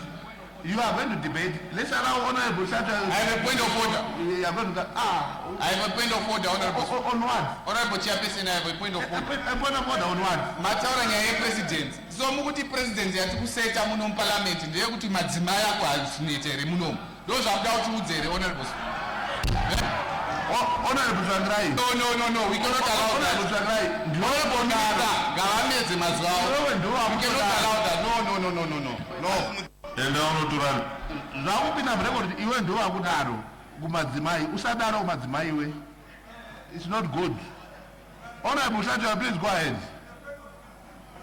Thank you, Chairperson. Like I was saying, Chairperson, I'm opposed to this clause for the reasons that I've outlined in regards to the sovereignty of the people, but also I am opposed because in motivating for this clause, there was a reference which was made to South Africa.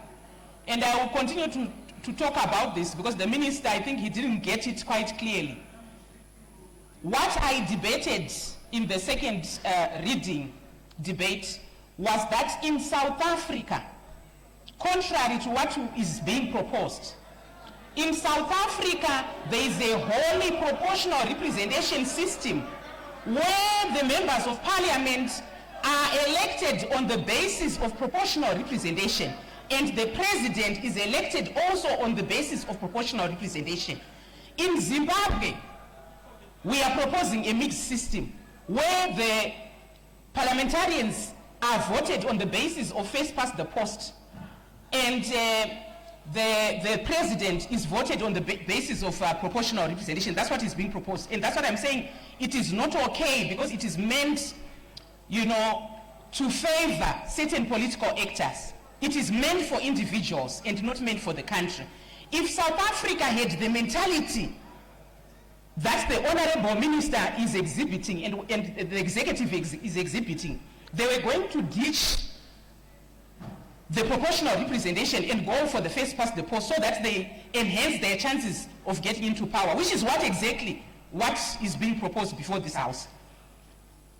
Let's come up with systems that work for the country and not work for political parties. We cannot have political parties coming to the House, and trying to push, a certain bill for the purposes of power retention. That is not okay. That is my argument. I so submit. Thank you. On a point of privilege. All right, Daddy, don't think your minds, please. Eh? Don't press your mind. I use my point of privilege good debate. Can I be allowed Honorable to Chief, debate? do you want to debate or it's a point of... Yes, I want to debate. Oh, okay, let me just dispose the point of... Yes, Honorable Amauswa, what's your point of privilege? Mubatu wechigara. Tiri muno bhiri richiunzwa. Takanzi riri kuita governance, political, electoral reform. Pane nyaya nepekuti riri kunzi riri kubetsera utongi hwejekerere. Asi maitiro atiri kuita bhiri racho haasi kuratidza kuti kumashure kugodzi kwedu tine pfungwa dzekuita utongi hwejekerere. Ndopamuri kuona tiri kuita dambudziko ipapo kuti kunyange nevanotiona kunyange vedzimwe nyika vari kuti ko bhiri zvariri kunzi riri kuda kugadzirisa utongi hwejekerere sei muri kuitwa tingori dzimwe nyika sei muri kuitwa tingori dzimwe nyika. All right. Thank you. Shamari, I want to get away, Shamari. I have to stand for the people. Thank you. No, Miss Takudza. Can I respond? One second. You are saying one thing over and over. You are repeating yourself. Nekuti muri kudzokorora kuti dzanyirira panyaya dzekuti tikwanise kutaura pfungwa dzedu. Saka Point of order. Totogarireko pasi naichipi.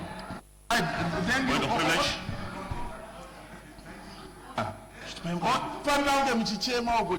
Order.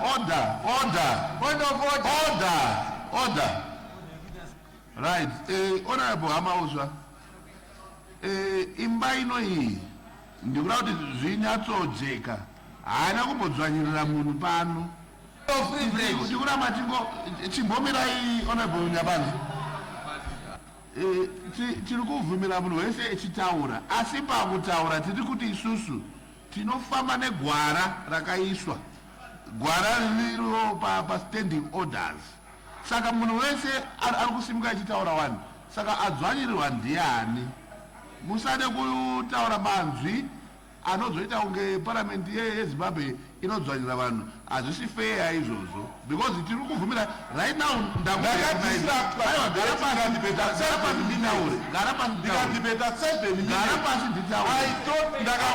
Ndichadhibheta pa-close by close. Vanhu vese vachaona kuti iwewe ndiwe ukudzvanyirira system, uri kudzvanyirira chairman, ukudzvanyirira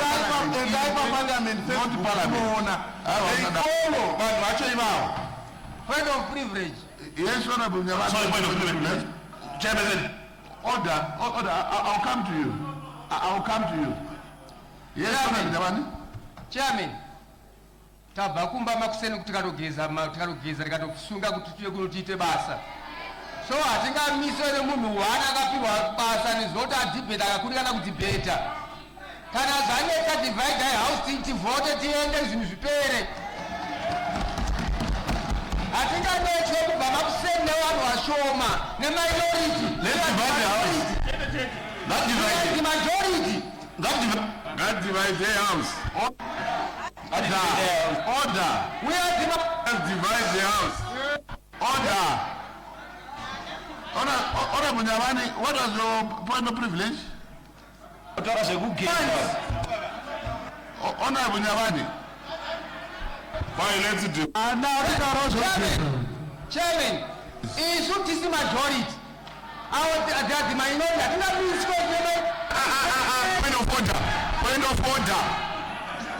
Let's divide the house. The majority is the same.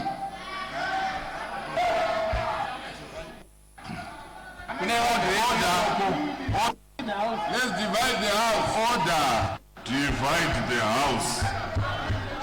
Order. Ngativote. Hatisati tasvika pachinhano chekudaro.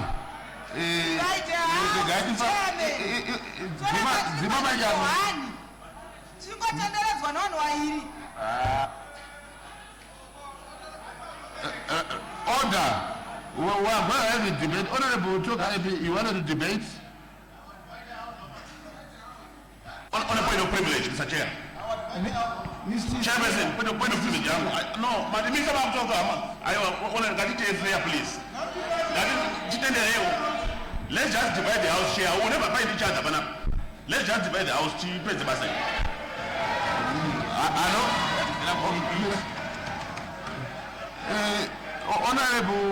Honorable Madzivanika, yes.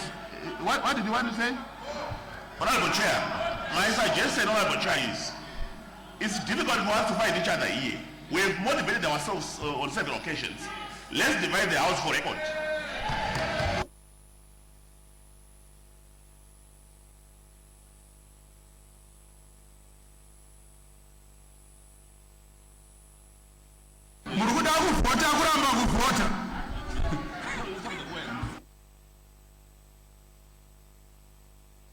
Let's vote now. Let's vote. Let's divide the house. Right. Thank you very much for your suggestion. So the point where we divide the house is when we will have had a disagreement on the yeses or the noes. So I will simply go ahead and put a question. Order. Order. Order. Order. Order. Honorable Magomede, did you want to say something? Mbatashigaro, taitimoshuvira kuti patiri kudivide house up, dai matibetsera tikakwanisa kuzviita secretly. That's secret ballot. Secret ballot mbatashigaro. Ropedza nyaya. Yapera. Thank you very much. Ropa, usade kuriga ropa. Honorable Chief Whip.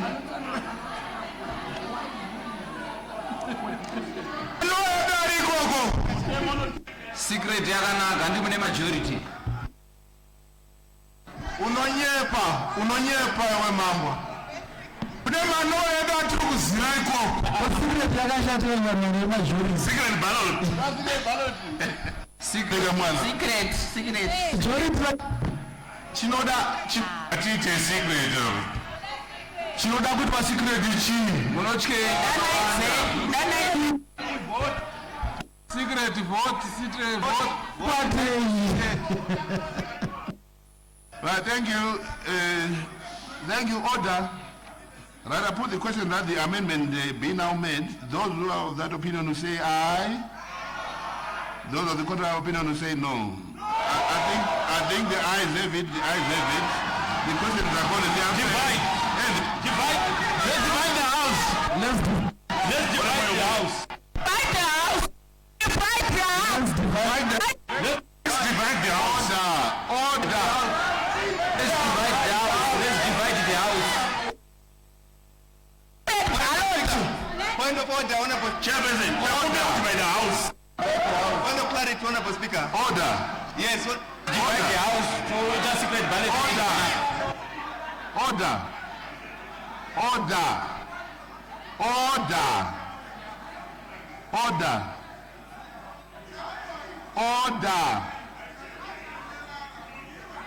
I put clause 4. Point of order. Point of order, Honorable Chair. Honorable Chair. Sorry. Honorable Chair.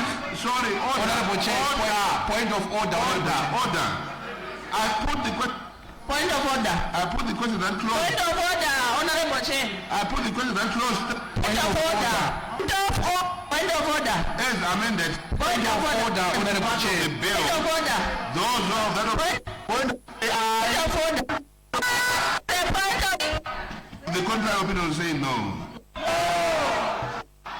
The ayes have it. Point of order, Honorable Chair. Divide the house. Let's divide the house. And point of order. Divide the house. Point of Let's divide the part of the bill. Point of order, Honorable Chair. Point of order.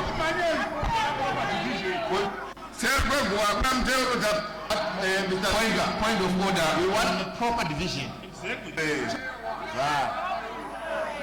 Babu.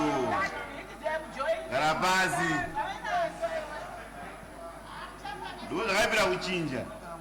Order. Point of order, Honorable Chair. Order, Honorable Member. Point of order. It's a point of order first. Point of order. It's a point of order, Honorable. Order. Point of order. I'm saying order to you. Order. Honorable members, I've been trying to have us all remain in this house so that we all participate.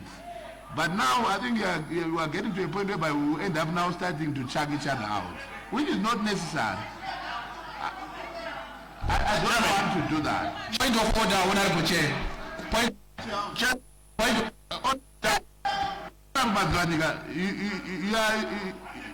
of order. I only divide the house when I think the point of order. Point of order, Honorable Chair. Honorable Jigombo, I'm going to chase you out of the house now. No, honestly, I don't want to do that, but it can happen if you don't know. Aiwa. Point of order, Honorable Chair. Aiwa, Ndaramba. I do have a point of order. I'm not going to sit. I'm not going to. I had a Garapaz. Tama wagara pasi. I had a point of order.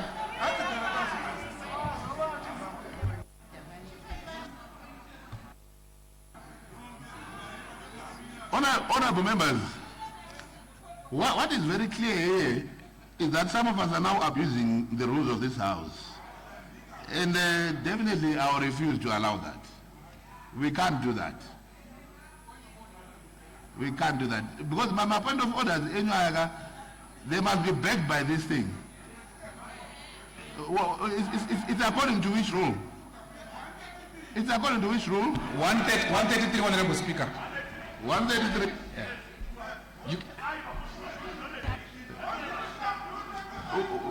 Section 133. You can read it, Honorable Speaker. You have no. You must tell me. Mr. Speaker, it's 133.1. Honorable Mazanyika, I'm speaking to Honorable Chigumbuga. May you hand me over that green book, Honorable Mazanyika? Chigumbu? Chair. Clearly, I want a point of order, guy. Honorable Chair, please don't allow them to waste our time. Honorable Nyabani Wambochaura, Tivamwe Chaputa Muromna 1 a.m. These people were sleeping. And now they are taking us for granted to spend another night here. We cannot allow them to waste our time any longer.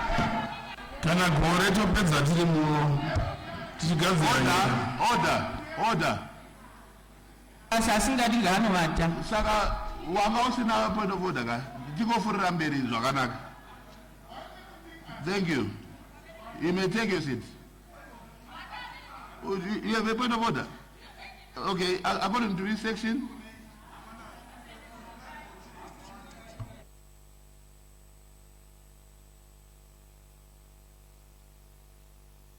It says, Honorable Speaker, if the opinion of the chair as to the decision of the question is challenged, he or she may direct that a division must take place. We are challenging the decision to go forward. We want the house to be divided. So may you divide the house. We are challenging you, Honorable Gomu. You are now abusing the rules of the house.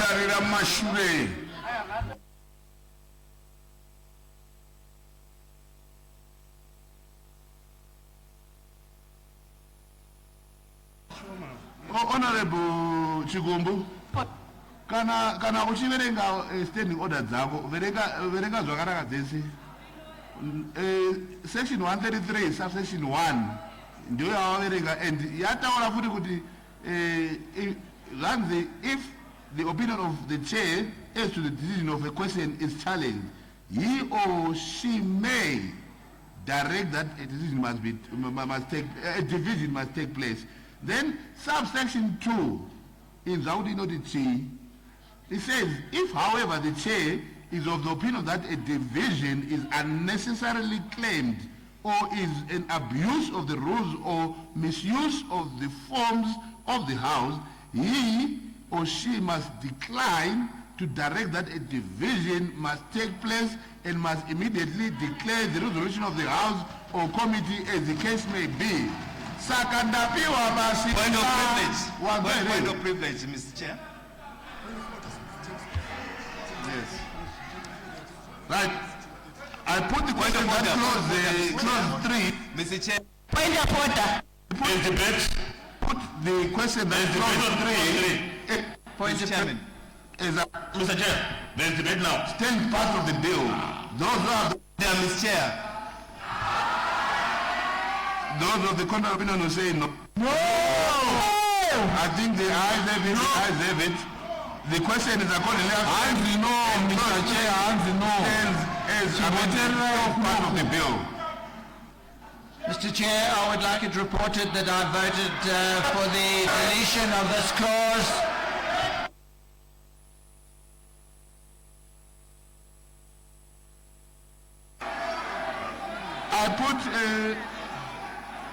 I put clause 4, amendment of section 95 of the Constitution.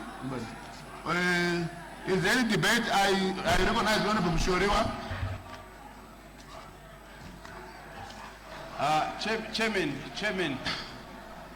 Chairman.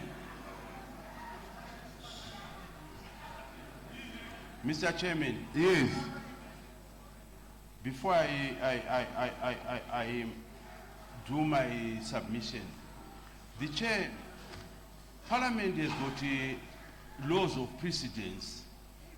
And the laws of precedence that have, if you look at 133, 1 and 2, in as much as it gives you power, the precedent says that when a division is asked, you allow the division, but if there is subsequent divisions, then that's when you can then apply it. Because at the moment, you don't have a mechanism to make a judgment. I will not change. I will not go back and change. This is still a point of order. Please. No, Chairman, you know what the problem? The problem is this. It's going to be, are we still doing parliamentary work? Yes, we are. And I am following this to the latter. No, you are not. I am following this to the latter. You are out of order, Honorable Shoriwa. But you know why you are out of order. No, but you are out of order. Out of order. No, never. You are out of order. There's a precedent in this You are out of order. In which way? I will speak. Let him speak. I'm already on clause 4, and I've recognized you as the proposer of the amendment in clause 4. Let's move on. I move that the clause be deleted. I didn't hear you. I said the clause needs to be deleted. Thank you. Is there any objection?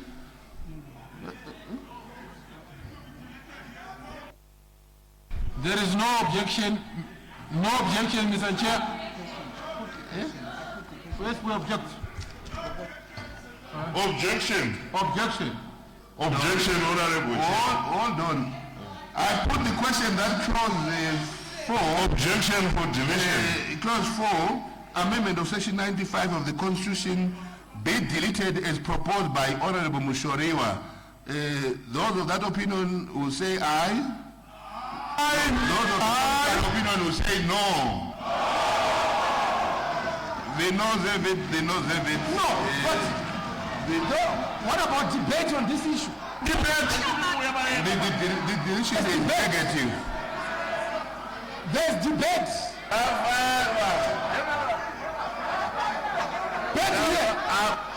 But Honorable Ziambi, Minister, you need to intervene. You need to intervene. This is now a bunga bunga. Are we the floor here? This is no bunga bunga. Please. Oh, bunga bunga. Bunga bunga. Point of. We draw the on a point of order. On a point of bunga. Statement. Order. On a point of order. On a point of order. I put clause 4 without amendment. Is there any debate? Yes, debate. Is there? Yes. Debate. There's debate. No objection. There's debate. No objection. There's debate. Yeah. Debate. There's debate. There's debate. Honorable Speaker. Honorable. We object. Oh, debate. Sir. I said no debate. We object. I said I put clause 4. I have a point of order. Amendment of section 95 of the Constitution. Is there any debate? Debate? Yes, Honorable Gumbo. Honorable Gumbo. Thank you. Mr. Speaker, thank you, Honorable Speaker.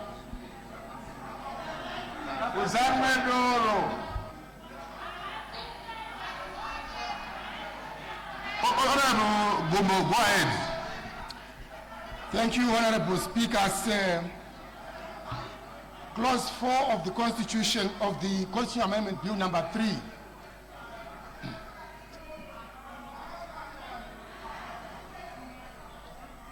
Order. Honorable Amousa, please take your seat.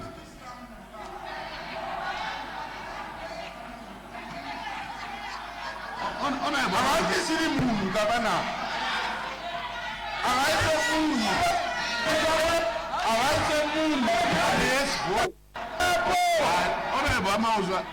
Honorable Amausa, Honorable Amauswa, this is not a seconds. Come on, man. It's not a seconds. Mr. Speaker, but I know I also have my rights. Then kwetu arrangement yekuti munhu ane a contrary vote to mine oya kogara panapa achikunyarara.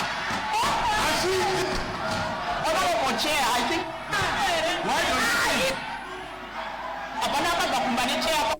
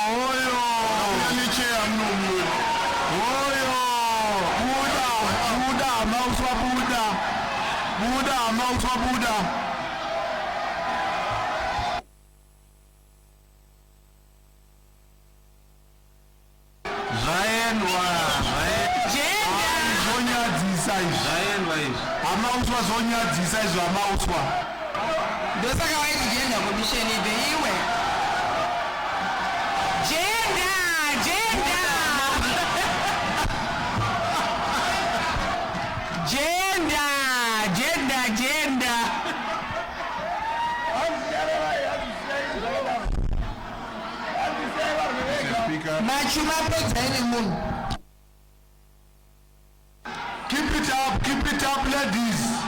Keep it up. What?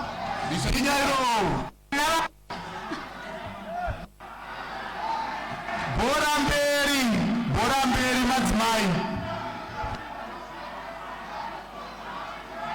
Gender. Mr. Speaker. Yeah. Mr. Speaker, this is bunga bunga now. It's a bunga bunga, Mr. Speaker.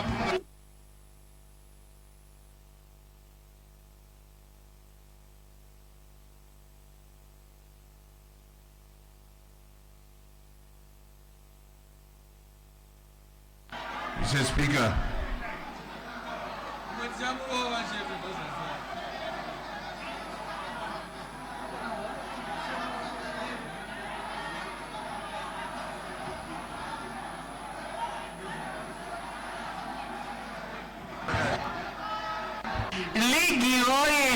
Yes, Honorable Speaker.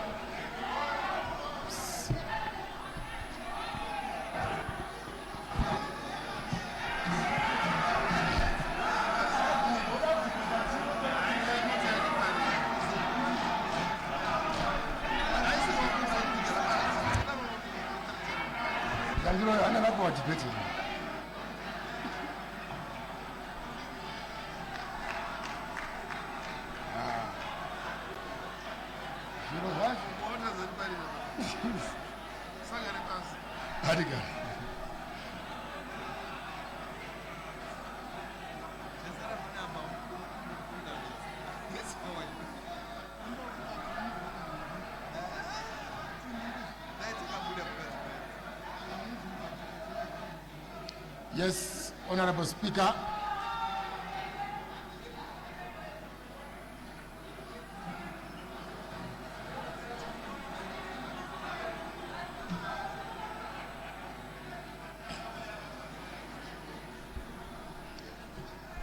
Further debate.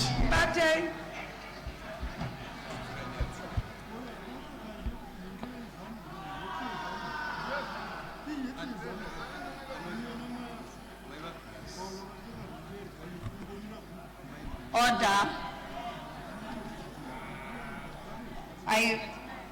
I put clause 4 amendment of section 95 of the Constitution.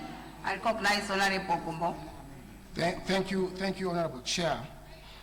Honorable Chair, clause 4 of the amendment bill introduces two fundamental changes. Firstly, it speaks to the extension of the term of office of the president. It replaces 5 years with 7 years. But secondly, Honorable Chair, the bill introduces what we call in constitutional drafting an overriding clause. That overriding clause is what, by reading, says notwithstanding section 328 subsection 7 of the Constitution. Honorable Chair, we must be very alert to what the purpose of this clause is. Overriding clauses in constitutional drafting are meant under any circumstance to create what we call an exception. Now we have a clause which is creating an exception for purposes of benefiting just one constitutional dispensation. Section 328 subsection 7 carries with it another notwithstanding demand, and it places as a safeguard that any amendment which affects the time of office that the current office holders have to stay in office, that amendment must not benefit them. It is a safeguard, Honorable Chair, a safeguard against self-serving amendments such as the ones we see here. Now I have this very interesting question which the framers of this bill must be able to answer to this House and to the people of Zimbabwe. The inclusion of the notwithstanding clause in the bill creates a provision of the Constitution which shall operate once, and that is it. You have a clause and a provision that has been inserted by this Constitution, by this amendment into the Constitution. After it is operationalized, that clause remains and shall remain dormant in the Constitution forever. Why introduce that notwithstanding clause if the purpose is not to defeat the operation of section 328 subsection 7? So what we have here, Madam Chair, is a constitutional amendment proposal which seeks to take away the very power of the Constitution to protect itself from those who enjoy political majorities in this country. The framers of section 328 subsection 7 knew that such a mischief might arise, Honorable Chair. And we are told today by the Minister and the proponents of this bill that this amendment bill does not seek to deal with issues of term limits and so on and so forth. If for sure that justification and that reasoning is correct, why did we incorporate a notwithstanding clause in the very same bill which seeks to take away the operation of section 328 subsection 7? It's a very straightforward question which the framers of the bill have not been able to respond to answer to.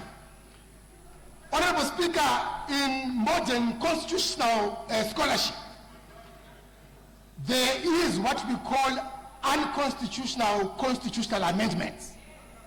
Such an unconstitutional constitutional amendment is an amendment which seeks to take away the very safeguards created by the Constitution against... Point of order. Point of order. Honorable Gumbo. Or what's your point of order, Honorable Mtumi? Madam Speaker, zvakutsanangura agents ndokwatakabva tava pane imwe stage. Let's go kumberi.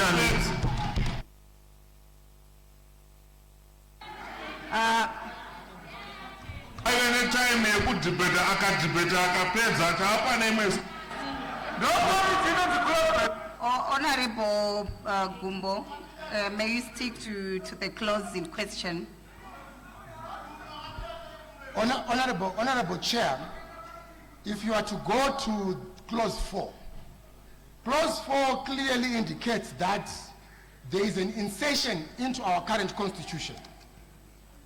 an insertion of a clause which shall operate once and it becomes inoperative, and yet it will remain embedded in text in our Constitution. So what we are questioning today is the motive behind the insertion of that overriding clause. If the intention is not to defeat the safeguard of incumbent benefit, what other intention does it hold in the bill? And you know, one cannot say I'm arguing outside the clause because that insertion is right there in text in the amendment bill. So our argument is that such safeguards are for this House and the people of this country to protect. Such safeguards have been made to ensure that incumbents, and you know, the argument that this is not a term limit, this is not a term extension, is defeated by the very drafters of this bill. If you go to section 328, subsection 1, it is very clear, Honorable Chair, as to what and the definition of what a term limit provision means. And it simply reads that this is the provision of this Constitution which limits the length of time. Your time is up.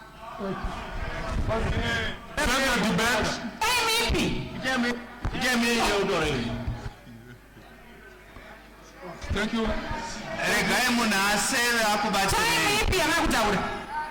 Order, Honorable Hlachwayo. Honorable Mtodi, you may proceed. Yeah, thank you. Honorable Speaker. Point of order. Madam Chair, what time? In terms of what? Thank you, Madam Speaker. In terms of what? Thank you, Madam Speaker. Madam Speaker. Madam Speaker. Say Daniel. Order. We are at the committee stage and it's only 5 minutes for you to debate. You have actually exhausted. We gave you 10 minutes, Honorable. Honorable Mtodi, you may proceed.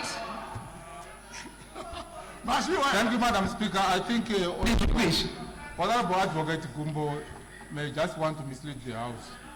What he is referring to are general clauses in the Constitution. But those general clauses, according to legal principle, they cannot override special clauses that are specifically stated in the Constitution. So the specific clauses that he says cannot be overridden, that is not possible. It's still possible if we want to change the Constitution to meet what we state are the current aspirations of the people of Zimbabwe. We cannot be stopped by general clauses. Thank you, Madam Speaker. Debate. Further debate. Further order. Point of order. Further debate. Order. Order. Order. May we allow the Attorney General to respond? Order. Honorable Makumire, Honorable Metu and Honorable Mangwa, may you take your seats? May we allow the Honorable... Point of order. Honorable Makumire, we know you have created enough content for today. Please don't disturb the process. I don't mind whatever insults that you can make, Madam Chair. Madam Speaker. Point of order. Point of order. Order. Honorable Makumire, may you take your seat? Point of order. Allow me to make my point of order. Only 2 members have debated on this clause. Was that the... Honorable. Ask the AG. May you take your seat? Honorable Makumire, we are not yet closing the debate. May you take your seat? Nakambofanana fire, you extinguish with the fire. So low, no problem. Order.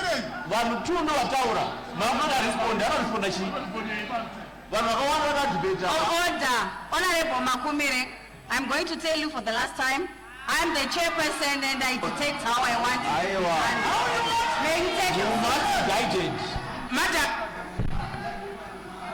Madam Chair. Unfortunately, you are not the chair. Order. Yeah. Madam Speaker, ma'am, let me first establish my locus standi. I speak in terms of section 114, subsection 5, paragraph B of the Constitution, which allows the Attorney General to sit and speak in the National Assembly and in the Senate. Madam Speaker, ma'am, I rise because there is an issue of the drafting behind the notwithstanding clause. Yes, I just want to clarify that the drafting approach adopted in clauses 4, 9, anticipated this possibility that section 95(2)(b) could be argued to fall within section 3281. As the drafters, we inserted this non-obstant clause in clauses 4(2)(a) and 9(2)(a), which in relation to section 95(2)(b) provides, notwithstanding section 3287, subsection 2(b) shall apply to the continuation in office of the President. The drafting technique is not novel, Madam Speaker. It is the same approach adopted in Constitutional Amendment No. 2 and subsequently considered by the Constitutional Court. So you may want to hear, Madam Speaker, that the court held in the Mpungu case that the notwithstanding clause does not amend, it does not modify, nor does it supersede section 3287. It actually confirms that the provision in question does not amend a term limit provision and therefore applies to the continuation in office of the affected office holder. I may go on if allowed to do so, but the point being the drafting approach is perfectly in order and does not vary. I so submit. Further debate? Order. I recognize Honorable Mangwa.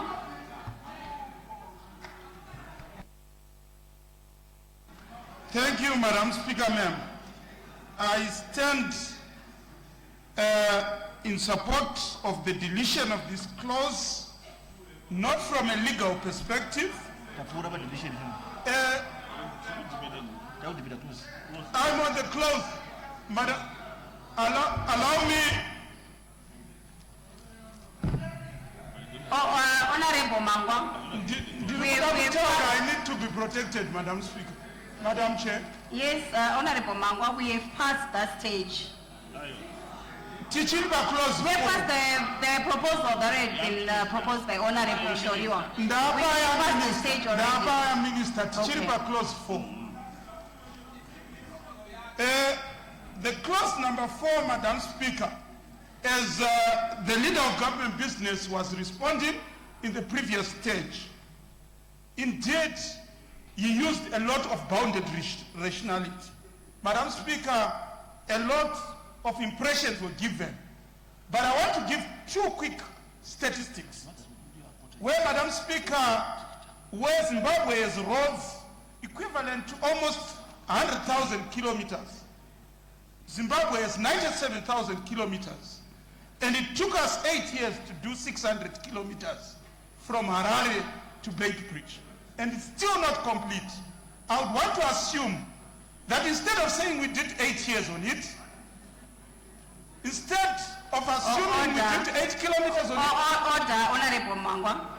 You were supposed to talk about that when we were having the general debate.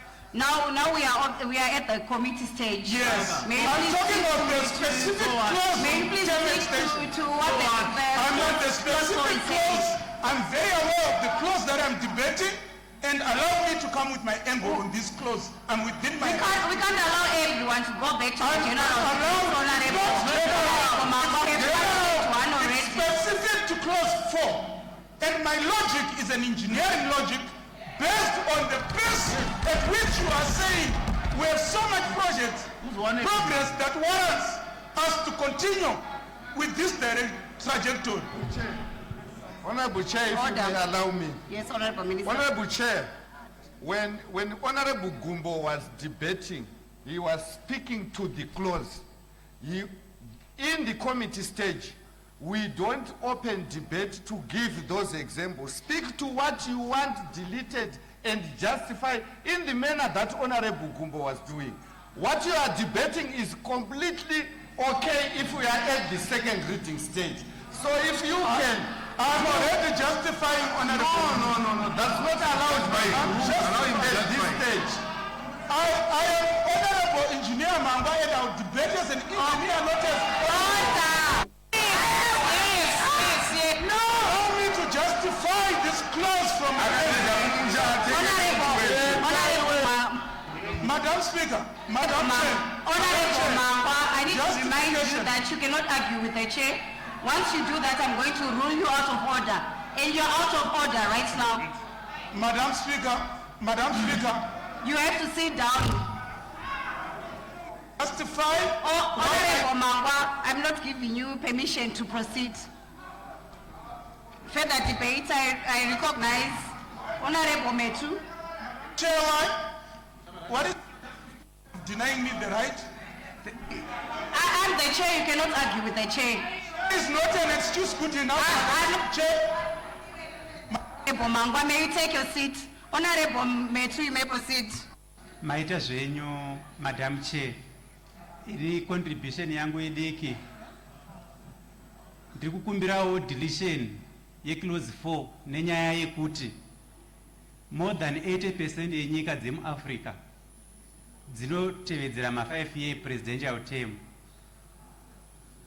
Less than 10% ndo inotevedzera ma7 year term. Honorable Metu, we've passed that stage. We cannot keep going back. You're out of order, Honorable Metu. Is there any order, Madam Chair? Of order, Madam Chair. Point of order. Madam Chair. Point of order. Honorable Metu, you're out of order. Madam. Honorable. Point of order. Madam Speaker. Order. Order in the House.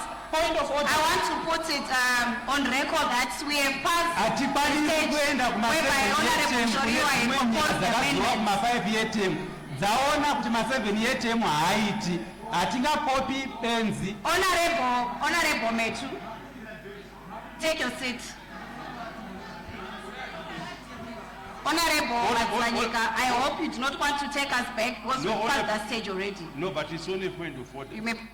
Madam Chair, the Attorney General quoted the Maxim Pool case versus the Minister of Justice when she was alluding to the fact that the notwithstanding provision in this amendment is no problem and it's constitutional. But on the same token, Madam Chair, I quoted the Maxim Pool case citing that Section 95 subsection 2 is a term limit provision, and I was told that it's obiter dictum, it's not a ratio distant. The same Attorney General now using the same obiter dictum to confirm that section, the notwithstanding section is constitutional. How does that go? How does that marry each other? I want a response. Thank you very much. Further debate, I recognize that. Thank you, Madam Speaker. It is not correct, actually, to say I quoted an obiter. Even the rationale behind the notwithstanding clause, Madam Speaker, you look at Section 95, 2A. If you look at the reasoning behind Section 95, 2A, and you compare with the reasoning in 186, subsection 4, the same applies to clause 9, 2A.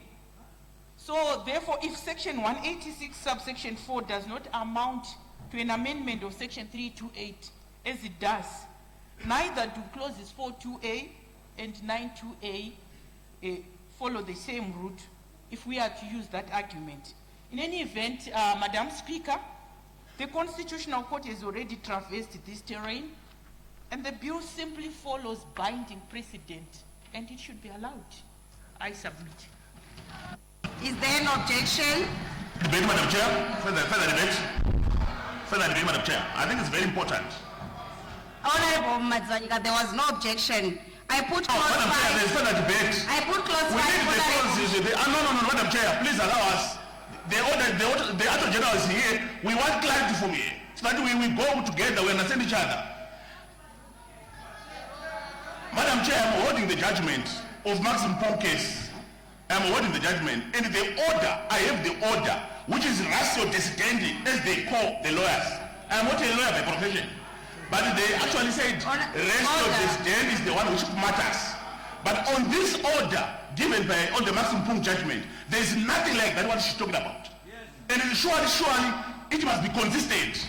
If we reject to say section 95 subsection 2 is obda dicta, we must also reject on the same principle, because on this order, on the rest of it, there is nothing like that.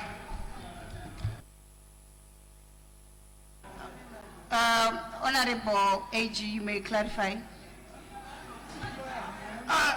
Thank you, Honorable Speaker, ma'am. Maybe I assume the Honorable Member is also a lawyer and able to interpret legal provisions. I've already explained, and my conclusion, I can only conclude to say that, Madam Speaker, the clauses in issue comply with Section 328 of the Constitution, and the procedure in Section 328, subsection 5, is constitutionally sufficient for clauses 4, 9, and 10, and the insertion of the non-obstinate clause in clauses 4 and 9 is constructed on the identical template which is existing in Section 186, subsection 4, which already is part of our Constitution, and therefore does not amount to an amendment of Section 328. So, Madam Speaker, accordingly, I want to submit that there is nothing wrong with the notwithstanding clauses as being averred by the Honourable Member. I thank you. Further debate, Madam Chair. Yes, Honourable Minister. Honourable Chair. Order. Honourable Chair. Honourable Minister. Honourable Chair, maybe to put it in layman's language, this drafting technique is already in the Constitution. The argument that Honourable Gumbo was putting forward was rejected by the court when we had an amendment that is exactly like this. So I urge the Honourable Member to hold your horse and go to the Constitutional Court if you so feel that this amendment offends Section 328. I submit, Honourable Chair. Let's proceed. Is there an objection? No objection. I put clause 5. No, there's objection. You asking for an objection and you have objected. Why are you rushing? Clause 5, Honourable Mshoriwa. Clause 4.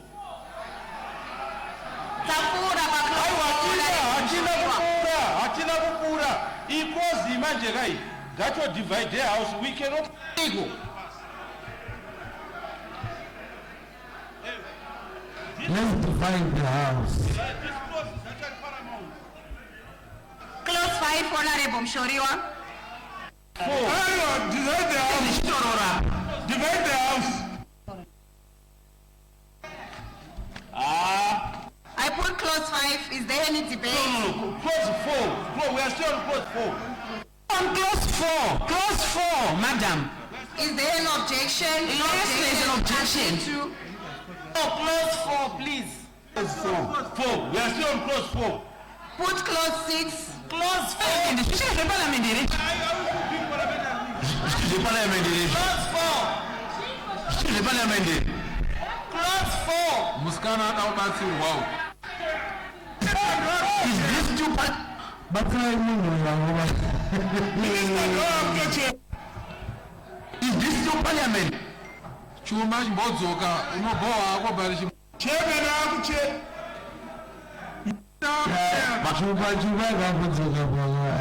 Betrana, young man. Chuma, I suppose Mufundis is okay. I think. Zogi. I put clause 5, Honourable Mshoriwa. I stood for clause 4. You did not put clause 4 for. Order. I put the amendment proposed by Honourable Mshoriwa. Is there any debate? clause 5. I put the question that clause 5 is... Clause 4. It's clause 4.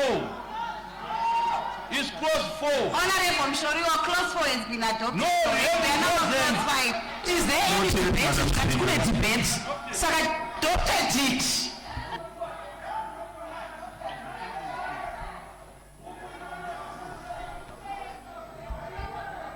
Pageta bana mulu chinja ikipa. Muna adopta negero wako.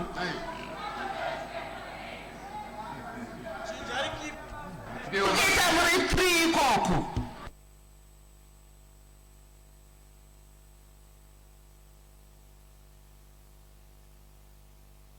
Ungana imese kumuti udzo.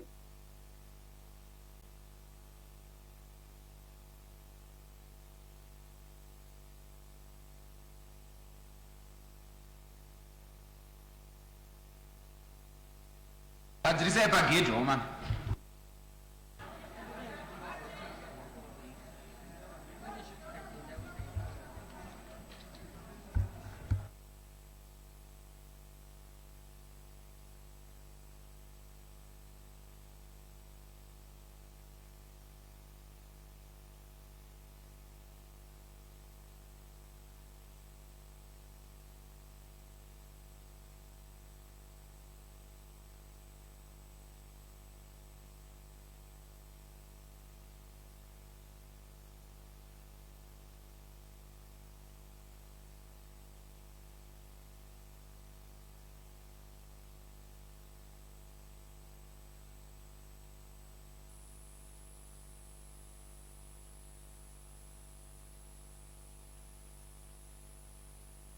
Madam Order. Chair. I put clause 5, Honorable Mshoriwa. No, Madam Chair, can I say something? If you check the answer, because we don't want to have a problem tomorrow. You said, is there any objection? And I said, the objection. You did not even put that clause to the House. You were supposed to then say, those who are agreeable to clause 4. Honorable Mshoriwa, If you jump Honorable those things. Mshoriwa, I had passed already. But how? You How did stood you up pass? when I said clause 5. That You said- do not pass. How do you not pass? Nine. I am following procedure. I put clause 5, Honorable Mshoriwa.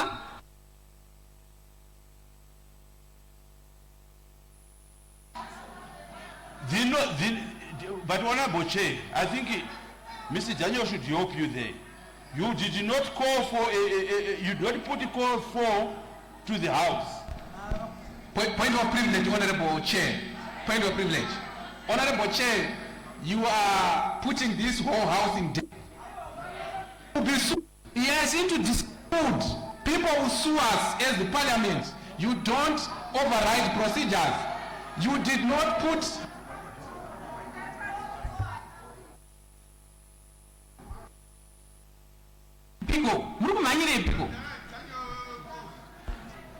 Yes, Chief Whip. Honorable Chair, I move that just for the harmony of the House, go back to clause 4. Is there any second? Who seconds? I second. We are reverting to clause 4. Honorable Mshoriwa.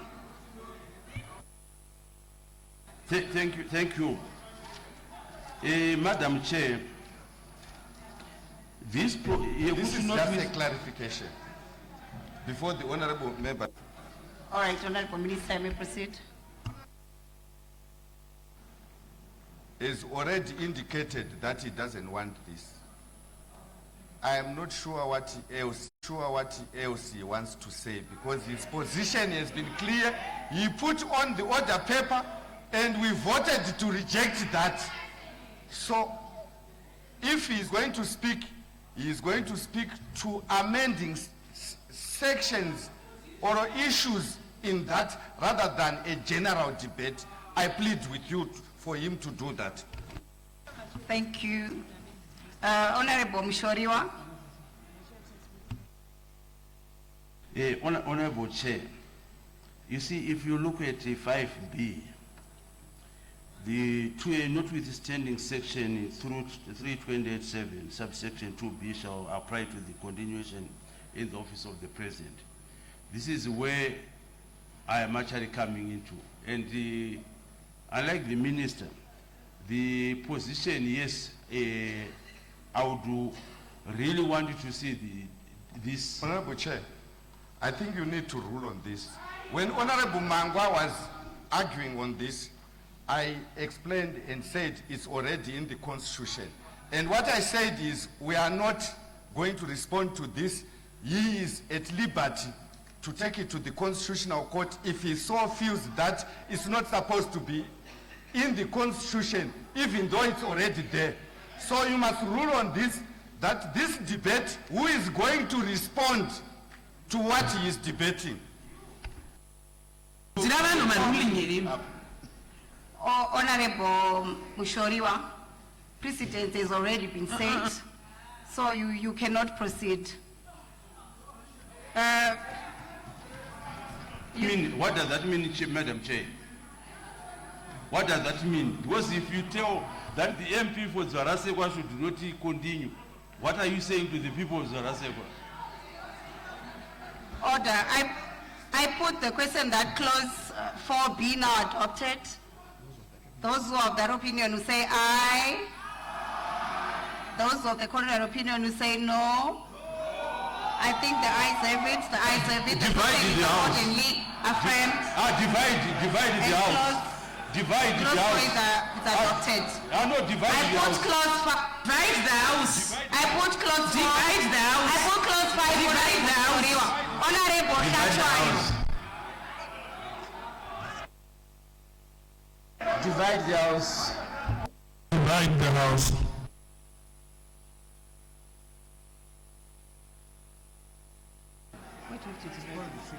Huh?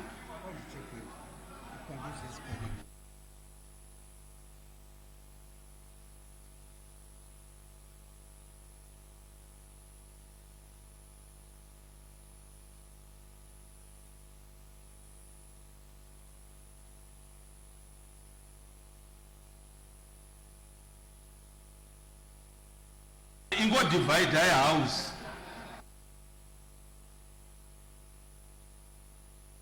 But ne muchikwapi usingakwanisi kucheya muchingoudzirwa zvese zvese.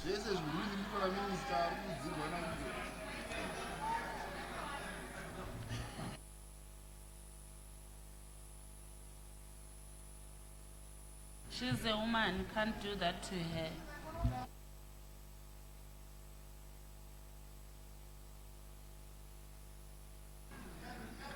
I put clause 5, Honorable Mshoriwa.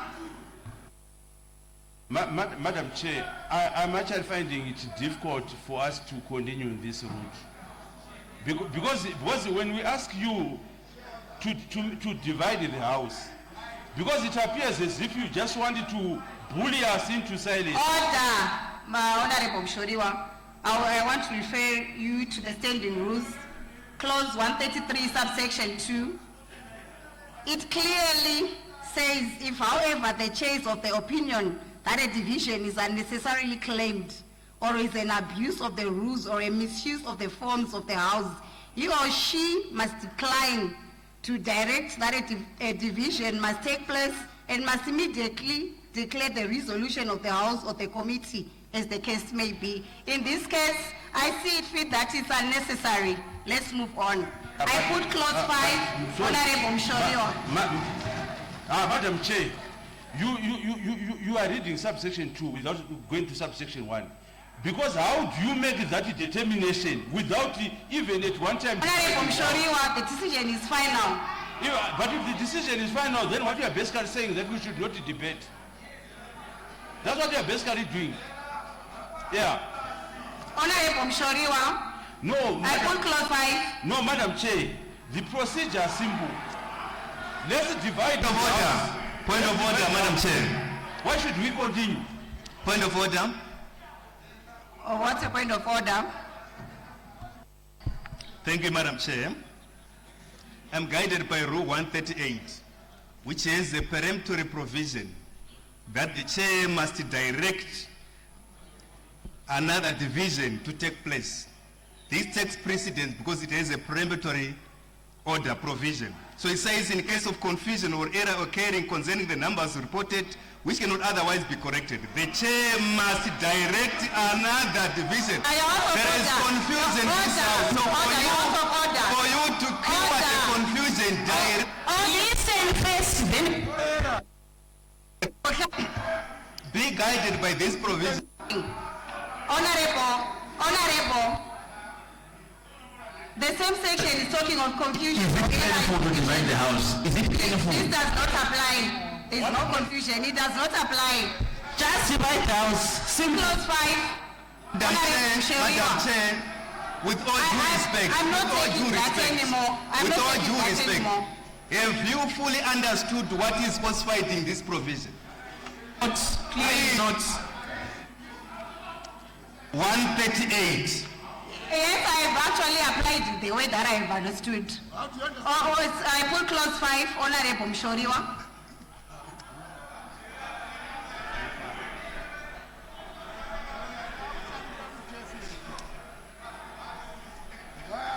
I put clause 5. Is there any debate? Is there an objection? No objection, agreed to.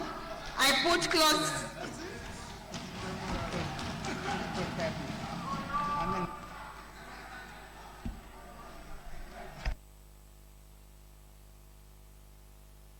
Tikagara tomboudzwa pane basa apa.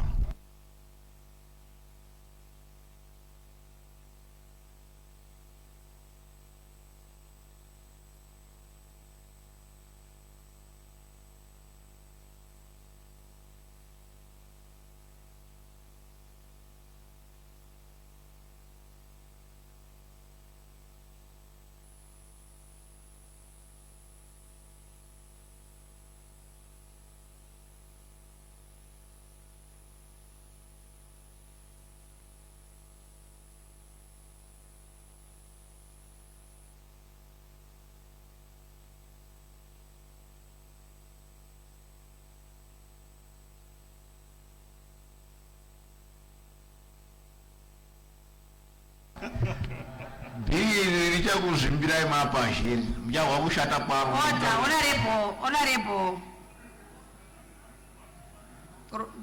Makumiri, put yourself to order. I put clause 5, amendment of section 100 of the Constitution. Honorable Mshoriwa. Honorable Mshoriwa. Madam Chair, personally, I actually think that we are not doing the proper thing. And I'm thinking that all my amendments that I've actually proposed, I may actually be forced to withdraw all of them because we are not doing anything.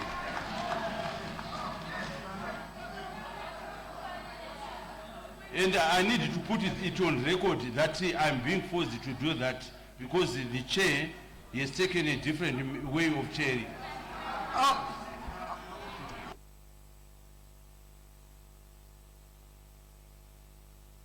Point of order.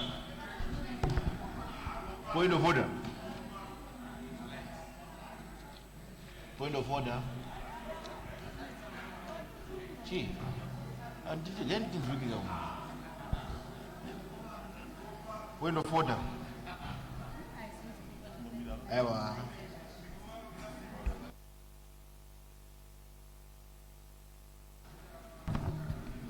Point of order. You're out of order, Honorable Makumiri. Why? It's arising from what? I still have to respond to Honorable Mshoriwa. May you take your seat? Honorable Mshoriwa, your request has been noted. May you please formally withdraw the amendments? Or you can put them in writing.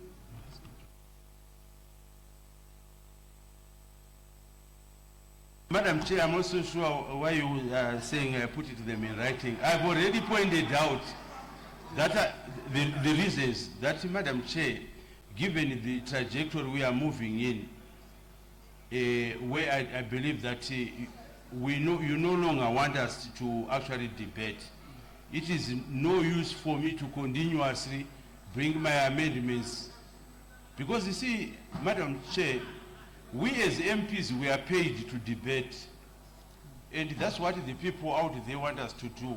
But when you put some hiccups... Honorable Mshoriwa, I've asked you to formally withdraw and not debate. No, that's what I'm actually withdrawing, but... Madam. Yes, government. Madam, a member is saying he has been paid to do what he's doing. So I think you give him problems. That's what he is. Can the Honorable Chief withdraw? Members of Parliament are paid to debate. We come here to debate. Order. Not what? No. He has to withdraw. He has to withdraw what he's saying. Order. Madam Speaker, I am not paid to debate. I come here to legislate, to represent members, to do, but I'm not paid specifically to debate even where I'm... Point of order. Point of order. Point of Honorable order. Mshoriwa, Point of order. may you... Point of order. May you put it in writing? There is point of order. Point of order. Madam Chair, the government chief whip is deliberately misconstruing our vehemence by Honorable Mshoriwa. He is simply saying, by being here, we expend taxpayers' money, and that process is payment. So he is not saying it's... Order, you're out of order. You're out of order. Honorable Mshoriwa, I have noted that you have withdrawn. But Madam Chair, and we are proceeding. Why is it that when the leader of the House, the government chief whip, do the opposite, the exact thing, that you silence this side? Why don't you also do that? The rules of the House should apply. I know kuti mashefe you, but Madam Speaker, Honorable Mshoriwa, I have noted that you have withdrawn. So I Point of order. Point of order. Honorable Makumi, I have the point of order. your point of order is arising from what? From the withdrawal by Honorable Mshoriwa. He is the one who has moved for the withdrawal. May you please sit down? No. Put clause 5 amendment of section 100 of the Point of order. Constitution. Is there? Point of order. Is there any debate? Point of order. Is there no objection? Point of order. No objection agreed to. Point of order. I put clause 6 amendment of section 100 of the Constitution. Point of order. Kumire, I will not allow you to continue disturbing the process. He withdrew on his own. But allow me to give my Kumire, the amendments were not made by you. May you take your seat? I'm not going to allow you. I'm not going. Allow me to raise my point. I put clause 6 amendment of section 101 of the Point of debate. No objection agreed. Point of order. Clause 7 amendment.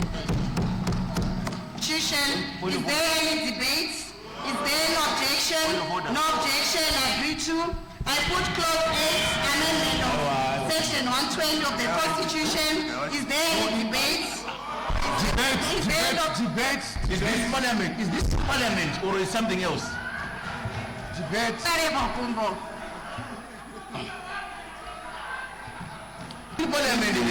Thank you, Madam Speaker. Is this to parliament or is something else? Madam Speaker, this clause makes a proposition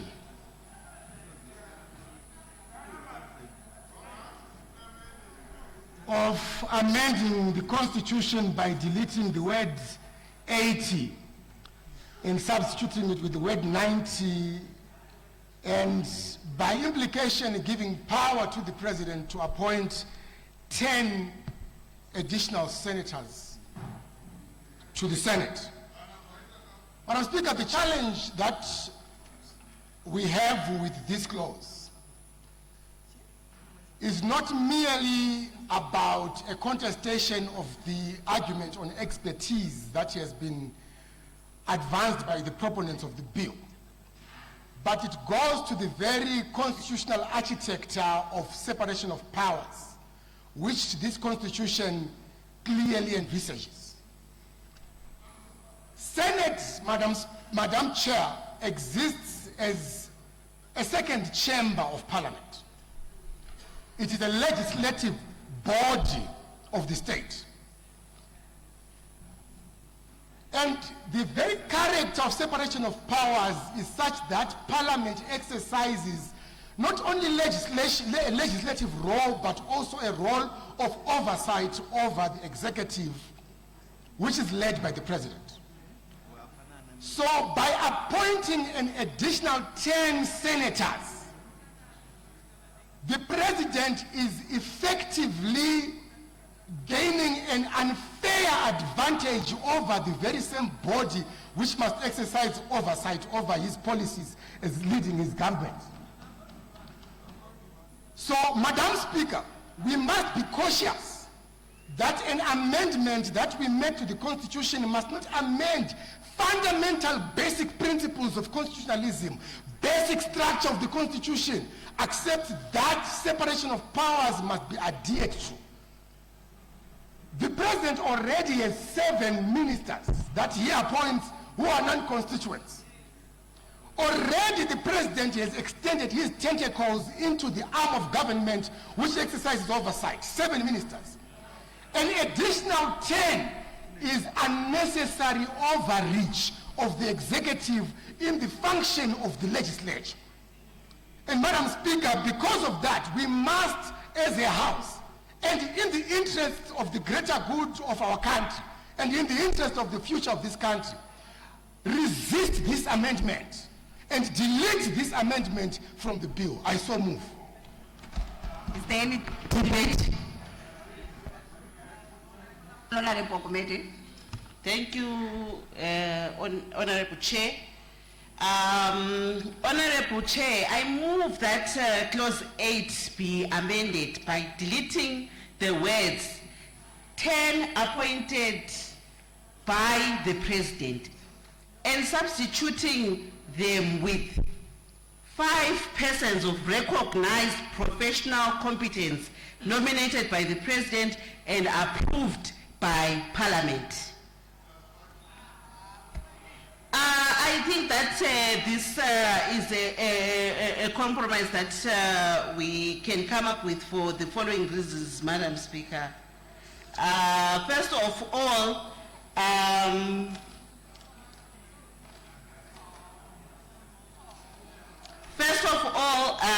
I think that the nominees should be subject to parliamentary approval. And they have to be selected through a transparent public process. So I think that's my contribution for this one. Thank you. Further debates, I recognize Honorable Minister. Debate. Or Honorable Mshorio. Yeah, Madam Chair. Madam Chair, I think first and foremost, the question of increasing our Senate by 10 persons appointed by the President is an indictment even on us parliamentarians and also even the senators. We are told here that is because they will possess some qualifications that may be needed to enhance the debate in the Senate. But Madam Chair, the Honorable Minister, when he was doing his response, he told us that because we've got a hybrid system of elections in this country, where it has already been defined, PR is actually based on the votes that a particular party performs in a province, and then they are shared along that way, including even the Senate. Now, to then have 10 additional, which are appointed coming from one person, and naturally, it doesn't matter whether it's me who is the president at that particular moment. I'll obviously appoint people who are aligned to my party political thinking. It will be wrong, Madam Chair, to ask to do that. And I am going to ask the Honorable Minister to kindly help this House and help Zimbabwe by deletion of this clause. Further debates, I recognize Government Chief Whip. Madam Speaker, Madam Chair, I think as a country, we know very well that when we go to elections, it's not always that we get the skills that we want in various areas and structures of government. So sometimes we get those who are popular but maybe not capable in certain areas. So if we can give the president that leeway of bringing in these people with skills, will then help bring in skills that will enhance even the work of parliament, even where appointments will then be done by the executive. It will help us. So I really support that we give the president this right to appoint. While I have heard the honorable member who was talking about the consultation, I would not say approval. Maybe if we want, but I don't think we want to get into the executive issues. Why should we get involved? The president is a member of the legislature, if you didn't know.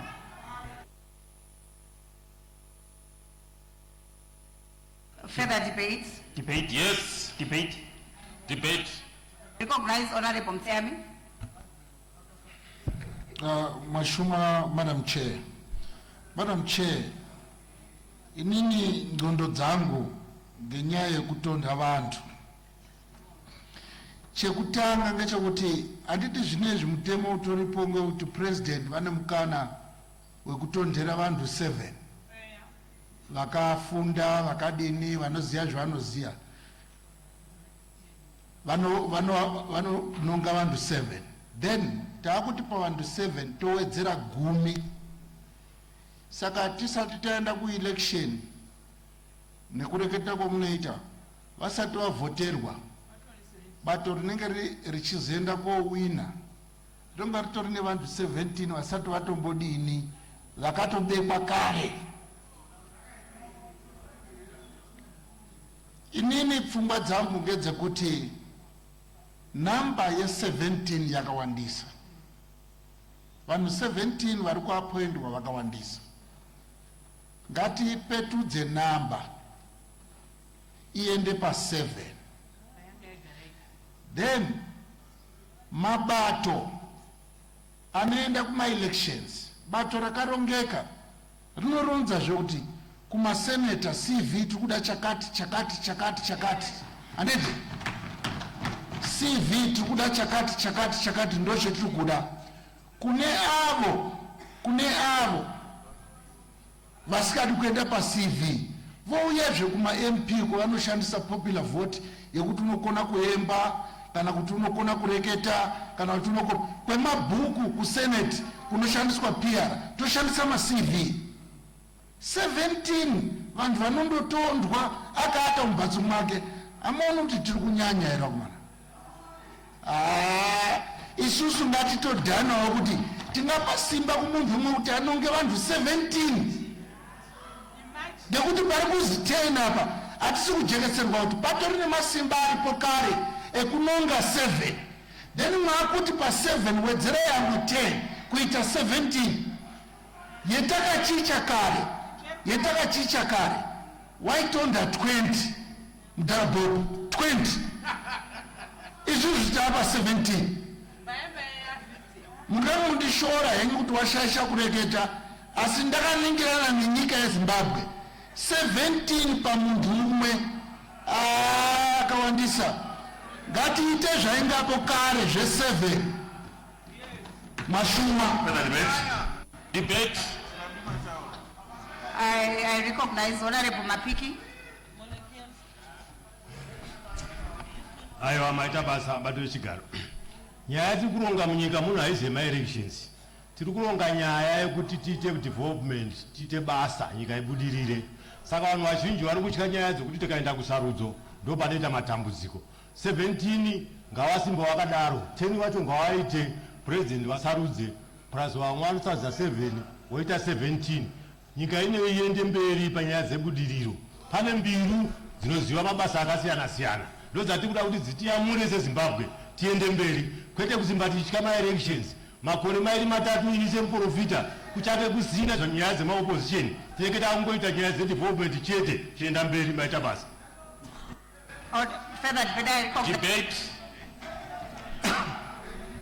Debate. I've recognized the Honorable Minister. Thank you.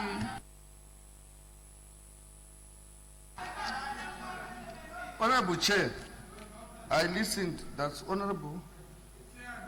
No, not the other. Gumede. I listened carefully. I agree with after consultation with Parliament, but I want the number 10 to be there. So I think a proposal makes sense, and so I propose that this be amended to include, so that it will read that where the person, it's close, right? Oh, yeah. It close then. Yeah. On clause 8, sub-clause E to read 10 appointed by the President chosen for their professional skills and other competencies after consultation with Parliament. What I just want to add is, Honorable Gumede's proposal was very good, but sometimes the rules say you also need to approach the chair if you have amendments just for honorable members to take note. But what I want to say also is the election of our senators and the list, we actually have an election for senators within our party, and we have a selection criteria which we ordinarily we refrain from using academic qualifications. We use those that are popular and we come up with a list. I recall, Honorable Chair, there was a time during the previous Parliament, I don't remember whether it's the 5th or the 6th, I think you recall, when we didn't have sufficient numbers to constitute the Parliamentary Legal Committee. And Honorable Justice Makarao, at that time, she was appointed to sit in to be an MP and sit in the Parliamentary Legal Committee. This clause, we are trying to ensure that once the elections have been done, the President has looked at the CVs, he should be able to say, to enrich debate in Senate as well as in other committees within Parliament, these people, I should appoint them. They are not necessarily being appointed to be ministers, like the 7 that you spoke about.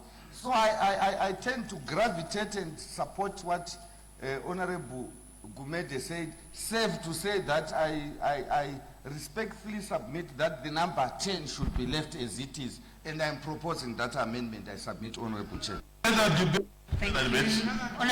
Debate. Amendments. Debate. I recognize Honorable Karenyi.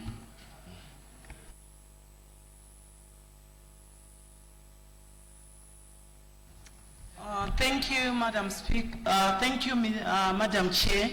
My contribution, Madam Chair, is on the issue of additional senators. Regaindi nyatso wereketa nemutauro wangu, Madam Chair. Pfungwa dzangu dzinouya dzichidai. Tagara tine 7 masenators. anoiswa pazvigaro napresident. 10 atiri kuda kuisa hunyanzvi hupi watisina mune 7 atagara tiinawo. Pfungwa dzangu ndinofungidzira kuti point of order. Order, Honorable Karenyi. 7 are ministers, not senators. I respect Honorable Karenyi Zvakanyanya. So I just want to get clarification because the president is not appointing 7 senators. I'm not aware of that provision, but what my senator, it's a record when she debates.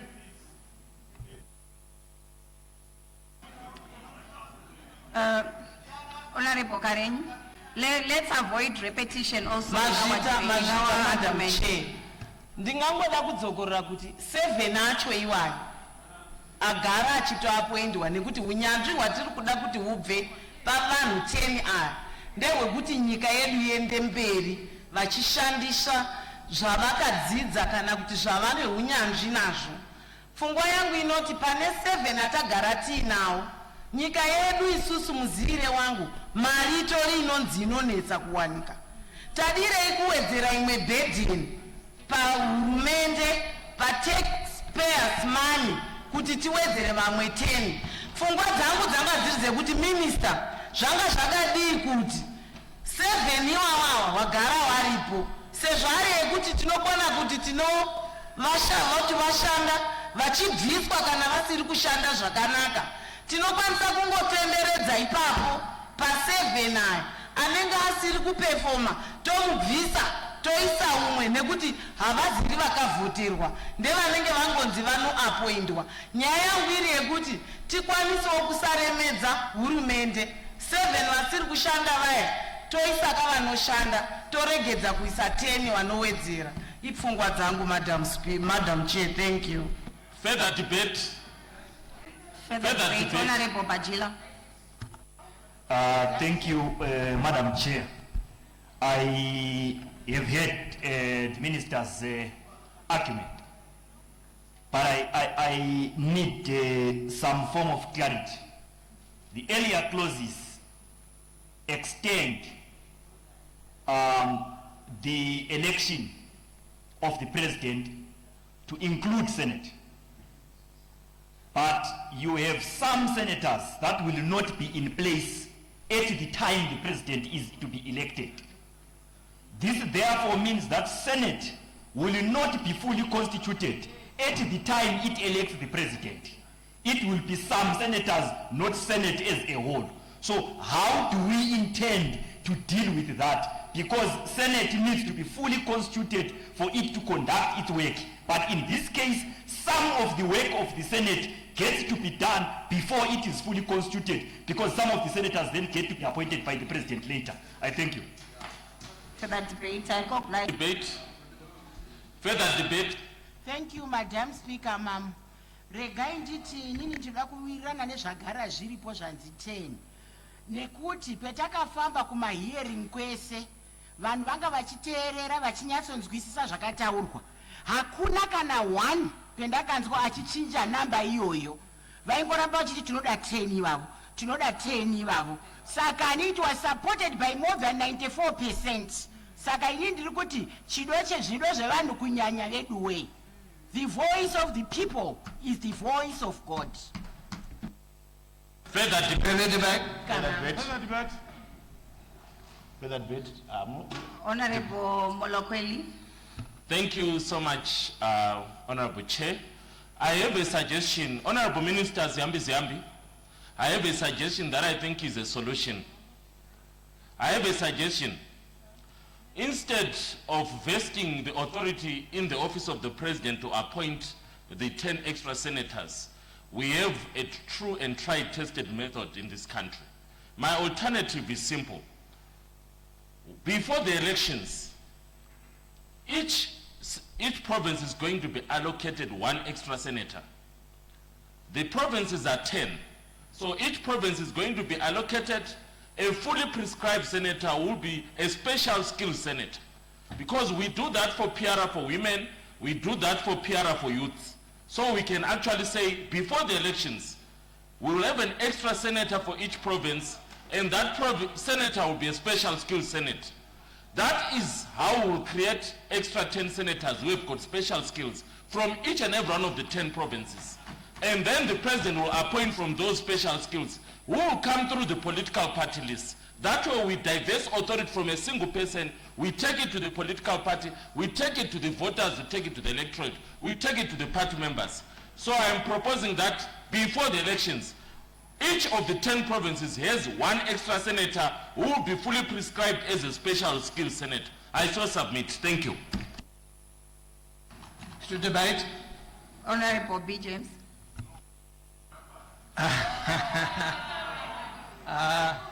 But is your Saturday Madam Chair, my nemesis across. Madam Chair. Hello. Point of order, Madam Chair. Madam. Point of order, Madam Chair. My point. Your point of order is arising from what? Thank you, Madam Chair. My point of order is arising from the amendments made by Honorable Joe. Those amendments borders around Russia or slaves, which are not good for Parliament. It's so unparliamentary, and we urge Honorable Joe to withdraw. Thank you. Honorable Joe, when we are in Parliament, we are honorable members of Parliament. Please stand guided.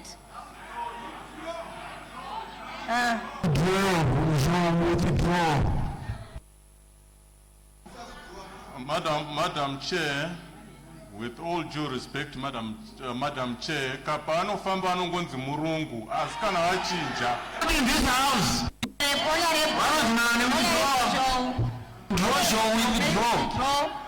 Honorable Joe.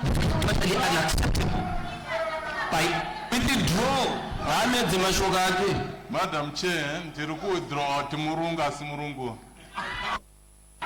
This is an Honorable B. James, you may proceed. We can't. Thank you, Madam Chair. Madam Chair, if the 10. Thank you, Madam Chair. Honorable Chebai, may you allow Honorable B? We must withdraw without conditions. Point of order. He has not withdrawn. We have not. Point of order. Madam Chair, Madam Chair, Honorable we can actually take this up. Order. Honorable Joe, may you withdraw? Mazita, Madam Chair, nda withdraw ati murungu. Honorable James, you may proceed. Thank you, Madam Chair. Madam Chair, the proposal is for 10 appointed senators because of their competency. If that's the case there, can I propose further to Honourable Molekeli there that the 10 senators are non-voting senators in the Senate because they're there for their special skills? Order, Honorable James, I think you are repeating. You have said that you want to support what Honorable Molekeli has just said.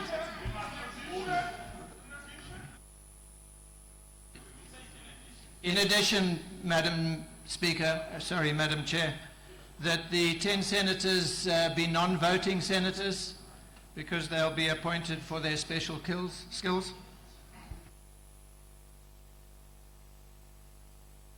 Thank you. Further debate. I recognize Honorable Minister. Debate. Honorable Mangwa and Honorable Kachwai, we don't want any repetition. Yes. You may make sure what you want to say is not been said. That is Honorable Mangwa, then followed by Honorable. Thank you, Madam Speaker. If the logic by Honorable Molekeli stands, instead of it being the 7th senator, why not have 5 on popular vote and the 6th one that's already there comes with skills? If there's anything that we need to add other than this, is one that represents the diaspora. This is my proposal. Honorable Khatwayo. Thank you, Madam Chair.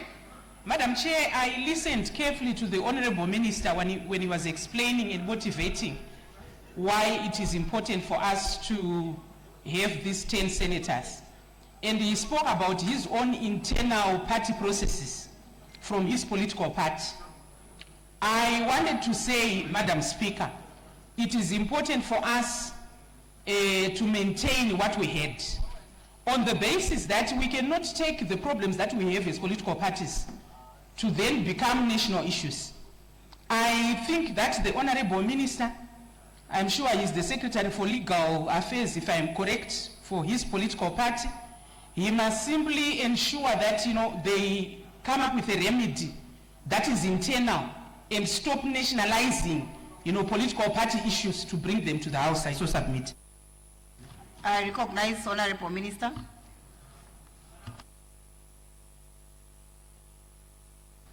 Thank you, Honorable Chair. Honorable Chair, the amendments as I proposed, which I fully subscribe, I put them, and I move that the House adopts those amendments. On a point of privilege, Honorable Chair. What's your point of privilege? The Honorable Minister, I put an alternative proposal. He didn't even respond to it, where I proposed that instead of the President appointing 10, each province must have an extra senator to create that 10 of special skills. He didn't respond to the proposal. Honorable Minister. I rejected it, Honorable Chair, and moved that what I propose is what I'm putting forward. So I rejected. Madam Chair, I had asked for some clarity earlier on. Maybe the minister was that side. It is in good faith, Honorable Minister. My question is, we are now moving in terms of earlier clauses. We are now moving the size of the Senate and expanding it by 10, which means that as long as it has not reached that number, it is not yet fully composed. But this is the Senate that earlier clauses have said it must elect the president. But it will not yet be full, because some senators will then get to be appointed by the president at some time later, but will not be part of this. So this Senate is going to dispose of some of its duties when it is not yet fully constituted. How do we intend to meander past that? Honorable Minister. Thank you, Honorable Chair. The two houses act on the basis of a quorum, and I believe that it will be perfectly constituted to elect the president, who will then proceed to do what we intend to do. I submit. Point of clarity. Point of clarification. Honorable James. Thank you, Madam Chair. The Honourable Minister hasn't commented on the proposal to make the 10 senators non-voting senators. Honourable Chair, I have already moved that we proceed with the amendment to include, after consultation with the National Assembly. Yeah.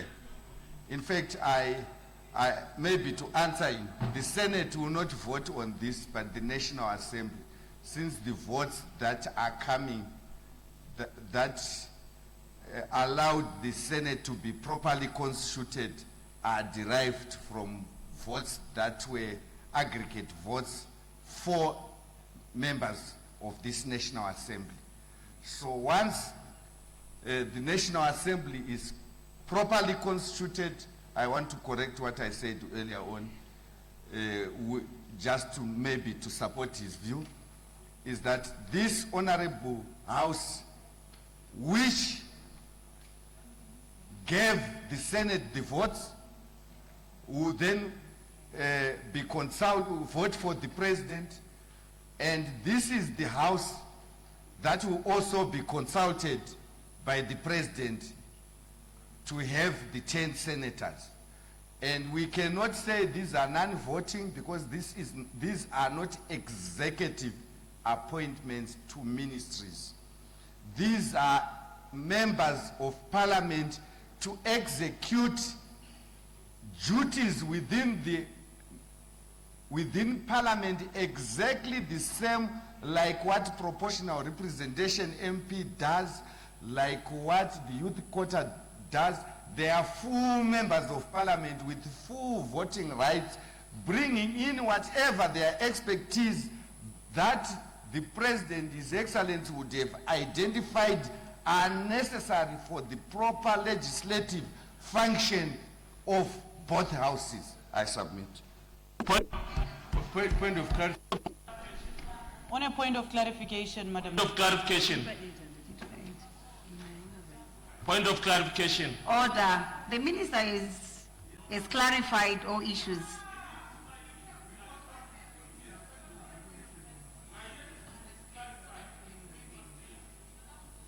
But the minister has already elaborated on all important issues. Honorable Mamombe.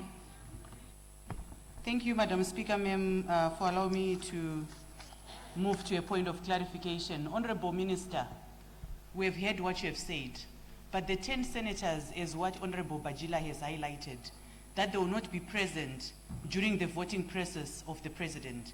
Now, for instance, what happens when the president dies?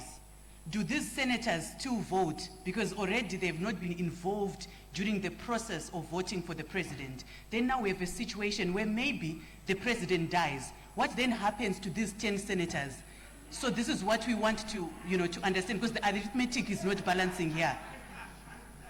It's just an example. What happens when the president dies? Do they still vote? Because they've not been involved initially.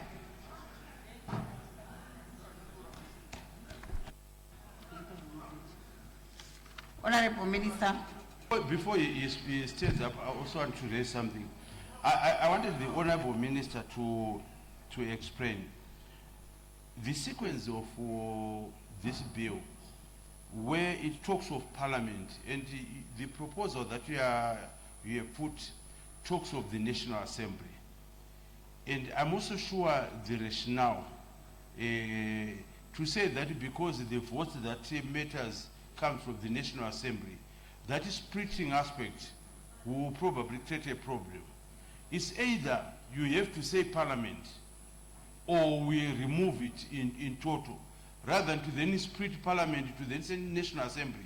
But then when you go to the area clauses, it is Parliament, National Assembly, and Senate. So the splitting aspect, I think, needs clarification. Point of clarification. I've been asking for the last 5 minutes. There is something obvious that the Honorable Minister is missing, so I wanted to raise it with him. Honorable Minister, the original proposal has been changed while you're debating, but you are also insisting that we continue to approve, because there's got to be a clear rewording of the clause. That's what I wanted you to do, especially with regards to the timing of the appointment of the 10 new senators, because from what you have said, we have concluded that these will come after the president is appointed or is elected, because it is the president who appoints them. So in the wording, there's got to be some changes from the original. So we want to hear the new wording. That's what we want to hear, because these 10 new senators will be appointed by the president. So it has to be clear in the new wording. That's what I want to hear from you. Honorable Minister.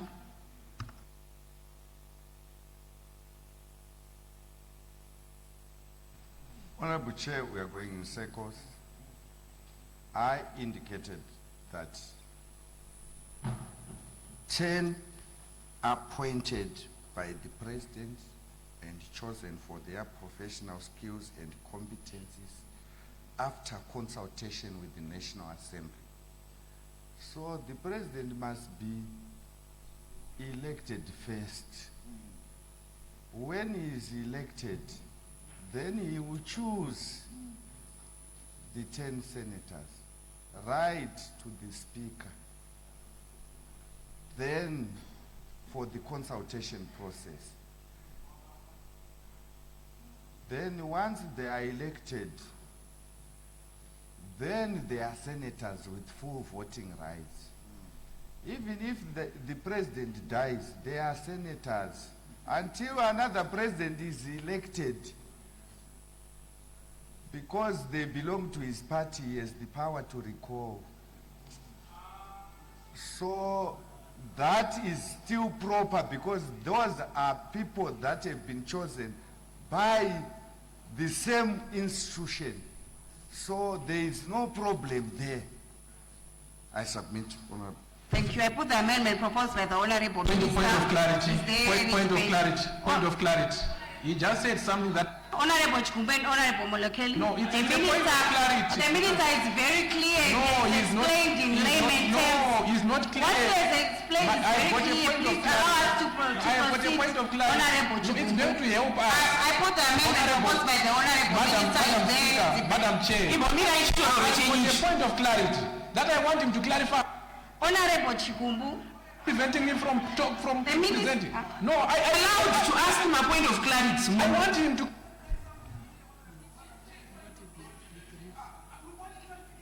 Order. We want clarification. Only. Simple as that. Are we fighting here? We are not fighting.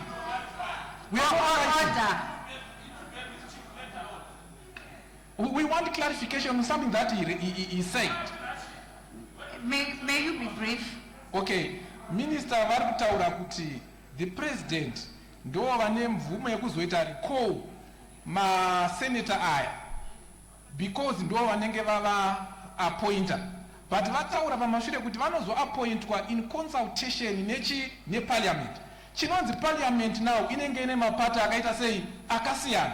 Saka kuti president vazoti ivo ndo vane power yekurekola maseneta aya, handitika vanozorwana kupi ivo vamboti zvekare vanenge vavasarudza it's in consultation neparliament. Saka tivanyatso clarify a process iyi yekuti let's say there's a need for recall. Who is going to recall these senators? We want that clarification to be very clear. That area be very clearly clarified. Honorable Minister. Che, uyu haasati ambopinda mukutonga. Saka ari kuzvinetsa netrivialities. Once a president has been elected, it means there is some form of majority in those houses. That's the answer that I can give. On a point of order, Madam Point Chair. of clarity also. Point of order. Point of clarity. We have exhausted this. Honorable Mamombe, point of Honorable Molokeli, we gave you a Honorable chance. Ziambi, that was wrong. The minister is. Ndakambotonga Uperia Society. The minister is exhausted. I put the amendment proposed by the Honorable Minister is the. Madam I put the Chair. question that the amendment be now made. Those of that opinion who say aye. Those of the contrary opinion who say no. I think the ayes have it. The ayes have it. The question is accordingly affirmed and the amendment is hereby made. I put the question that clause 8 is amended by Honorable Minister stands part of the bill. Those who are of that opinion who say aye. Those of the contrary opinion who say no. I think the ayes have it. The ayes have it. The question is accordingly affirmed and clause 8 as amended stands part of the bill. I put clause 9 amendment of section 143 of the Constitution. Is there any debate? Is there an objection? No objection agreed to. I put clause 10 amendment of section 158 of the Constitution. Is there any debate? Is there an objection? No objection agreed to. I put clause 11 insertion of new section in part 3 of chapter 7 of the Constitution. I recognize Honorable Minister. I recognize Honorable Wende. Wende Aribo. Honorable Wende is not in the house. I recognize the Honorable Minister. Honorable Chair, I think I have amendments there. I want to remove the word delimitation, the word electoral there. I think the amendments as they appear in the order paper. The whole basis, Honorable Chair, I respectfully request the Minister of Labor, who is our Minister of Energy, who is our expert in this area, to clearly explain the rationale of the amendments that we put forward there. So I'm requesting him to explain. Honorable Minister of Energy. Thank you, Madam Chair of the committee. This amendment to delete the word electoral sits very well that this delimitation commission is not just looking at electoral delimitation. In terms of our constitution, the ZEC, which is being substituted by a professionally appointed commission with disciplines that are correct for delimitation, in order to come up with a developmental state whose governance is well delimited. So by removing the word electoral, it sits very well, because when you are changing provinces, when you are changing districts, when you are changing local authority boundaries, and when you are looking at wards for elections, and as well as for constituencies, it is necessary that we have a delimitation commission which the president will appoint from time to time when it is necessary to go and look at what is happening. Since 90s, there are a lot of disputes that have taken place, and I'm sure this august house, these honorable members, are coming from areas which are disputed by communities who don't want to belong to this area where they were put, and they have good reasons, but we had no chance to correct them. I can cite so many of them. There are disputes between districts, Lupane, for instance, versus Wange. The dispute that is arising there, some chiefs from people from Chief Dingani's area were put in Lupane, and you have disputes between those in Lupane and those in Wange, and this delimitation commission will look at this and correct so that communities remain in one area and not be confused when they want to access services from the government. Secondly, you can look at many others that need to be corrected. So this commission, as it says now, will work when you are doing delimitation of boundaries of districts, boundaries of provinces, and the Act of Parliament that is referred in the Constitution. Those Acts of Parliament are already there, but they must consult this new commission, which can professionally assist in the delimitation of provinces, of districts.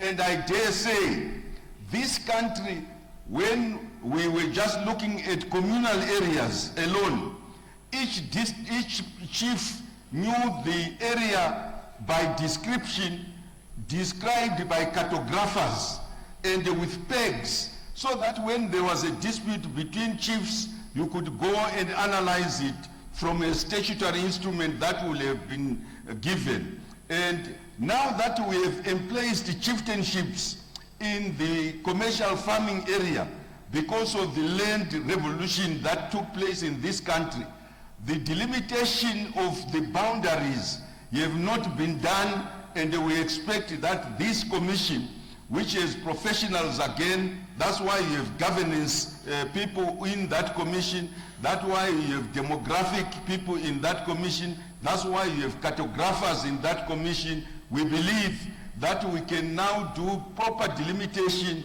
in all the commercial farming areas and emplace our chieftainships so that they don't argue against each other.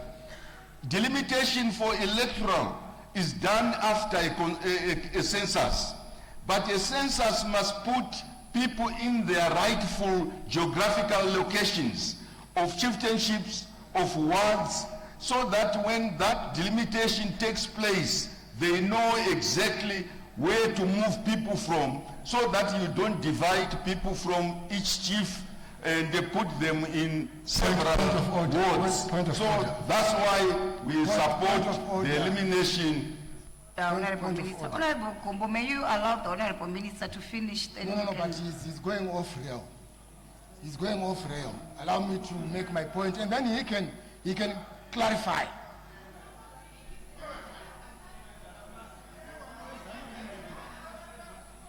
Honorable Kombo, may you allow the Honorable Minister to finish? But you can see clarity when he's done. Please give me the opportunity to see clarity. I'll give you. Honorable Minister, you may proceed.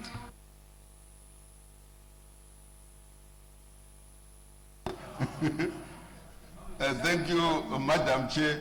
And I was going to conclude by saying, all these, where you now need to do delimitation of wards, where you now need to do delimitation of constituencies, that takes into account that, in fact, the delimitation commission will have put people, will have drawn the boundaries, and from chieftainships to wards, to constituencies, to districts, to provinces. That's how you will administer this country in a manner that justifies apportionment of resources. I thank you. Yes, Honorable Gumbo. Thank you, Madam Chair. Madam Chair, with respect,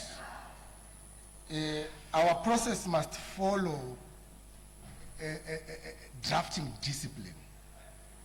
The delimitation commission which the Honorable Minister speaks to, if you listened carefully, is going all out, speaking about commercial farms, speaking about chieftaincies, speaking about all these things. If you go to chapter 7 of the Constitution, this particular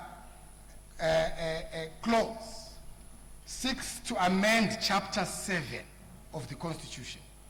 Chapter 7 of the Constitution speaks to elections. That's all. Elections, and then it details issues of timing of elections, and then part 3 is the one that speaks of delimitation of electoral boundaries. Now, electoral boundaries are not the same as district boundaries or farm boundaries or chieftaincy boundaries. They are clearly defined how they are constituted. The Constitution is clear that there must be 210 constituencies which form the basis of this delimitation. So the amendment that the minister brings in, he says they want to bring in a Zimbabwe delimitation commission, and the justification advanced by Honorable Minister Moyo is that this commission shall be a commission of general delimitation powers and objectives, which does not align with chapter 7 part 3 of the Constitution, or chapter 7 in general. Because how do you have a commission coming in, given mandates which do not speak? That's why I spoke about what is called drafting discipline, or the Honorable Minister and Honorable Magbiza know about this. So you are talking about elections in the same chapter. You are talking about chiefs and commercial farms and so on and so forth. In as much as we hear the wisdom that is trying to reach out to, point of order. Issues that could. Point of order. Order, Honorable Gumbo. What's your point of order, Honorable Chuma? Maita basa che. Ndiri kufungidza garai kapasi honorable. Aiwa ka iwo ndiri kuda kuti honorable. Amukwanisa kuisa point of order pamusoro pema point of order. Ogadzira maroti kuberengwa. Point of ndikuda kuti dai honorable Gumbo vanyatsoteerera kuri kuenda minister, because teererai minister vapedze maitira maakuexplaina zvakawanda minister kwavanga vachiendaka ndiko chaiko kuti tikwanise kugadzirisa, because havasi kuti iwo maboundary aya angoitai, but bhiu rese ratinaro iri nyaya yaro hombe ndeyekukata makosti. Saka commission iyi iri kutaura delimitation commission Pana zvamunotaura. So maita mutete garai. So I will proceed, madam. Just I will let. Order. Do you respond to Munasa Mpetane? Order. May we give the honorable minister to clarify? But the honorable Shachoayo. Address the chair. Allow him to finish. He's going to land, minister, and then you can clarify. Okay. Honorable Chair, he is right, but he has not fully understood what we are trying to do. That is what I want to explain so that he can then ventilate his ideas further. He is correct that Section 161 speaks about delimitation of electoral boundaries. We are not removing that. All we are saying is that function should be done by a commission called the Zimbabwe Delimitation Commission. That's what we are saying. Then if you go and see what we are doing here, we are amending where it says the Zimbabwe Electoral Commission. We had erroneously said Zimbabwe Electoral Delimitation Commission. But we are now saying this is a Zimbabwe Delimitation Commission that will do this function of electoral delimitation. But it's not limited to that.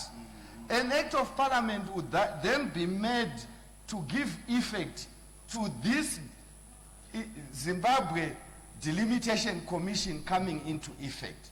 So we are simply removing where it makes reference to Zimbabwe Electoral Commission and indicating it's Zimbabwe Delimitation Commission, but doing exactly what is there in the Constitution. Now you can continue. I follow the Minister of Justice on that, in that respect. But you see, he allowed Honorable Minister Moyo to come in. And Honorable Minister Moyo made a few suggestions that the delimitation of these electoral boundaries was going to follow a particular pattern. And he started referring to chieftaincies, we need to know where you stay, which ward, and so on and so forth, and districts, and so on and so forth. Those ceased to become part and parcel of the electoral boundary delimitation process. So this is where the argument is. If the minister is simply saying, Section 159A, where there was the role reposed in the Zimbabwe Electoral Commission, we are now reposing that role in the Zimbabwe Delimitation Commission. And they end there, not to then prescribe further functions of this commission, district chief, mawadi, and so on and so forth. That then falls outside the boundary of those 210 constituencies which must be formed through the delimitation process. So that is the argument. If an act of parliament, because Honorable Minister Moyo came and started talking of local authorities and so on and so forth, those are already regulated in terms of an existing law, existing laws. If that function is going to go to the Delimitation Commission, it does not form part of the amendments to this particular section. It can then form part of amendments to existing legislation, or then be part of the legislation you say is going to be then put into effect, Honorable Minister. That's the point we make. Further debates? We recognize Honorable Minister. I am in agreement, but this is a new commission that is being formed. So once it's formed, it indicates the constitution of this commission. If you go then to Amendment 12, it then removes the function from ZEC and then gives the function to the Delimitation Commission. But I will allow Honorable Moyo to answer why he was explaining all those issues, because we believe that we need one commission that deals with boundaries even of provinces, even of chieftainships, like you were alluding to. So this is a new creation, Honorable Chair, in the Constitution, in the insertion in Clause 11. Then we go on and we delete where reference is made to the Zimbabwe Electoral Commission doing delimitation. You recall, honorable members, that were in the last parliament, that the danger that we had is that you had the Zimbabwe Electoral Commission doing the delimitation. And they would bring their findings or what they would have done here, but their findings were final, even if we debate. And if we argued and rejected what they would have proposed, it's the same referee that we were arguing with, that we are going to find on election day, waiting for you. And we agreed across the board, if you go into the answer, when the last delimitation was done. I'll take an example, your own constituency, Heathcliff. You have Heathcliff and part of Borodale. People with totally different interests. And sometimes you struggle yourself to marry the interests of the two groups. And we were saying the Constitution actually implores the Delimitation Commission to have regard to community of interest. And we felt as a parliament then that we need to move away from giving ZEC the power to work with us from delimitation to voting until you are elected, an elected member. But I will allow the Honorable July Moyo to then explain the other issues. And I employ honorable members, this is a very progressive amendment.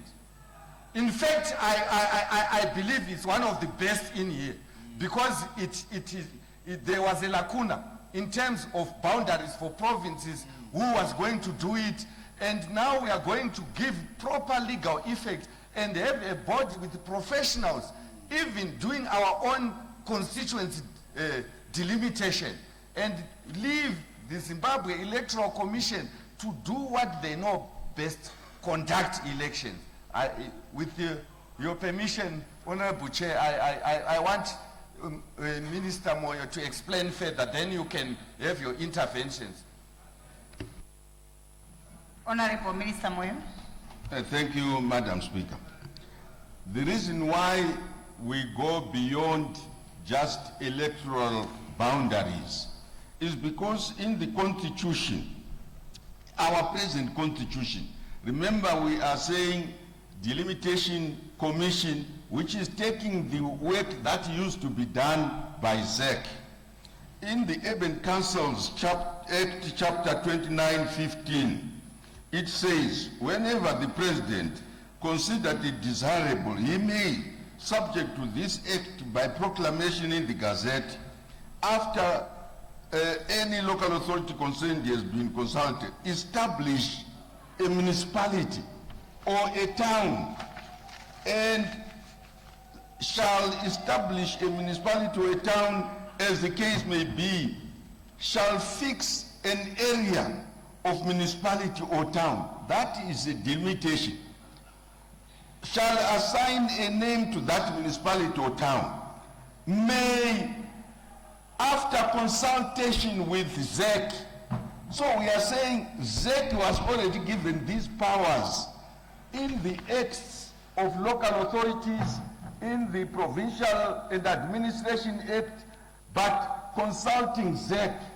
This new commission, to us when it is now being consulted, and it is composed of people who are professional, they will give professional advice so that we can delimitate all these areas that we are talking about. That's why I wanted to go beyond the electoral. I have not challenged, as the Minister of Justice has said, I have not challenged the powers that will occur in the electoral boundaries of wards or constituencies.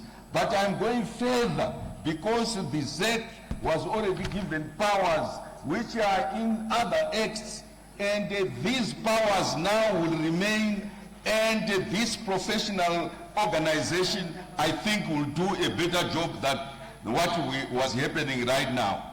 Thank you, Madam Chair. Debate. With the debate, I recognize Honorable Mamumbe. Thank you, Madam Speaker, ma'am. Madam Speaker, ma'am, I understand what the Honorable Minister July Moyo has explained, that the Delimitation Commission will go beyond just the electoral boundaries. But now the fundamental question, because definitely it's going to be involved in the electoral process because you're going to then delimit the constituencies. But now the fundamental question, Madam Speaker, now the fundamental question is to say who is going to be appointing this commission.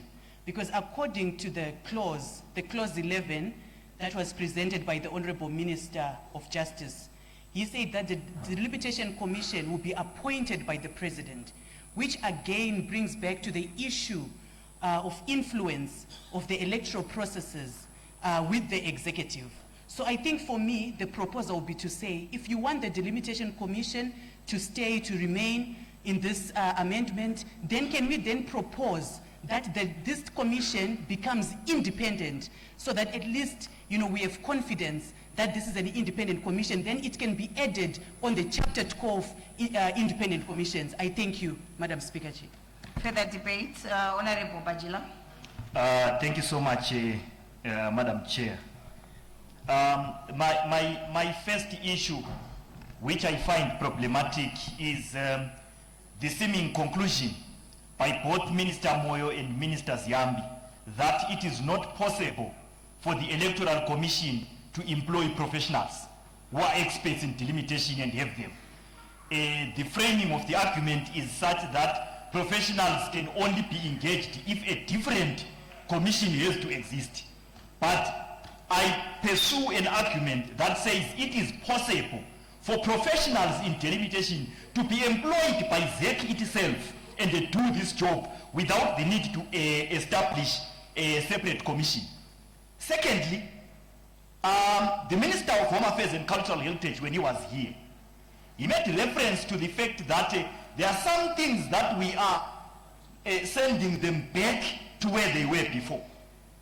We once had a delimitation commission in Zimbabwe, which was not called the Zimbabwe Delimitation Commission, which was not called the Zimbabwe Electoral Delimitation Commission, which was called the Delimitation Commission. The last one was chaired by the late Justice Sandura. What it did in terms of doing the delimitation in the country is synonymous with some of the things that some honorable members have complained about here. I come from Matabeleland South Province, and I interfaced with the product of the Delimitation Commission, which was chaired by Justice Sandura.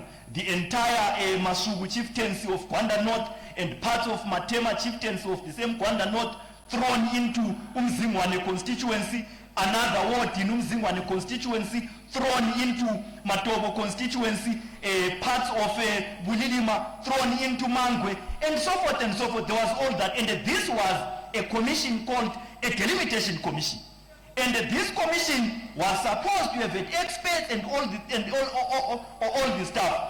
All we are doing now is we are simply moving this problematic issue to another institution that gave us problems before. Because I want to understand from the two ministers, what is the problem that government has with ensuring that ZEC as it exists now employs people who are professional enough to do the boundary delimitation? Because it can't be that the delimitation can only be done properly if there is a separate commission. My last point, Madam Chair. My last point is here. Section 161.1 of the Constitution remains unattended to. And the Section 161.1 says we shall do our delimitation once every 10 years. When that section says so, you proceed to say our elections shall be held in 7 years. But delimitation is happening every 10 years. What this means, Madam Chair, is as follows. This means that since we had our last delimitation exercise in 2023, we will have the next delimitation exercise in 2033, the next one in 2043. But coming to elections, this means that we are going to have the next election in 2030, the next one in 2037, the next one in 2043. At the end of the day, what you will be doing there is such that during some elections, you are going to have 2 election cycles held under one boundary and another election cycle held under a different boundary. But it gets more complicated than that, Madam Speaker. Parliament is currently establishing what are called parliamentary constituency offices. And yet at the same time, you are having this delimitation. And the danger in this is if you look at the 2023 delimitation report, you have one constituency which was removed from Matebele South Province and transferred to Harare Province. Mat South moved from 13 constituencies to 12. Harare moved from 29 constituencies to 30. And you have already have these offices that you have established, and you have all these boundaries that you keep changing in all these programs. How then do we seek to resolve these kinds of inconsistencies, Madam Speaker? Thank you so much. Government Chief Whip. Madam Speaker, I want to talk about just one area where one honorable member was proposing that it can be a Chapter 12 independent commission. This one is just an administrative. It has nothing to do with democracy. It's just ensuring that borders and delimitations are done correctly. In my view, for us to reside the delimitation commission in ZEC, when we have many other areas of administering our country that need delimitation, it means we will then be forced to come up with another commission that will be doing those things. Why not having a separate that can serve ZEC, can serve other areas like local government and so forth? It can serve government-wide areas where we need delimitation. So that sorry, on a point of order, institution that sits in what? On a point of order, Honorable Mamombe, you had your chance. Which question is he responding May to? you allow Honorable Chief Whip to finish, Honorable Mamombe? Okay. Thank you. Honorable Government Chief Whip, you may proceed. Yeah, I think I had already exhausted my argument. I'm dealing with the delimitation commission, where I'm saying I support the idea that we have a delimitation commission which is independent from ZEC, where it can work in various other areas where we need delimitation. It will serve ZEC when ZEC wants it. It can serve local government in any other place, or chiefs when they want to get to understand their boundaries. That commission can work. That's what I'm trying to say. Further debates, Honorable Mshoriwa. Thank you so much. Two issues. The first one, the independence of this. The first thing is that the independence of this commission need to be guaranteed. If you say this commission now we have powers to do electoral boundaries, it also got power to do chieftainship. It have got powers to do local authorities. That tells you this commission will be so powerful to an extent that you cannot just put it as a simple administrative commission. It cannot work. The second issue, Honorable Chair, if you look at the composition that is being proposed in this bill, it says there are going to be 5. One is going to be a lawyer with qualified to be a Supreme Court judge. One will be a lawyer. Then you have another person with administrative background. Then you have one person with either demograph or cartograph. Then one from a board responsible for elections. Now, the composition itself does not speak to what Honorable Ziampi or even Honorable Moyo have actually been speaking to. You would rather have a situation where you've got a standalone person qualified in demograph, one person qualified in cartograph, then one person even from the recommended by the from the Chief's Council Because if you are going to have a commission as huge as the minister is trying to put, then it will create a huge problem. So, in short, two lawyers, one admin, one from the electoral board, and one either cartograph or demograph. It doesn't make sense. You need to have one with demograph, one cartograph, then you can then add others, including with the local government expertise, traditional leadership, because you have talked of chieftainship and all those things. Yeah, no, I was saying, Minister, the composition, you have got 5. You have got 2 lawyers, 1 admin, then you then say either demograph or cartograph, then you then say 1 from elections. So I was saying 1 has to be demograph, 1 has to be a cartograph. Then I was proposing that you need to make sure that you can keep your 2 lawyers, but can you then add to ensure that we have got 1 from with the local authority or local governance expertise. Then the other person that I think also needs to be seconded maybe will be from the Chiefs Council to deal with because it will deal with the traditional issues, and I think they also need to help. So my thinking that if you do that, maybe you can actually have a better commission. Further debate, I recognize Honorable Minister. Thank you, honorable members, for the suggestions.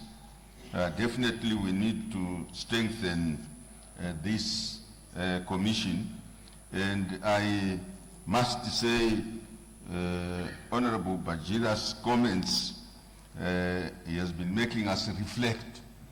In the olden system, you had to have a census, and the census needed to be 3 years minimum before delimitation. So if you say census of 1982, delimitation was in 1985.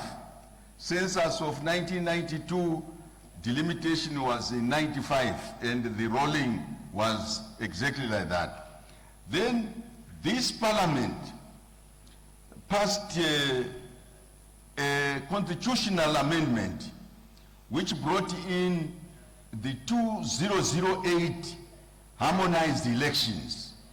And then when we went to that harmonized elections, the 2012 census was met with this constitution we are amending today of 2013, which then said you are not going to have delimitation for 10 years.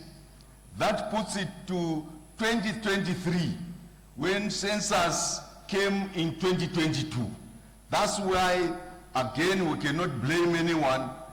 To have a delimitation with the census having been done in 2022 was a problem. So what you are analyzing is correct, and I think the Minister of Justice will say and make a proposal. It makes sense for us to recalibrate so that when we have that delimitation, it must be given sufficient time after an election has been done, a census has been done. That is a proposal that I think is correct. The composition, again, the honorable member is correct to combine a demographer or a cartographer. I think we will miss the professionalism that we need. We need a demographer who is separate, because that person is key. I know for sure that all our census, the dispute was settled by demographers actually analyzing what was happening. And I can confirm that in 1995, when Justice Sandura was head of that delimitation, that was the major problem. So we need a demographer, but at the same time, we need a cartographer who can talk to the Surveyor General and be able to do the peggings that are needed so that you can follow up when there are disputes. So again, that the Minister of Justice can address. So the composition is crucial for this process to move forward. I submit, Madam Chair. Thank you, Honorable Minister. Honorable Minister of Justice.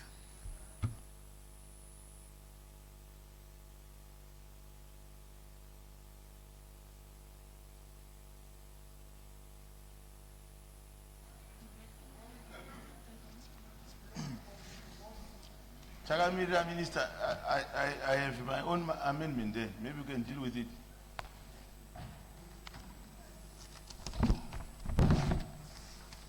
Chairman, President, what else I know?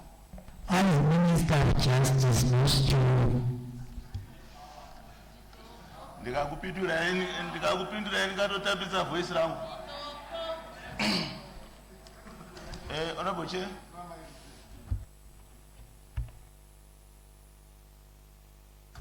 Trishi.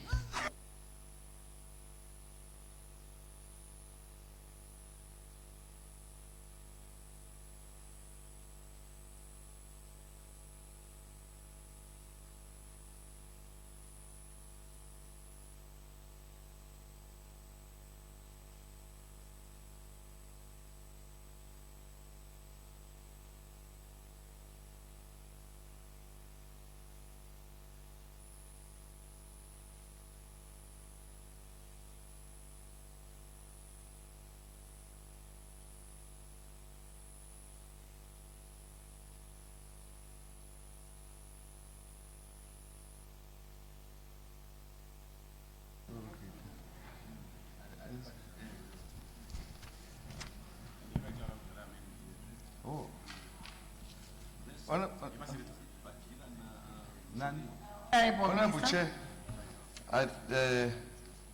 I think Honorable Bajila and Honorable Mshoriwa, their amendments, what I think they make a lot of sense because of the change in the electoral cycle, and I agree with him that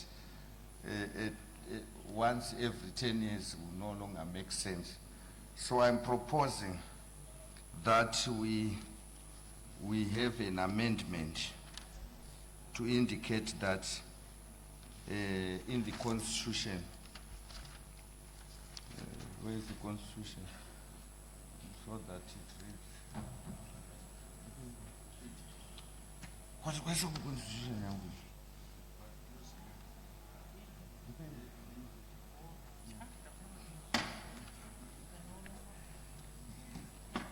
Thank you. We will make an amendment on clause, amendment of, in fact, we'll do this when we get to clause, to amendment of section 161 to cure what he has been talking about, so that we change the cycle of delimitation to once every 14 years.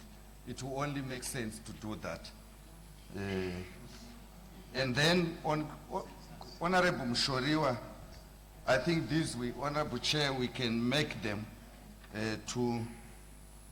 I am now proposing, in line with what Honorable Mshoriwa said, which is progressive, to amend clause 11 to indicate that on clause 11, subclause B, and say 5 other members who are appointed, one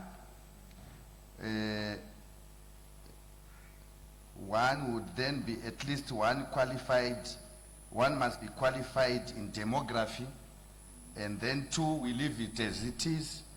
3 then becomes at least one must be qualified in cartography, and we indicate that, and they've been so qualified for at least 7 years on all of them. I'm going to give you the amendments. And then 4 we leave as it is. And then we put 5 when we say a representative from the Chiefs Council to cover what you were saying. And then we then have subclause 3 that will indicate that an act of parliament shall provide for the functions of the Zimbabwe Delimitation Commission, because we didn't put all of them there, so that act of parliament will comprehensively do that. So in line with the contributions from Honorable Bajila and Honorable Mshoriwa, I think they are very progressive. We had an oversight on those issues which I believe are critical, and I thank them for the amendments that they have proposed, and I'm going to bring them to you. I submit, Honorable Chair. I put the amendments proposed by the Honorable Minister. Is there any debate? I put the question that the amendment be now met. Those who have that opinion will say aye. Those of the contrary opinion will say no.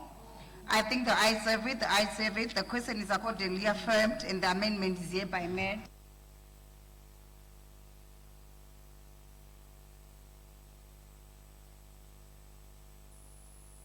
I put the question that clause 11 is amended by Honorable Minister stands part of the bill. Those who have that opinion will say aye. Those of the contrary opinion will say no. I think the ayes have it, the ayes have it. The question is accordingly affirmed and clause 11 is amended, stands part of the bill. I put clause 12, amendment of section 16 of the Constitution. I call upon Honorable Wende.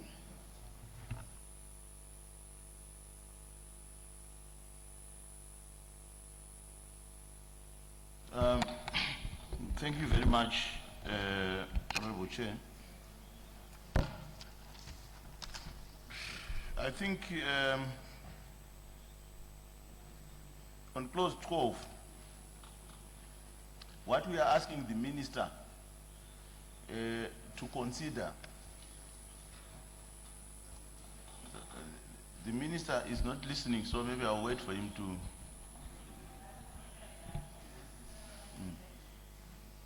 Imai minyara iko kumapindwa neko imakango gaya papa mnacha muri contributor muri kungoti steba makamira kuti sadza rakusvika saka taona rebonde. Okay, now that I have the attention of the minister, the main issue that we want to cure by this appeal to the minister to consider the participation of political parties in the delimitation business is that, given the experience of the last delimitation, we had a lot of problems, including my honorable brother, the government chief whip Avachisipa, vakatokwachuriwa neconstituency yavo. Is a political player, vakagara muya vachipusha business, a delimitation yaenda yatora constituency yavo. And if you see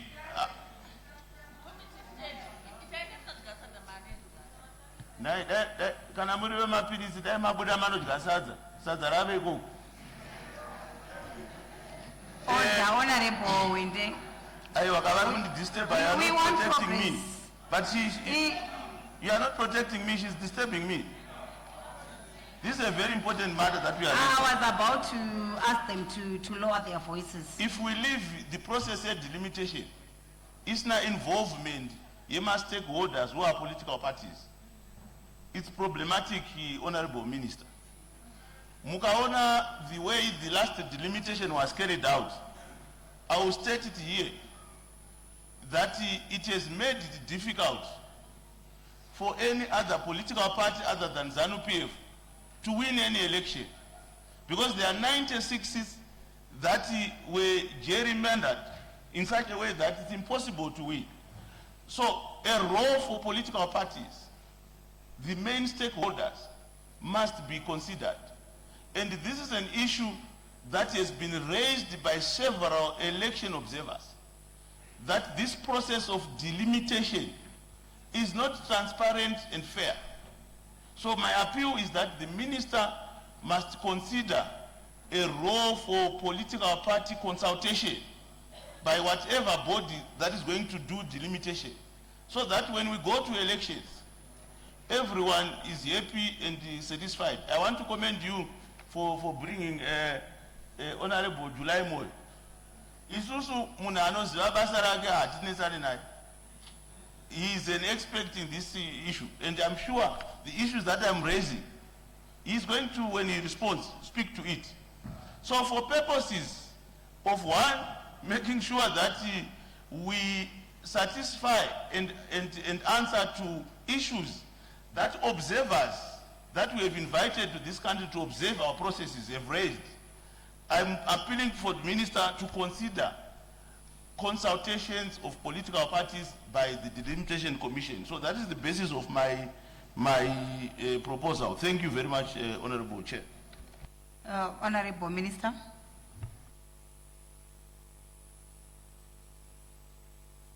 Thank you, Honorable Chair. The participation of political parties is there. If the Honorable Member believes that there is need for refinement, then he can propose how we should refine it. But the participation is already there in the Constitution. So I think it's provided for. I thank you. Honorable. Chair, Honorable Minister, for that concession. I'm proposing that Section 161 of the Constitution is amended by inserting after subsection 2A, which states that the Zimbabwe Electoral Delimitation Commission shall consult all political parties and the civic society organization before finalizing the final delimitation report. Thank you. Honorable Minister.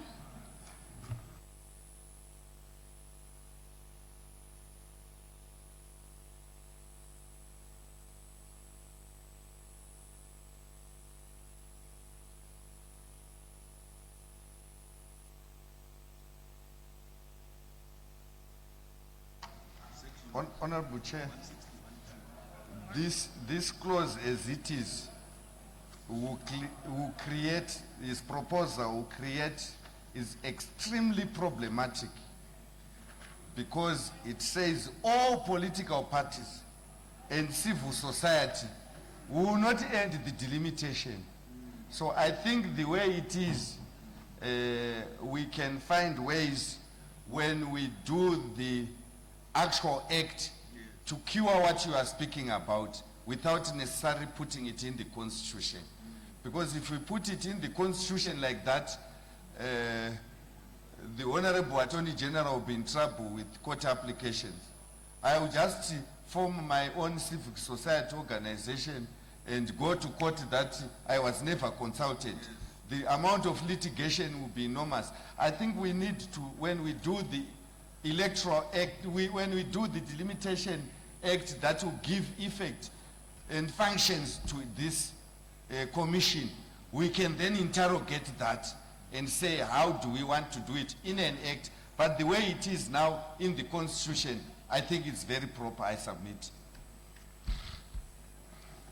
Further debates, Honorable Honorable Minister, I think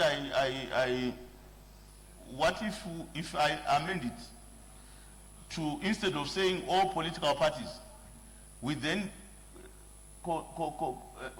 limit it to political parties that are already represented in Parliament.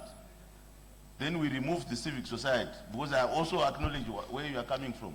But so that we just limit it to consultations on political parties that are represented already in Parliament.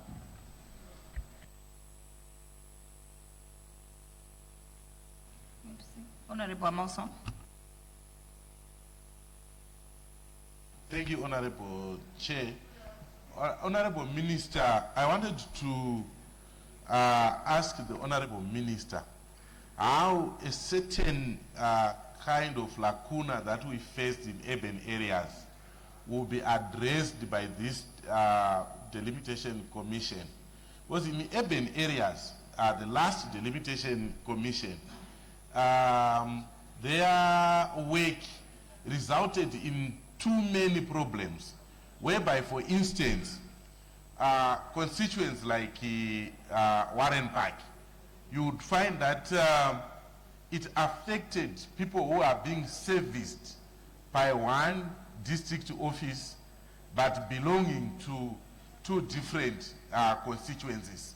So in terms of the proposed experts or expertise that is required, I didn't see the aspect of town planning unless if it is covered by the demographer and the cartographer. But that problem is actually affecting even the operations of a constituency, where you would find, for instance, recreational facilities. They are on one constituency, but they are servicing another constituency which do not actually belong to that, because to those recreational facilities. So the changes are brought far-reaching changes that actually affected the way we operate. So I don't know how that problem is going to be addressed in terms of the expertise that has been suggested, or in any other manner that this proposed delimitation commission is going to be working. Thank you.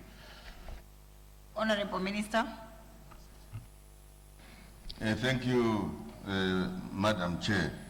I think the reason why the proposal of the delimitation commission does not mention departments of government is because in order to do its work properly, this constituted body, it has the power to work, for instance, with the Surveyor General, who is very crucial. It has the power to work with the Department of Spatial Planning.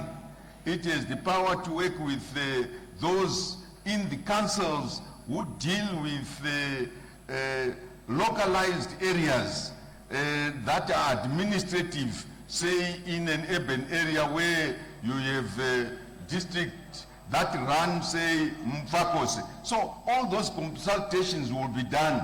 And I think, as you know, all government ministries can answer to a delimitation commission in order to give technical input that will make the delimitation do its work. So spatial planning is definitely very important as you do the boundaries of Harare and as you do the boundaries inside Harare, so that people who are serviced by the Mbare district office can continue to be serviced without them being put in another area, because when you want to give services, it complicates. In the rural areas, it's the same.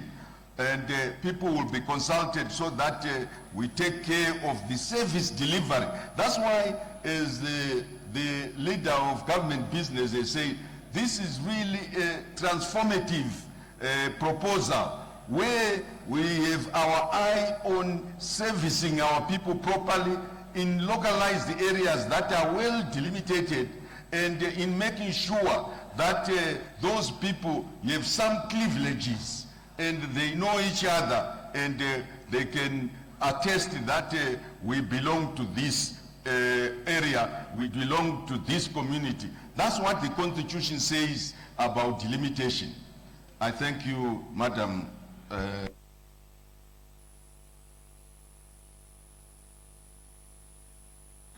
I put the amendment proposed by Honorable Wende. Is there any debate? I put the question that the amendment proposed by Honorable Wende be now made. Those who are of that opinion will say aye. Those of the contrary opinion will say no. I think the noes have it, the noes have it. The question is accordingly affirmed and the amendment is hereby negatived. I call upon Honorable Minister. Honorable Chair, I propose that we have a recess and we go for dinner and we come after an hour.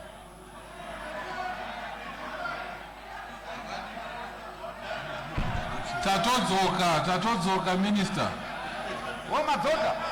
Tatodzoka. Let's proceed. just finish this bill.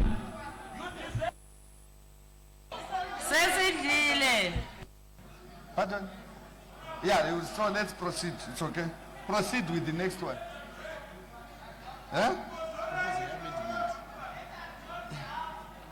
JEP.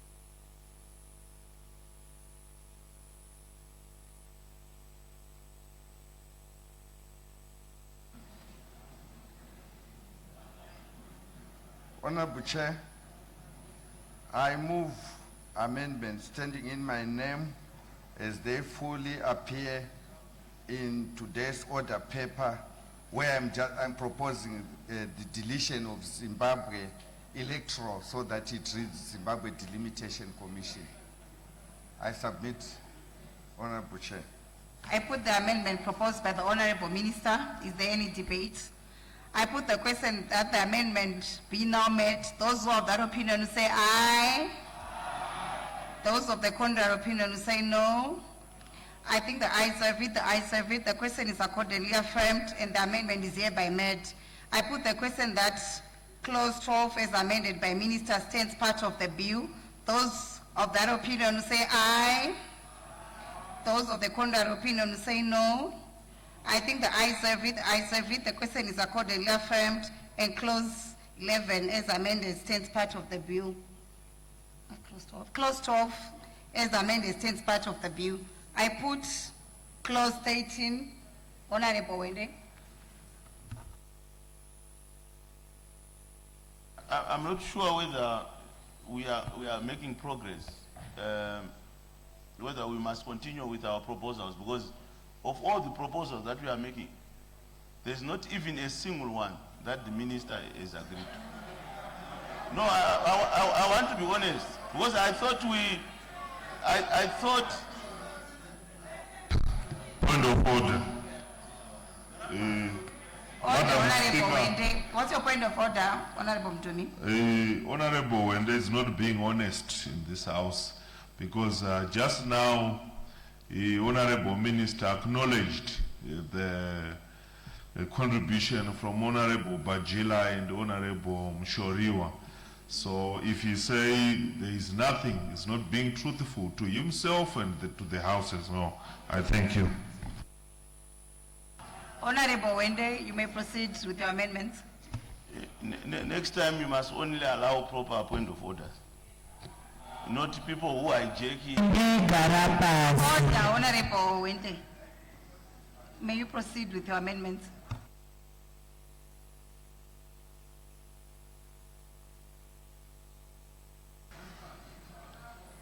Honorable Minister,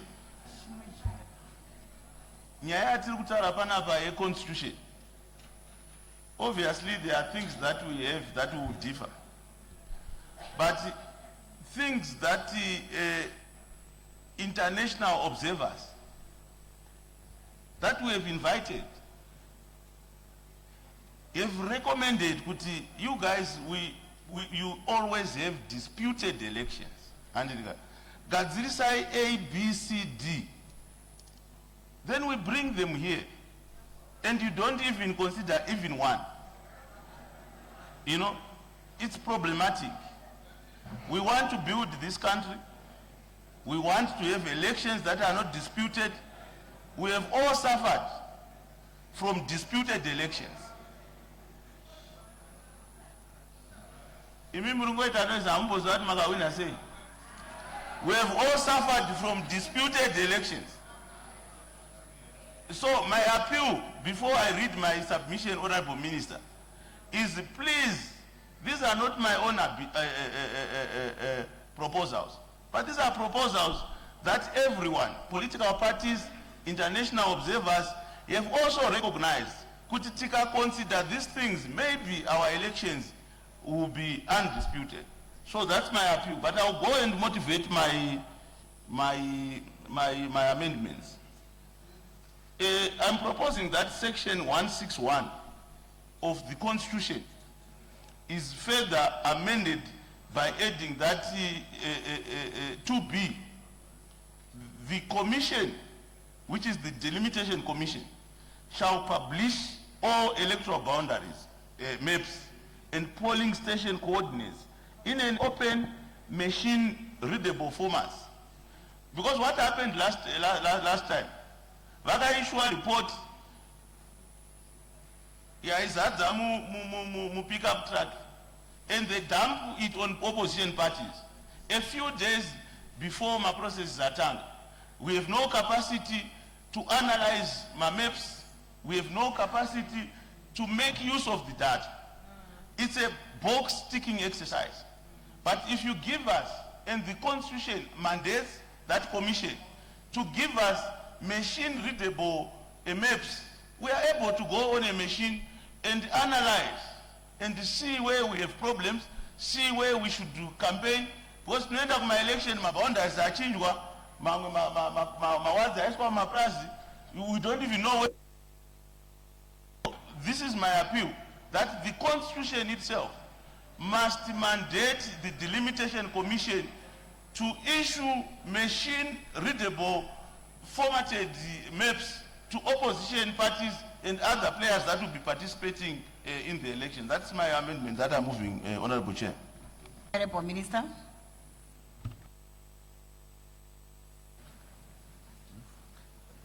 Thank you, Honorable Chair. Honorable Chair, while I agree with the submission, that's an administrative issue that should not be part of a constitution. That sits very well in the Act when we do it. And in my submission, I said I'm disposed to considering that strongly, what he's saying, but putting it in a constitution, it's not ideal. I submit, Honorable Chair. That's great. Honorable Wende. Okay. Can you make a commitment, Honorable Minister? Since you put out an answer to the 9th Parliament on issues that are raised, that the issues that you are admitting today, when you bring the Act, you are committing in front of Zimbabweans that things that you have considered in the answer, you will consider it when you bring the Act. Honorable Minister. Honorable Chair, I strongly consider those issues because I think they are legitimate, and in the drafting instructions that I will give the Attorney General, I will indicate that we need something like that, and I hope that the child that they will then give to me with their justification will be exactly what he wants, but I will be guided by the drafters on how to draft it. I submit, Honorable Chair. I put the amendment. Point of order. What's your point of order, Honorable Mamombe? Yes, thank you, Madam Chair. The Honorable Minister hasn't responded to my proposal. Yes, maybe I had gone out, but you didn't respond to my proposal of making sure that the Delimitation Commission must be independent and included in the Chapter 12 institutions. So you didn't respond to that. On which clause, Honorable Mamombe? You know, you didn't respond. Which clause? We are now on clause 13. No, I'm saying the minister didn't respond. We're on clause 11, right? We are now on clause 13, Honorable Mamombe, unfortunately. Yes, but then the response... We cannot go back. Okay, we can now put it on clause 13, it's fine. Clause 13 still suffice. You ask when yes, it still suffice because we're still talking about the Delimitation Commission. You ask when I asked the minister to put his amendments. I put the amendment proposed Madam by... Chair, sorry, come again. We are dealing with Honorable Wende right now. Then we are going to move on to Honorable Minister. All right, thank you. I put the amendment proposed by Honorable Wende. Let me withdraw on the basis of the undertaking that the minister has made. I want to withdraw this so that you don't put us through this process. So I'm withdrawing my amendment on the understanding of the commitment that the minister has made.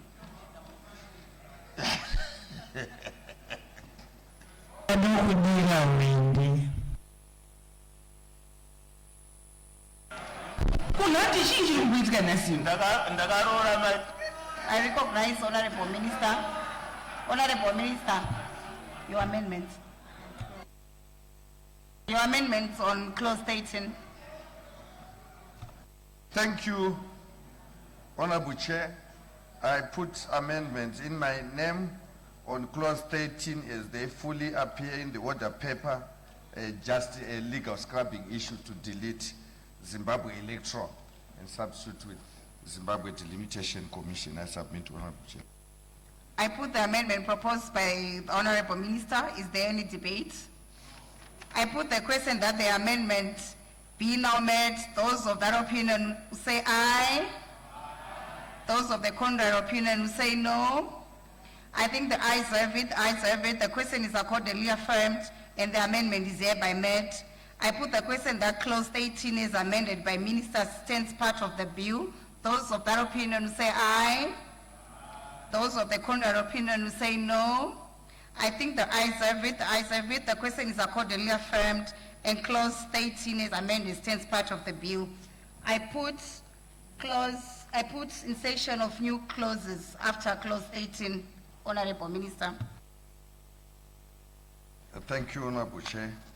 Honorable Chair, I'm proposing a new insertion of a new clause after clause 13. Basically, this is just to clean up issues to do with our judiciary. We have a president of judge president, and the proposal is that we must also have the president of the Supreme Court and other judges of the Supreme Court. The amendment as it fully appears there in the order paper, Madam Chair, I submit. Is there any debate? I put the new amendments proposed by the Honorable Minister. Is there any debate? I put the question that the new amendments be now made. Those of that opinion who say aye. Those of the contrary opinion who say no. I think the ayes have it, the ayes have it. The question is accordingly affirmed and the new amendments are hereby made. I put the question that the new clauses stands part of the bill. Those of that opinion who say aye. Those of the contrary opinion who say no. I think the ayes have it, the ayes have it. The question is accordingly affirmed and the new clauses as amended stands part of the bill. I put clause 14, now 16, amendment of section 167 of the Constitution. Is there any debate? Is there any objection? No objection, agreed to. I put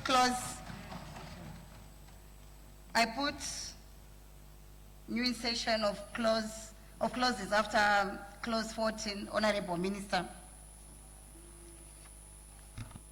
Thank you, Honorable Chair. I propose amendments as they fully appear on the order paper.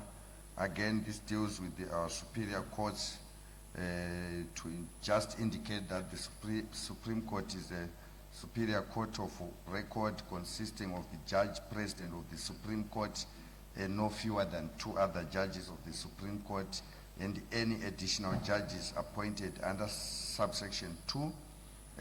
Like I said, as it fully appeared there, just to capture what we have already agreed to in the earlier clause. I submit, Honorable.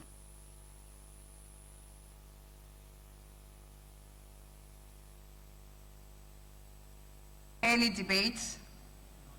I put the question that the new clause be now made. Those who have that opinion say aye. Those of the contrary opinion say no. I think the ayes have it, the ayes have it. The question is accordingly affirmed and the new clause is hereby made. I put the question that the new clause stands part of the bill. Those who are of that opinion will say aye. Those of the contrary opinion will say no. I think the ayes have it, the ayes have it. The question is accordingly affirmed. A new clause 17 is amended, stands part of the bill. I put clause 15, now 18, amendment of section 180 of the Constitution. I call upon Honorable Minister.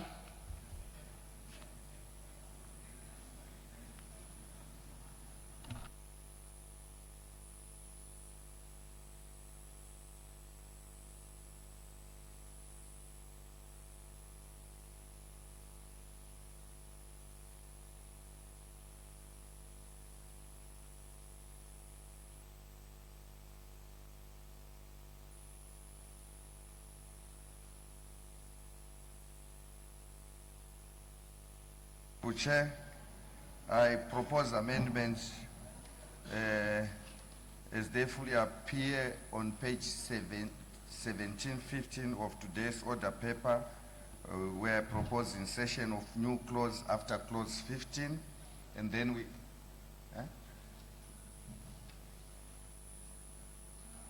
What did you?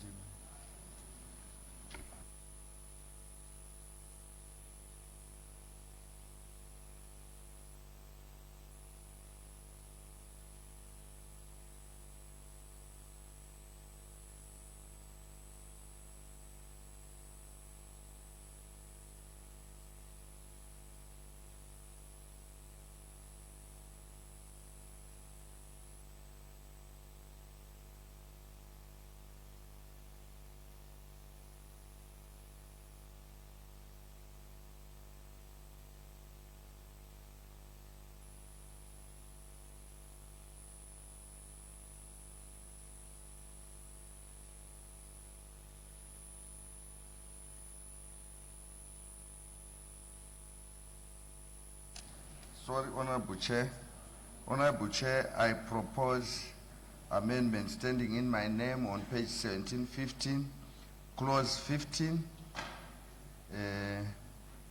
on page 4 and 5 of the bill to delete clause 15 and substitute with the following, as it fully appears on the order paper, on the appointment of judges in subsection 1 by the insertion of after Deputy Chief Justice of to insert the Judge President of the Supreme Court, and by the repeal of subsection 2 and the substitution of the following, so that to read the Chief Justice, Deputy Chief Justice, Judge President of the Supreme Court, Judge President of the High Court, and all other judges shall be appointed by the President after consultation with the Judicial Service Commission, and by the repeal of subsection 3, 4, 4A, and 5. I submit, Honorable Chair. I put the amendment proposed by the Honorable Minister. Is there any debate? I put the question that the amendment be now made. Those who are of that opinion say aye. Those of the contrary opinion say no. I think the ayes have it, the ayes have it. The question is accordingly affirmed and the amendment is made. I put the question that clause 15, now 18, as amended by Honorable Minister, stands part of the bill. Those who are of that opinion say aye. Those of the contrary opinion say no. I think the ayes have it, the ayes have it. The question is accordingly affirmed, and clause 15, now 18, as amended, stands part of the bill. I put new insertion of new clause after clause 15, now 18, Honorable Minister. Thank you, Honorable Chair. I propose amendments standing in my name as they fully appear on the order paper. Honorable Chair, this is a new subsection, section 181, with the heading Acting Judicial Appointments of the Constitution is amendment in A, in subsection 2, by insertion of a new paragraph A before the current paragraph as follows. A, Judge President of the Supreme Court. B, in subsection 3, by the insertion of the words or any other qualified to be appointed as a judge of the court concerned after a former judge. In other words, we want not only former judges to be appointed as acting judges, but those that are relevantly qualified to be appointed also as acting judges, like what the system in South Africa, where experienced lawyers can also be appointed for a specific period to act as judges of the court. I submit, Honorable Chair. I put the new clause proposed by the Honorable Minister. Is there any debate? I put the question that the new clause be now met.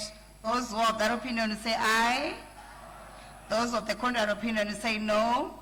I think the ayes have it, the ayes have it. The question is accordingly affirmed and the new clause is hereby met. I put the question that new clause 19 stands part of the bill. Those who have that opinion say aye. Those of the contrary opinion say no. I think the ayes have it, the ayes have it. The question is accordingly affirmed. A new clause 19 as amended stands part of the bill. I put clause 16, now 20, amendment of section 212 of Constitution. I call upon Honorable Minister. Honorable Chair, this is an amendment that I sincerely no longer want to proceed with for the following reasons. I had proposed an amendment that I put after insert uphold and then in accordance, but I no longer want that amendment. I want it as it is in the bill. So I'm not proposing any amendment to this. I want it as it is in the bill. Let me explain why I'm doing so. Let me explain so that honorable members, when they debate, they will fully appreciate what the Constitution says. The Constitution, Madam Speaker, Madam Chair, in chapter 11, which speaks about the security services, says in section 207, the security services of Zimbabwe consist of the defense forces, the police service, the intelligence service, the prisons and correctional service, and any other security service established by Act of Parliament. Then it goes on to say the security services are subject to the authority of this Constitution. I repeat, Madam Chair, subject to the authority of this Constitution, the President and the Cabinet, and are subject to parliamentary oversight. Membership of this, and then it says on 208, conduct of members of security services. Members of the security services must act in accordance with this Constitution and the law. Honorable Chair, this is all that I am doing with the amendment that we are laying before you, to make sure that the text of every security sector speaks to what the Constitution says. And there was a drafting error where it said uphold, when all the security services are supposed to act in accordance with the Constitution as fully indicated in section 208. And that's the reason why we are changing section 212 to read exactly like what it says in 208. I submit, Honorable Chair, and I'm not proposing any amendments. I want it to be upheld as it is in the bill. Is there any debate? Debate. Before you debate. Thank you, Honorable Madam Speaker. I rise to buttress what the Honorable Minister has submitted. Honorable Speaker, ma'am, in drafting statutes and in revising statutes, we remove textual ambiguity. So this is one typical example of textual ambiguity which we saw fit to remove. The phrase upholding the Constitution is unnecessary, and it is part of our legal scrubbing that we removed it. So ordinarily that would have been the job of the legal reviser, but it is also good that it came before the August House for consideration. I so submit, Honorable Speaker, ma'am.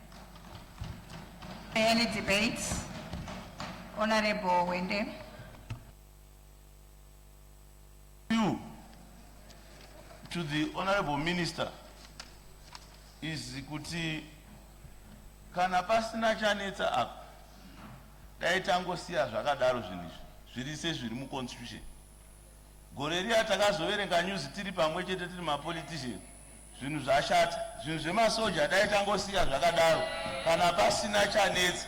But kana pane chanetsa ameno motitaurirawo, but kana pasina chanetsa daitangosiya zvakadaro. Order, Honorable Wende.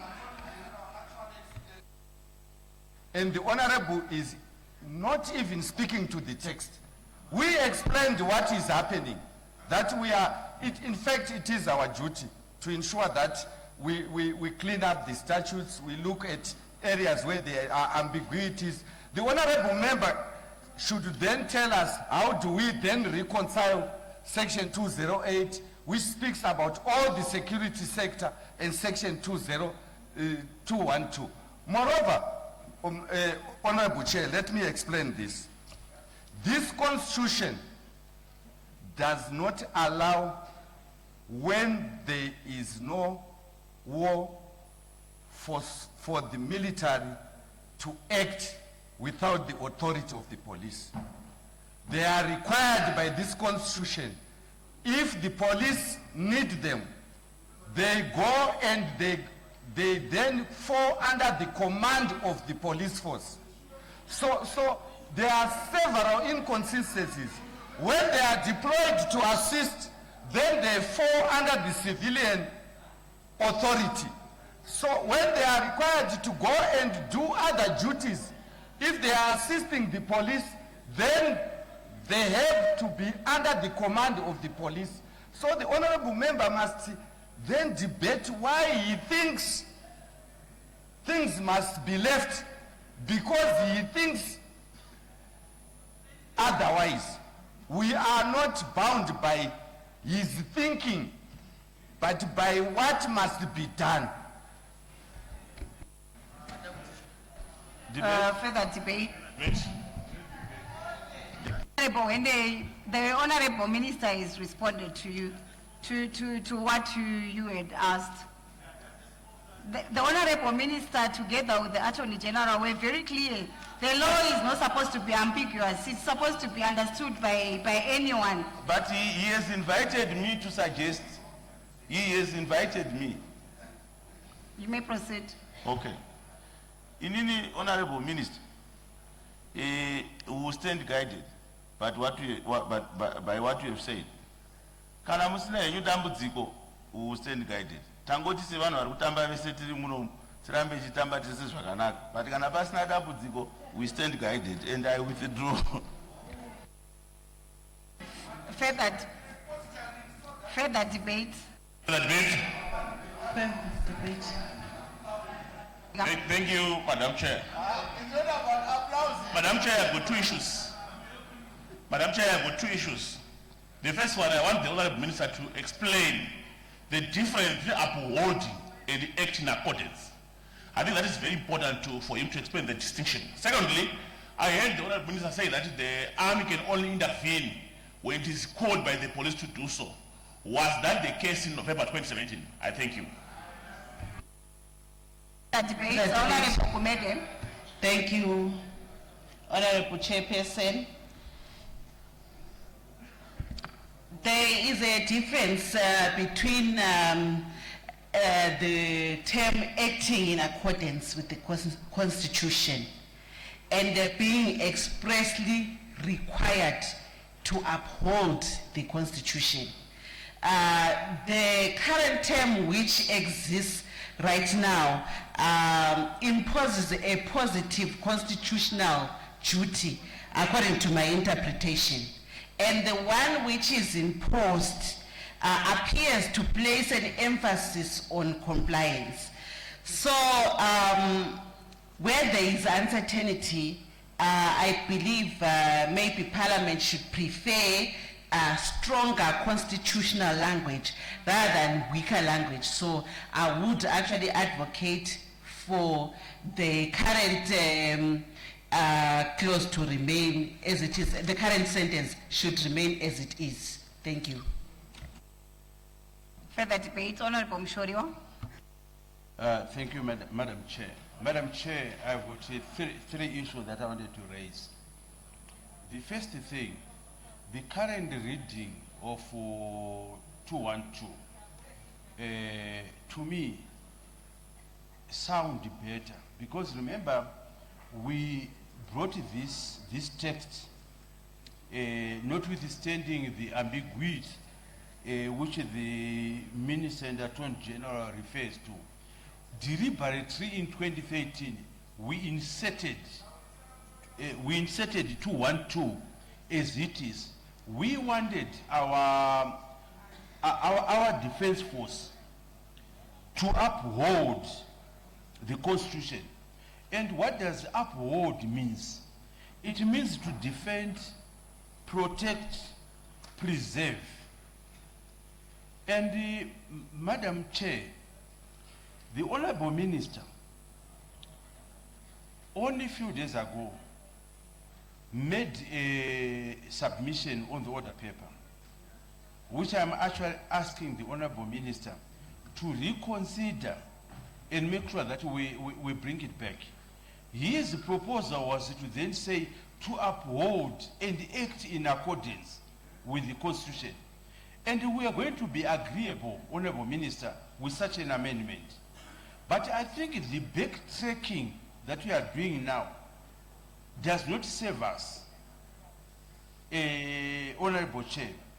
Honorable Chair, this may appear a small thing, but we want to make sure that our defense force, accountable to the civilian leadership, be it Parliament, be it the President, and that's what we want. But we also need to ensure that our defense force actively and also understand that they are supposed to uphold the Constitution, rather than to have a situation where we'll create other avenues where the defense force will then say, look, we are no longer asked to uphold, we are now just asked to act in accordance. And the interpretation again may actually create a problem. So my request to Honorable Minister, let's go back to your proposed amendment. Your proposed amendment would make sense and it's progressive. And in any event, Honorable Chair, what mischief are we trying to cure? Because I think that is the fundamental. There should actually be a problem that is currently existing that we want to cure. It cannot be a question of ambiguity. We did this Constitution in 2013 and we've been living with it ever since. I thank you. Further debate, I recognize Honorable Mtodi. Thank you, Madam Chair. I think my colleagues would want to appreciate one very important thing, that when you are changing from a directly elected president, a president who is directly elected by the people, it means that you are giving more powers to Parliament than, and you are taking those powers from the executive. You want to know how. Because if a president has been directly elected, yes, I want to come to the guardianship issue. Don't cross my path. So the issue that I'm trying to articulate is that as you change from a presidential system to a parliamentary executive system, it means Parliament now has got powers to remove the president. The president is now accountable to Parliament on a daily basis. So if that happens, if the Constitution still says to the military, uphold the Constitution, there shall come a time when Parliament and the President will be disagreeing. If Parliament and the Executive disagree, who does the military uphold? Because the President is the Commander-in-Chief of the Defense Forces. They cannot, in that regard, fight against the President, who is their Commander-in-Chief. Yet Parliament is trying to remove the President for incompetency or for any other reason. So when you are changing to a parliamentary executive system, you have to change that phraseology from upholding the Constitution to act in accordance with the Constitution, because to avoid conflict of interest.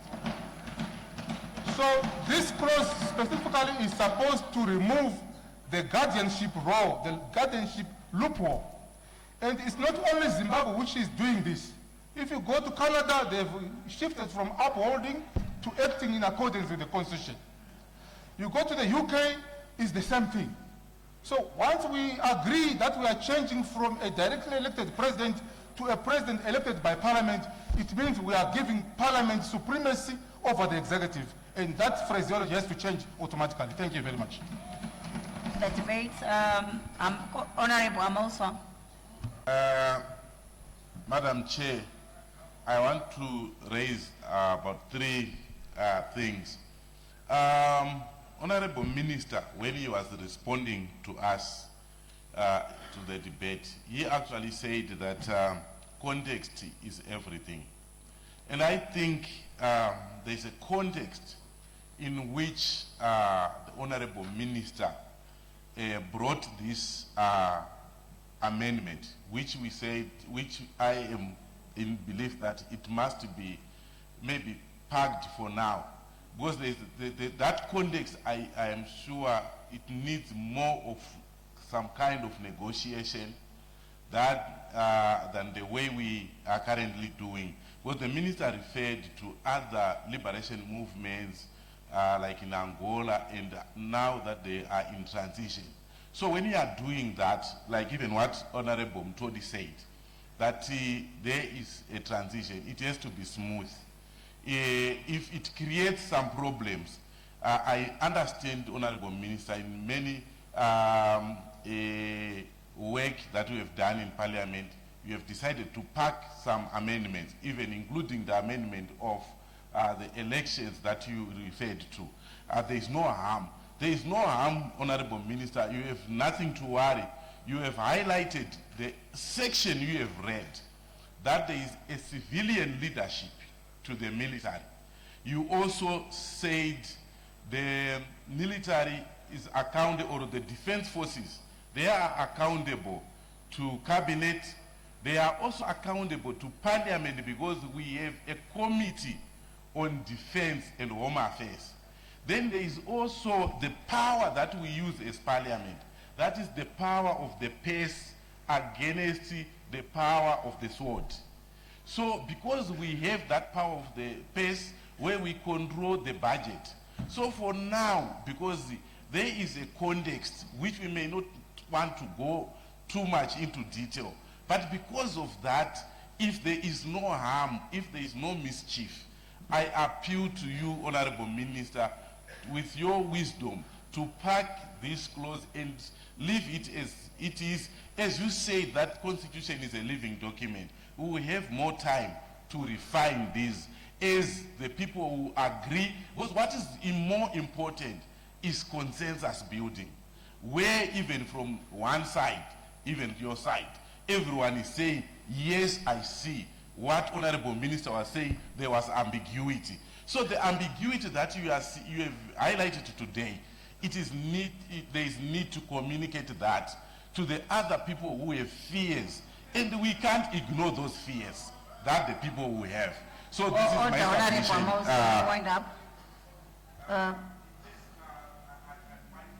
I'm just saying we still have the constitutional safeguards to make sure that the defense forces, they actually operate within the law, as I have highlighted. And I appeal to the Honorable Minister to park this amendment and leave the Constitution as it is for now. It is good for us, and I believe that my appeal will be considered. Honorable Amausa, Thank you are you. now repeating further debates. Honorable Gumbo.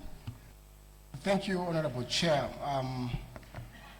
My debate would be that, Honorable Chair, the words uphold the Constitution have been given constitutional meaning in our jurisprudence. They are no longer just words where the interpretation is unclear. Following the 2017 Restore Legacy, the High Court was required to pronounce itself on whether or not the military's intervention was in fulfillment or not of a constitutional obligation.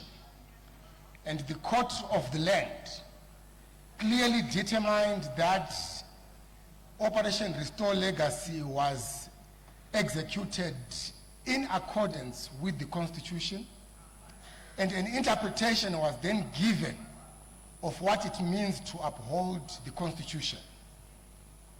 The court recognized that the military, in terms of the Constitution, have a right and obligation to play guardian of the said Constitution, preventing or protecting rather the citizens and the Constitution from usurpation of power by unelected individuals. That was the criminals around the president allegory. That the military, whenever there was a threat to constitutionalism, when there's a threat to sovereignty, they must come in as guardians. So there is jurisprudence on the interpretation of the said words. So today government wants to change that meaning, which has been judicially interpreted. We need a reason. What mischief is government seeking to attend to? What has changed in terms of the meaning that the courts of the land have given to the obligation of upholding the Constitution? Because the army must not just, act in accordance. They must be a guardian. And it's not, comparatively, it's not something that will be unique to Zimbabwe. There are institutions which are reposed with a superior function of exercising safeguarding powers over our Constitution. So, as long as there is no clarity on the mischief which is sought to be addressed, let's respect what the courts have acknowledged and interpreted of this section, and let's maintain section 212 as is. Thank you. Madam Speaker. Yes, what's your point of order?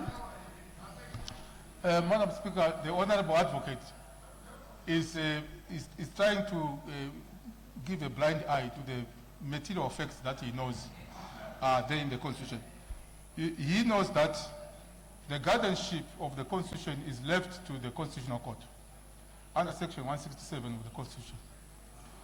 It's not the barracks which must safeguard the supremacy of the Constitution. It's the Constitutional Court. So what we said is that as we are transitioning from a presidential system to a parliamentary executive system, we need to separate and to remove any form of interference from the barracks on the civilian authority. So this clause makes sure that the military keeps in its lane of maintaining territorial integrity and sovereignty from external threat. But Betting. If Is you that want- a point of order? Yes. if you want the military, But he's not. Thank you, Honorable Mtoni. He is debating. If you want the military to then Honorable Mtoni, Parliament. thank you. Let's allow the Honorable Minister to respond. We debated up to midnight yesterday. Order. Let's allow the Honorable Minister to respond.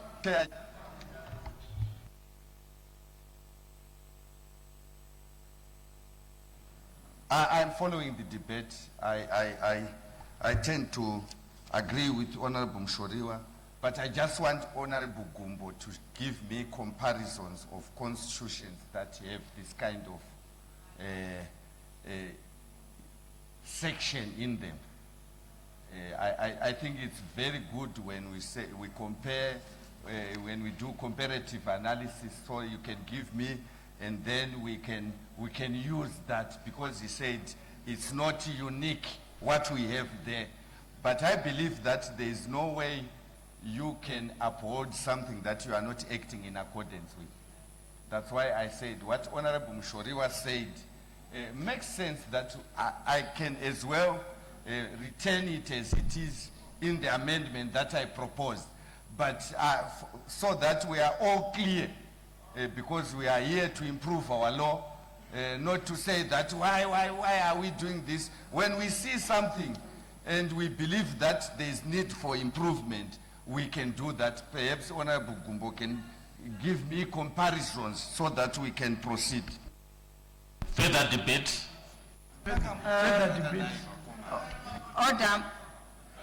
Honorable Gumbo. Honorable Chair, you know, when the minister stood up, I was happy because I thought he would comment on the first part of the jurisprudence that has been set in as far as interpreting the meaning of section 212. Yes, we can go comparative, but our courts, the highest court of our land, have pronounced themselves on this very issue and the meaning of 212, upholding the Constitution and the significance thereof of that clause. Why are we running away from it? Maybe you can guide me. I don't remember this issue going to the Constitutional Court. Just responding, he said the highest court. So I am not aware. But I wondered, I think it's not debate which is not enriching. That is the problem. I acknowledged the debate by Honorable Mshoriwa. It's not about scoring points, but he said other comparative jurisdictions. And I said, can you show me? And he says the High Court. It becomes disappointing. I quoted his own words to say other jurisdiction, and I wanted to those other jurisdictions, then we can copy those jurisdictions. But he's now saying the Zimbabwean High Court, which is highest court. I then remain confused. Further debate. I can call the government chief whip.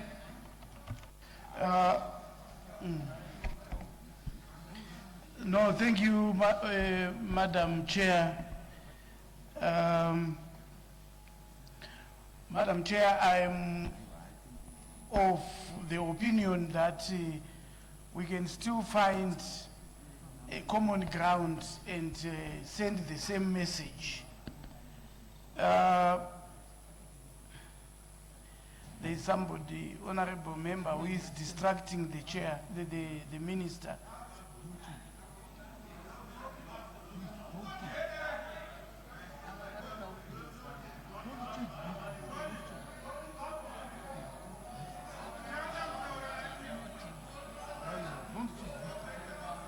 Order. Honorable members on my left.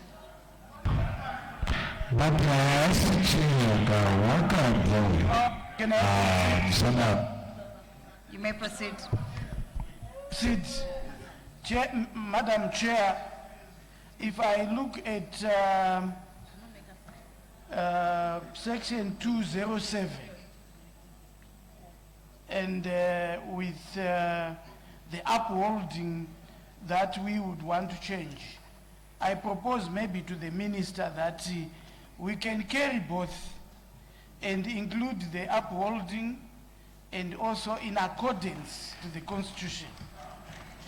Why I am saying that, after reading 207 subsection 2, the security services are subject to the authority of the Constitution, the President and cabinet, and are subject to parliamentary oversight. So I think we'll have included both, and we have not affected the whole thing, because upholding, in my view, if my interpretation is correct, is the person who uphold what he is subject to. So I think if the minister would accept, I think we can use in the same statement both of those. I totally Debate. Further debate. I agree with you. Yes, Honorable Wendy. Please. I want to thank the Honorable Government Chief Whip for that intervention. Only the minister, I think he was not listening, and the AG, from the submission that was made by Honorable Gumbo.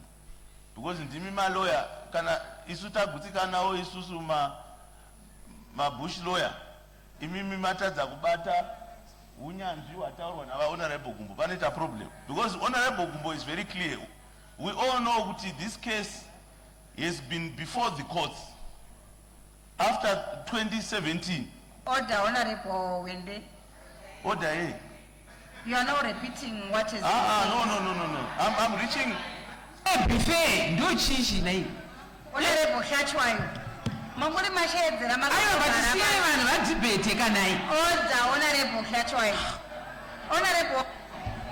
Honorable Wendy, please don't repeat what has been said.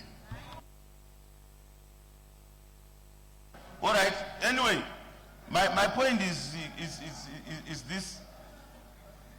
Clearly, this is a matter that there's no harm in us as Parliament leaving it as it is, whilst the minister Wakita further consultation, because this matter was before the courts. An interpretation on upholding was already given, and we want to take away that right from the Constitution. So my no.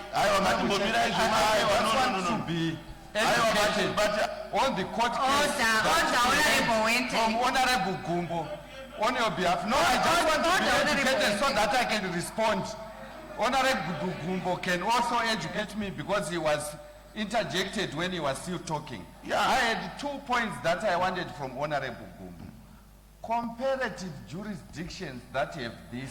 I'm reaching there. Secondly, the court case that in Honorable Wendy Garaipasi. But you had not recognized The minister is speaking. May you take your seat? Yeah, but I have not finished. I had not finished. Let me finish my point. I had not finished. You will talk after the minister. Why? Honorable Wendy, may you take your seat? You speak after the minister. It's the minister's amendment. Let him speak. Your procedure is wrong.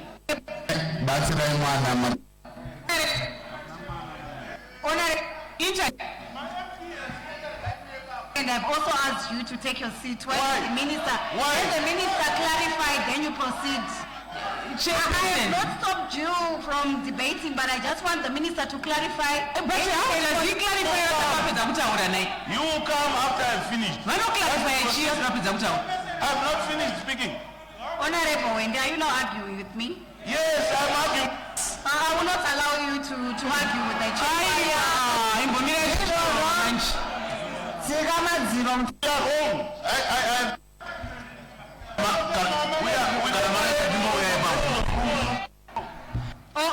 Point of order. On the basis of rules. Point of order. Order. Point of order, madam. Honorable Wendy Garaipasi. Point of order.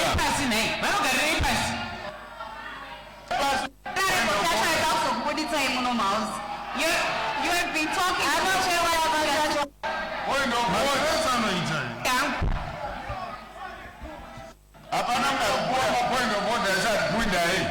I have the floor. Point of order.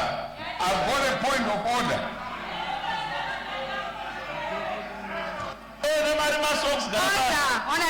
Point of order. Ilipo. Ilipo zomdaro.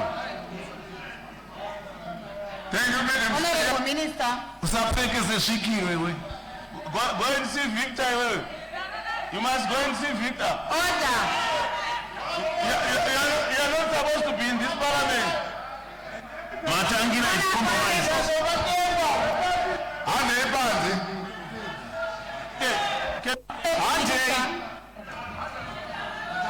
My point of order, Madam Speaker. Naye Matangira, what is it two-footed motoka? Chigweyo. Mota dzakapera Matangira garabasi. Akuchina. Wakatowana chisiyana nazo. Auzinzwa. Mota dzipere. Azipere unotopera bhutsu zvese nebvudzi. Ndinasangana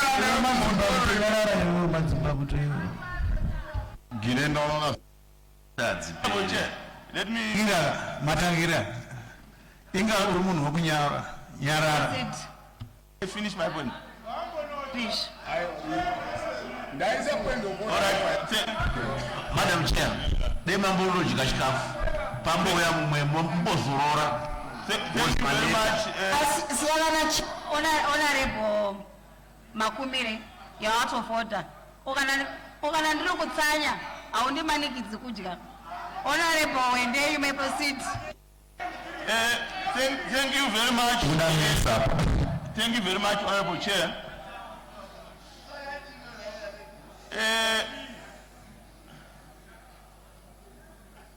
After submission, Honorable Gumbo, and submission, Government Chief Whip, my appeal to the Minister is that let's drop this clause. Then we stick to what is in the Constitution for now. Whilst we give him time to go and look into the submissions by Honorable Gumbo, what the courts have said, and what the members are talking about here. Because kind of personal problem, our appeal, we are appealing to you from a friendly perspective. Kuti tinoshanda tese pana kana pasina dambudziko ngatimbozvisiyai zvakadaro for now toenda mberi tichiita zvimwe zvinhu so that those who are supposed to uphold the constitution continue to uphold tozozviona pamberi iappeal iyi but kana matiignorawo togara zvedu pasi tozomhoresana pamberi apo.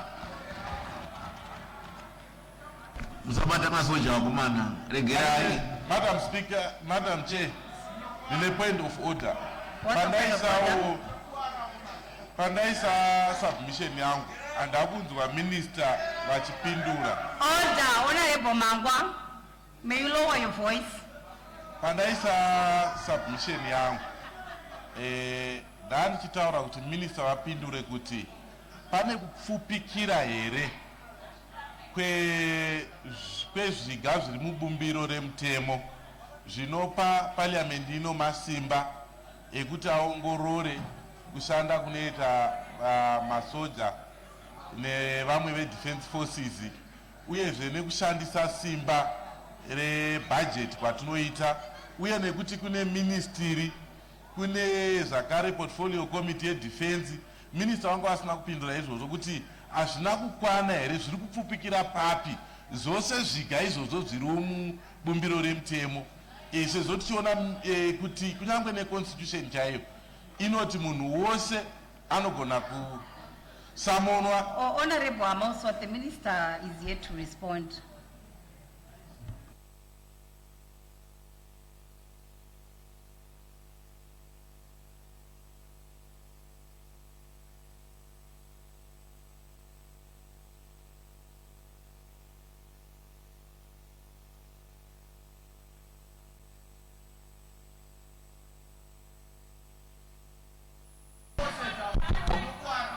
Madam Speaker, masoja neda ngosiyana nemasoja. Ndingendida kuti Madam Speaker, ndiri kufarira mapindurirwo ari kuitwa nahonorable minister panyaya yemasoja. Vari kupindura zvisina kana zvakanaka zvokuti dai vangu vachidaro pamaclouds ese aya kaya dai zvafamba zvakanaka. Vane unyoro havana ukasha panyaya yemasoja apa vapindura zvakanaka. Honorable Kumbo, Honorable Chikumbu, you are out of order.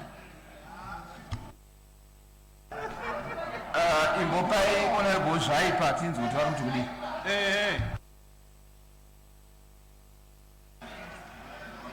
Honorable Zvaipa. Maita basa chair. Ndiri kungoti kuna minister. Mafambiro atagara tichiita kana pasina dambudziko riripo ravanogona kutiudza. Upholding ngaingoramba iripo. Nekuti kana yobviswa panoita sekuti panenge pari kuda kutsikanwa tsoka. Saka tiri kuti isusu ngaingoramba yakadaro tigare zvakanaka munyika yedu. Ndatenda. Further debate.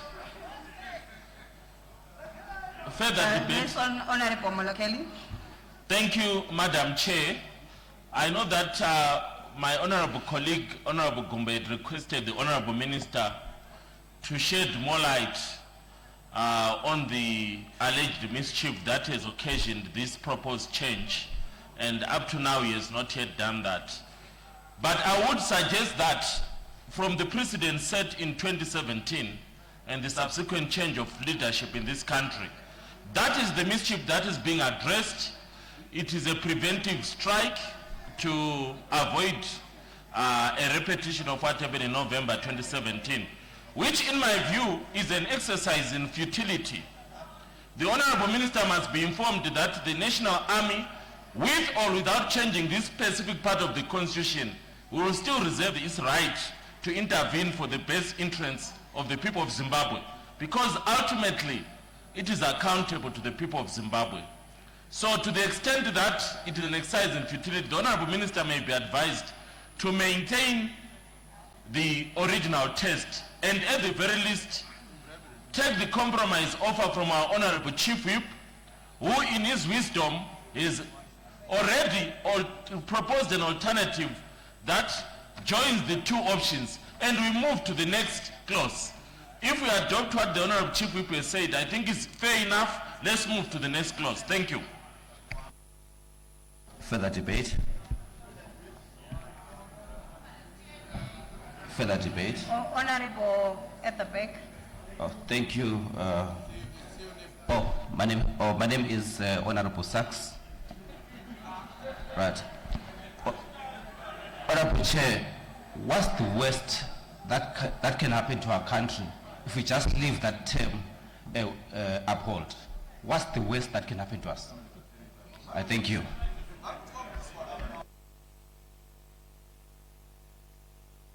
Honorable Makumire. Madam Chair, ndaifunga kuti tisaramba tichitenderera tingofamba Makumire afana kubvunzwa tauro. iri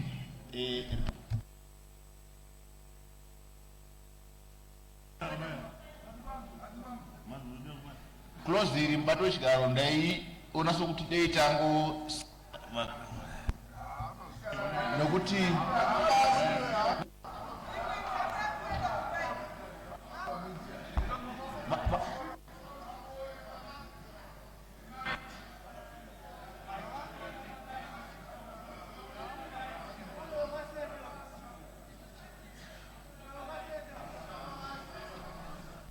Order. Thank you. Kumira zvite. Nyaya dzakashambe. Chii chanoita naye munyaya dzakashambe? Uri dokta wami chii? Thank you.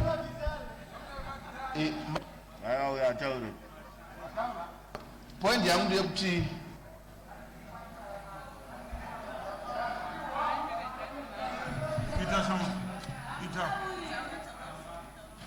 point yangu ndeyekuti Dara Matangira, Sia Garopata or name Dara. Order, honorable members, on my right, may you allow Honorable Makumire to debate.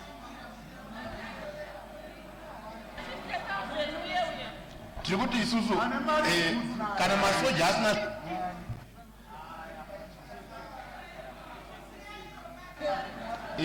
Madam Chair, don't know if they could be one man.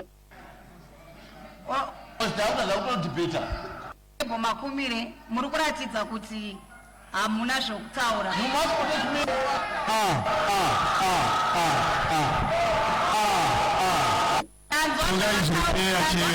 The right side did with a noise, they are interrupting the debate. Tuna is repair chair. Zvavari kutaura ndosaka ndati havana zvokutaura, havasi kutaura zvirimu. Maiki iri kudzima Matangira uyu. Matangira ari kudzima madzima maiki. Chigo, mutoriro here, imbanje here, chini. Madam Chair, Muhammad Protector, Barbe by name.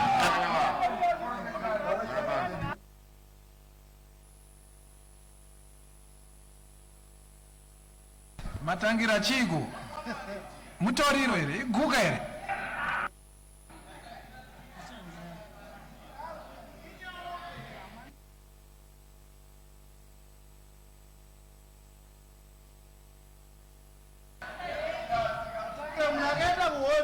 Rasta here. Imba wakaenda kuhondo wani Matangira. Order. You may vetu rudziko yo Matangira yo. Chigo Matangira. Rasta here.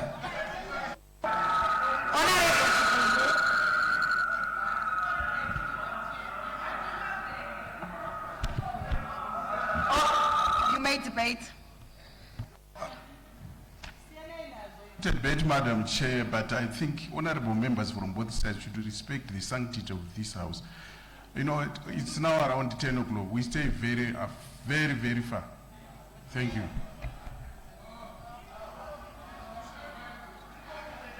Remigio. Inha opere.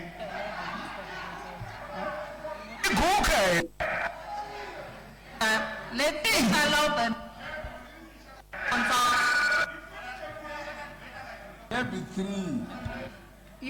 He's here to respond to what you had debated. The Honorable Makumira, let's allow him to go out and come back with feedback. Honorable Makumira, wana kuzotaura rega vatau. Honorable Makumira simuka yemutaura.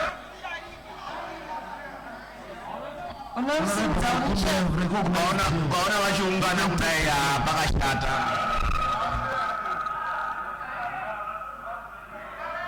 Wose mdzavo nemuchere. Yacho. Daira. Aita seko na itete.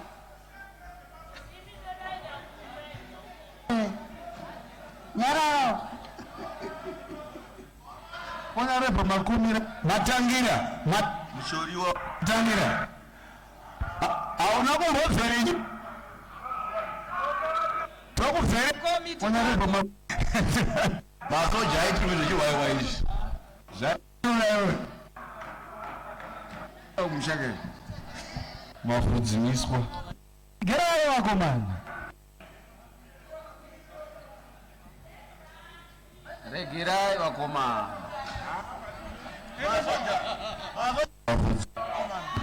Ndakasvimira masoja ndaramba. Regerai vakomana. Ine hangu masoja akati. Verengai bhuku raHezekia vakomana. Regerai. Zvimwe zvese tinga.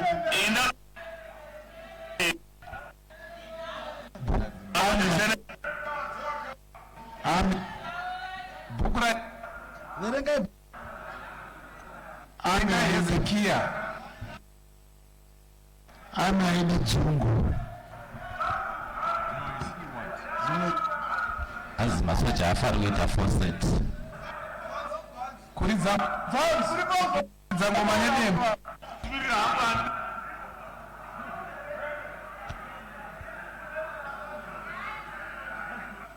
umwana obverenyu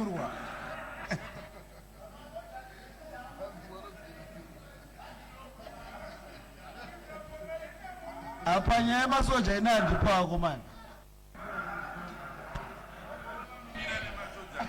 Let's divide the house.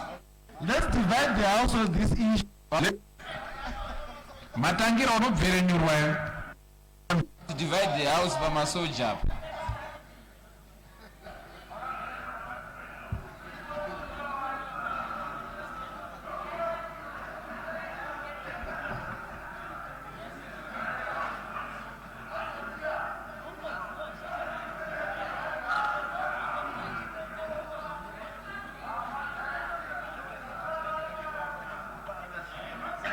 kutanga rini masoja achitsapotwa nemi opposition naropa uri dokta wepiwe ropa here masoja naropa Unobvunza kwamuri ukoko kuti manga makura zvakanaka munoremara vakomana.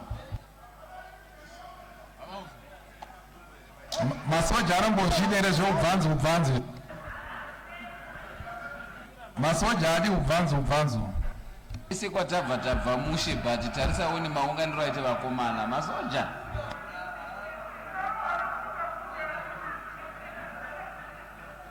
masoja adi bhunga yo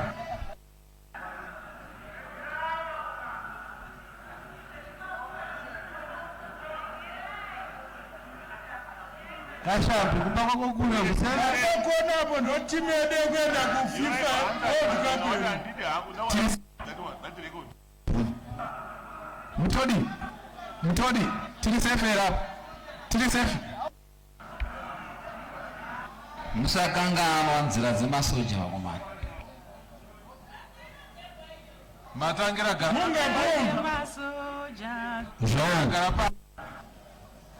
iwe matangira zvo masoja ayo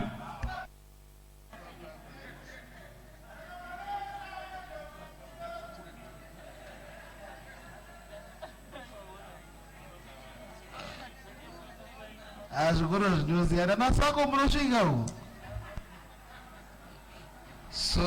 soja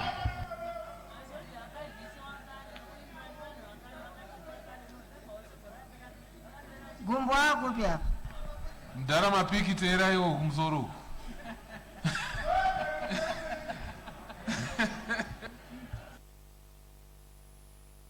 zliwayo pawafanika zliwayo manhadza panodiwa yutapo pamabhuka itai muchikasira vakomana hatisi kuziva kuti vari kufungeiwo mavhudzi vakomani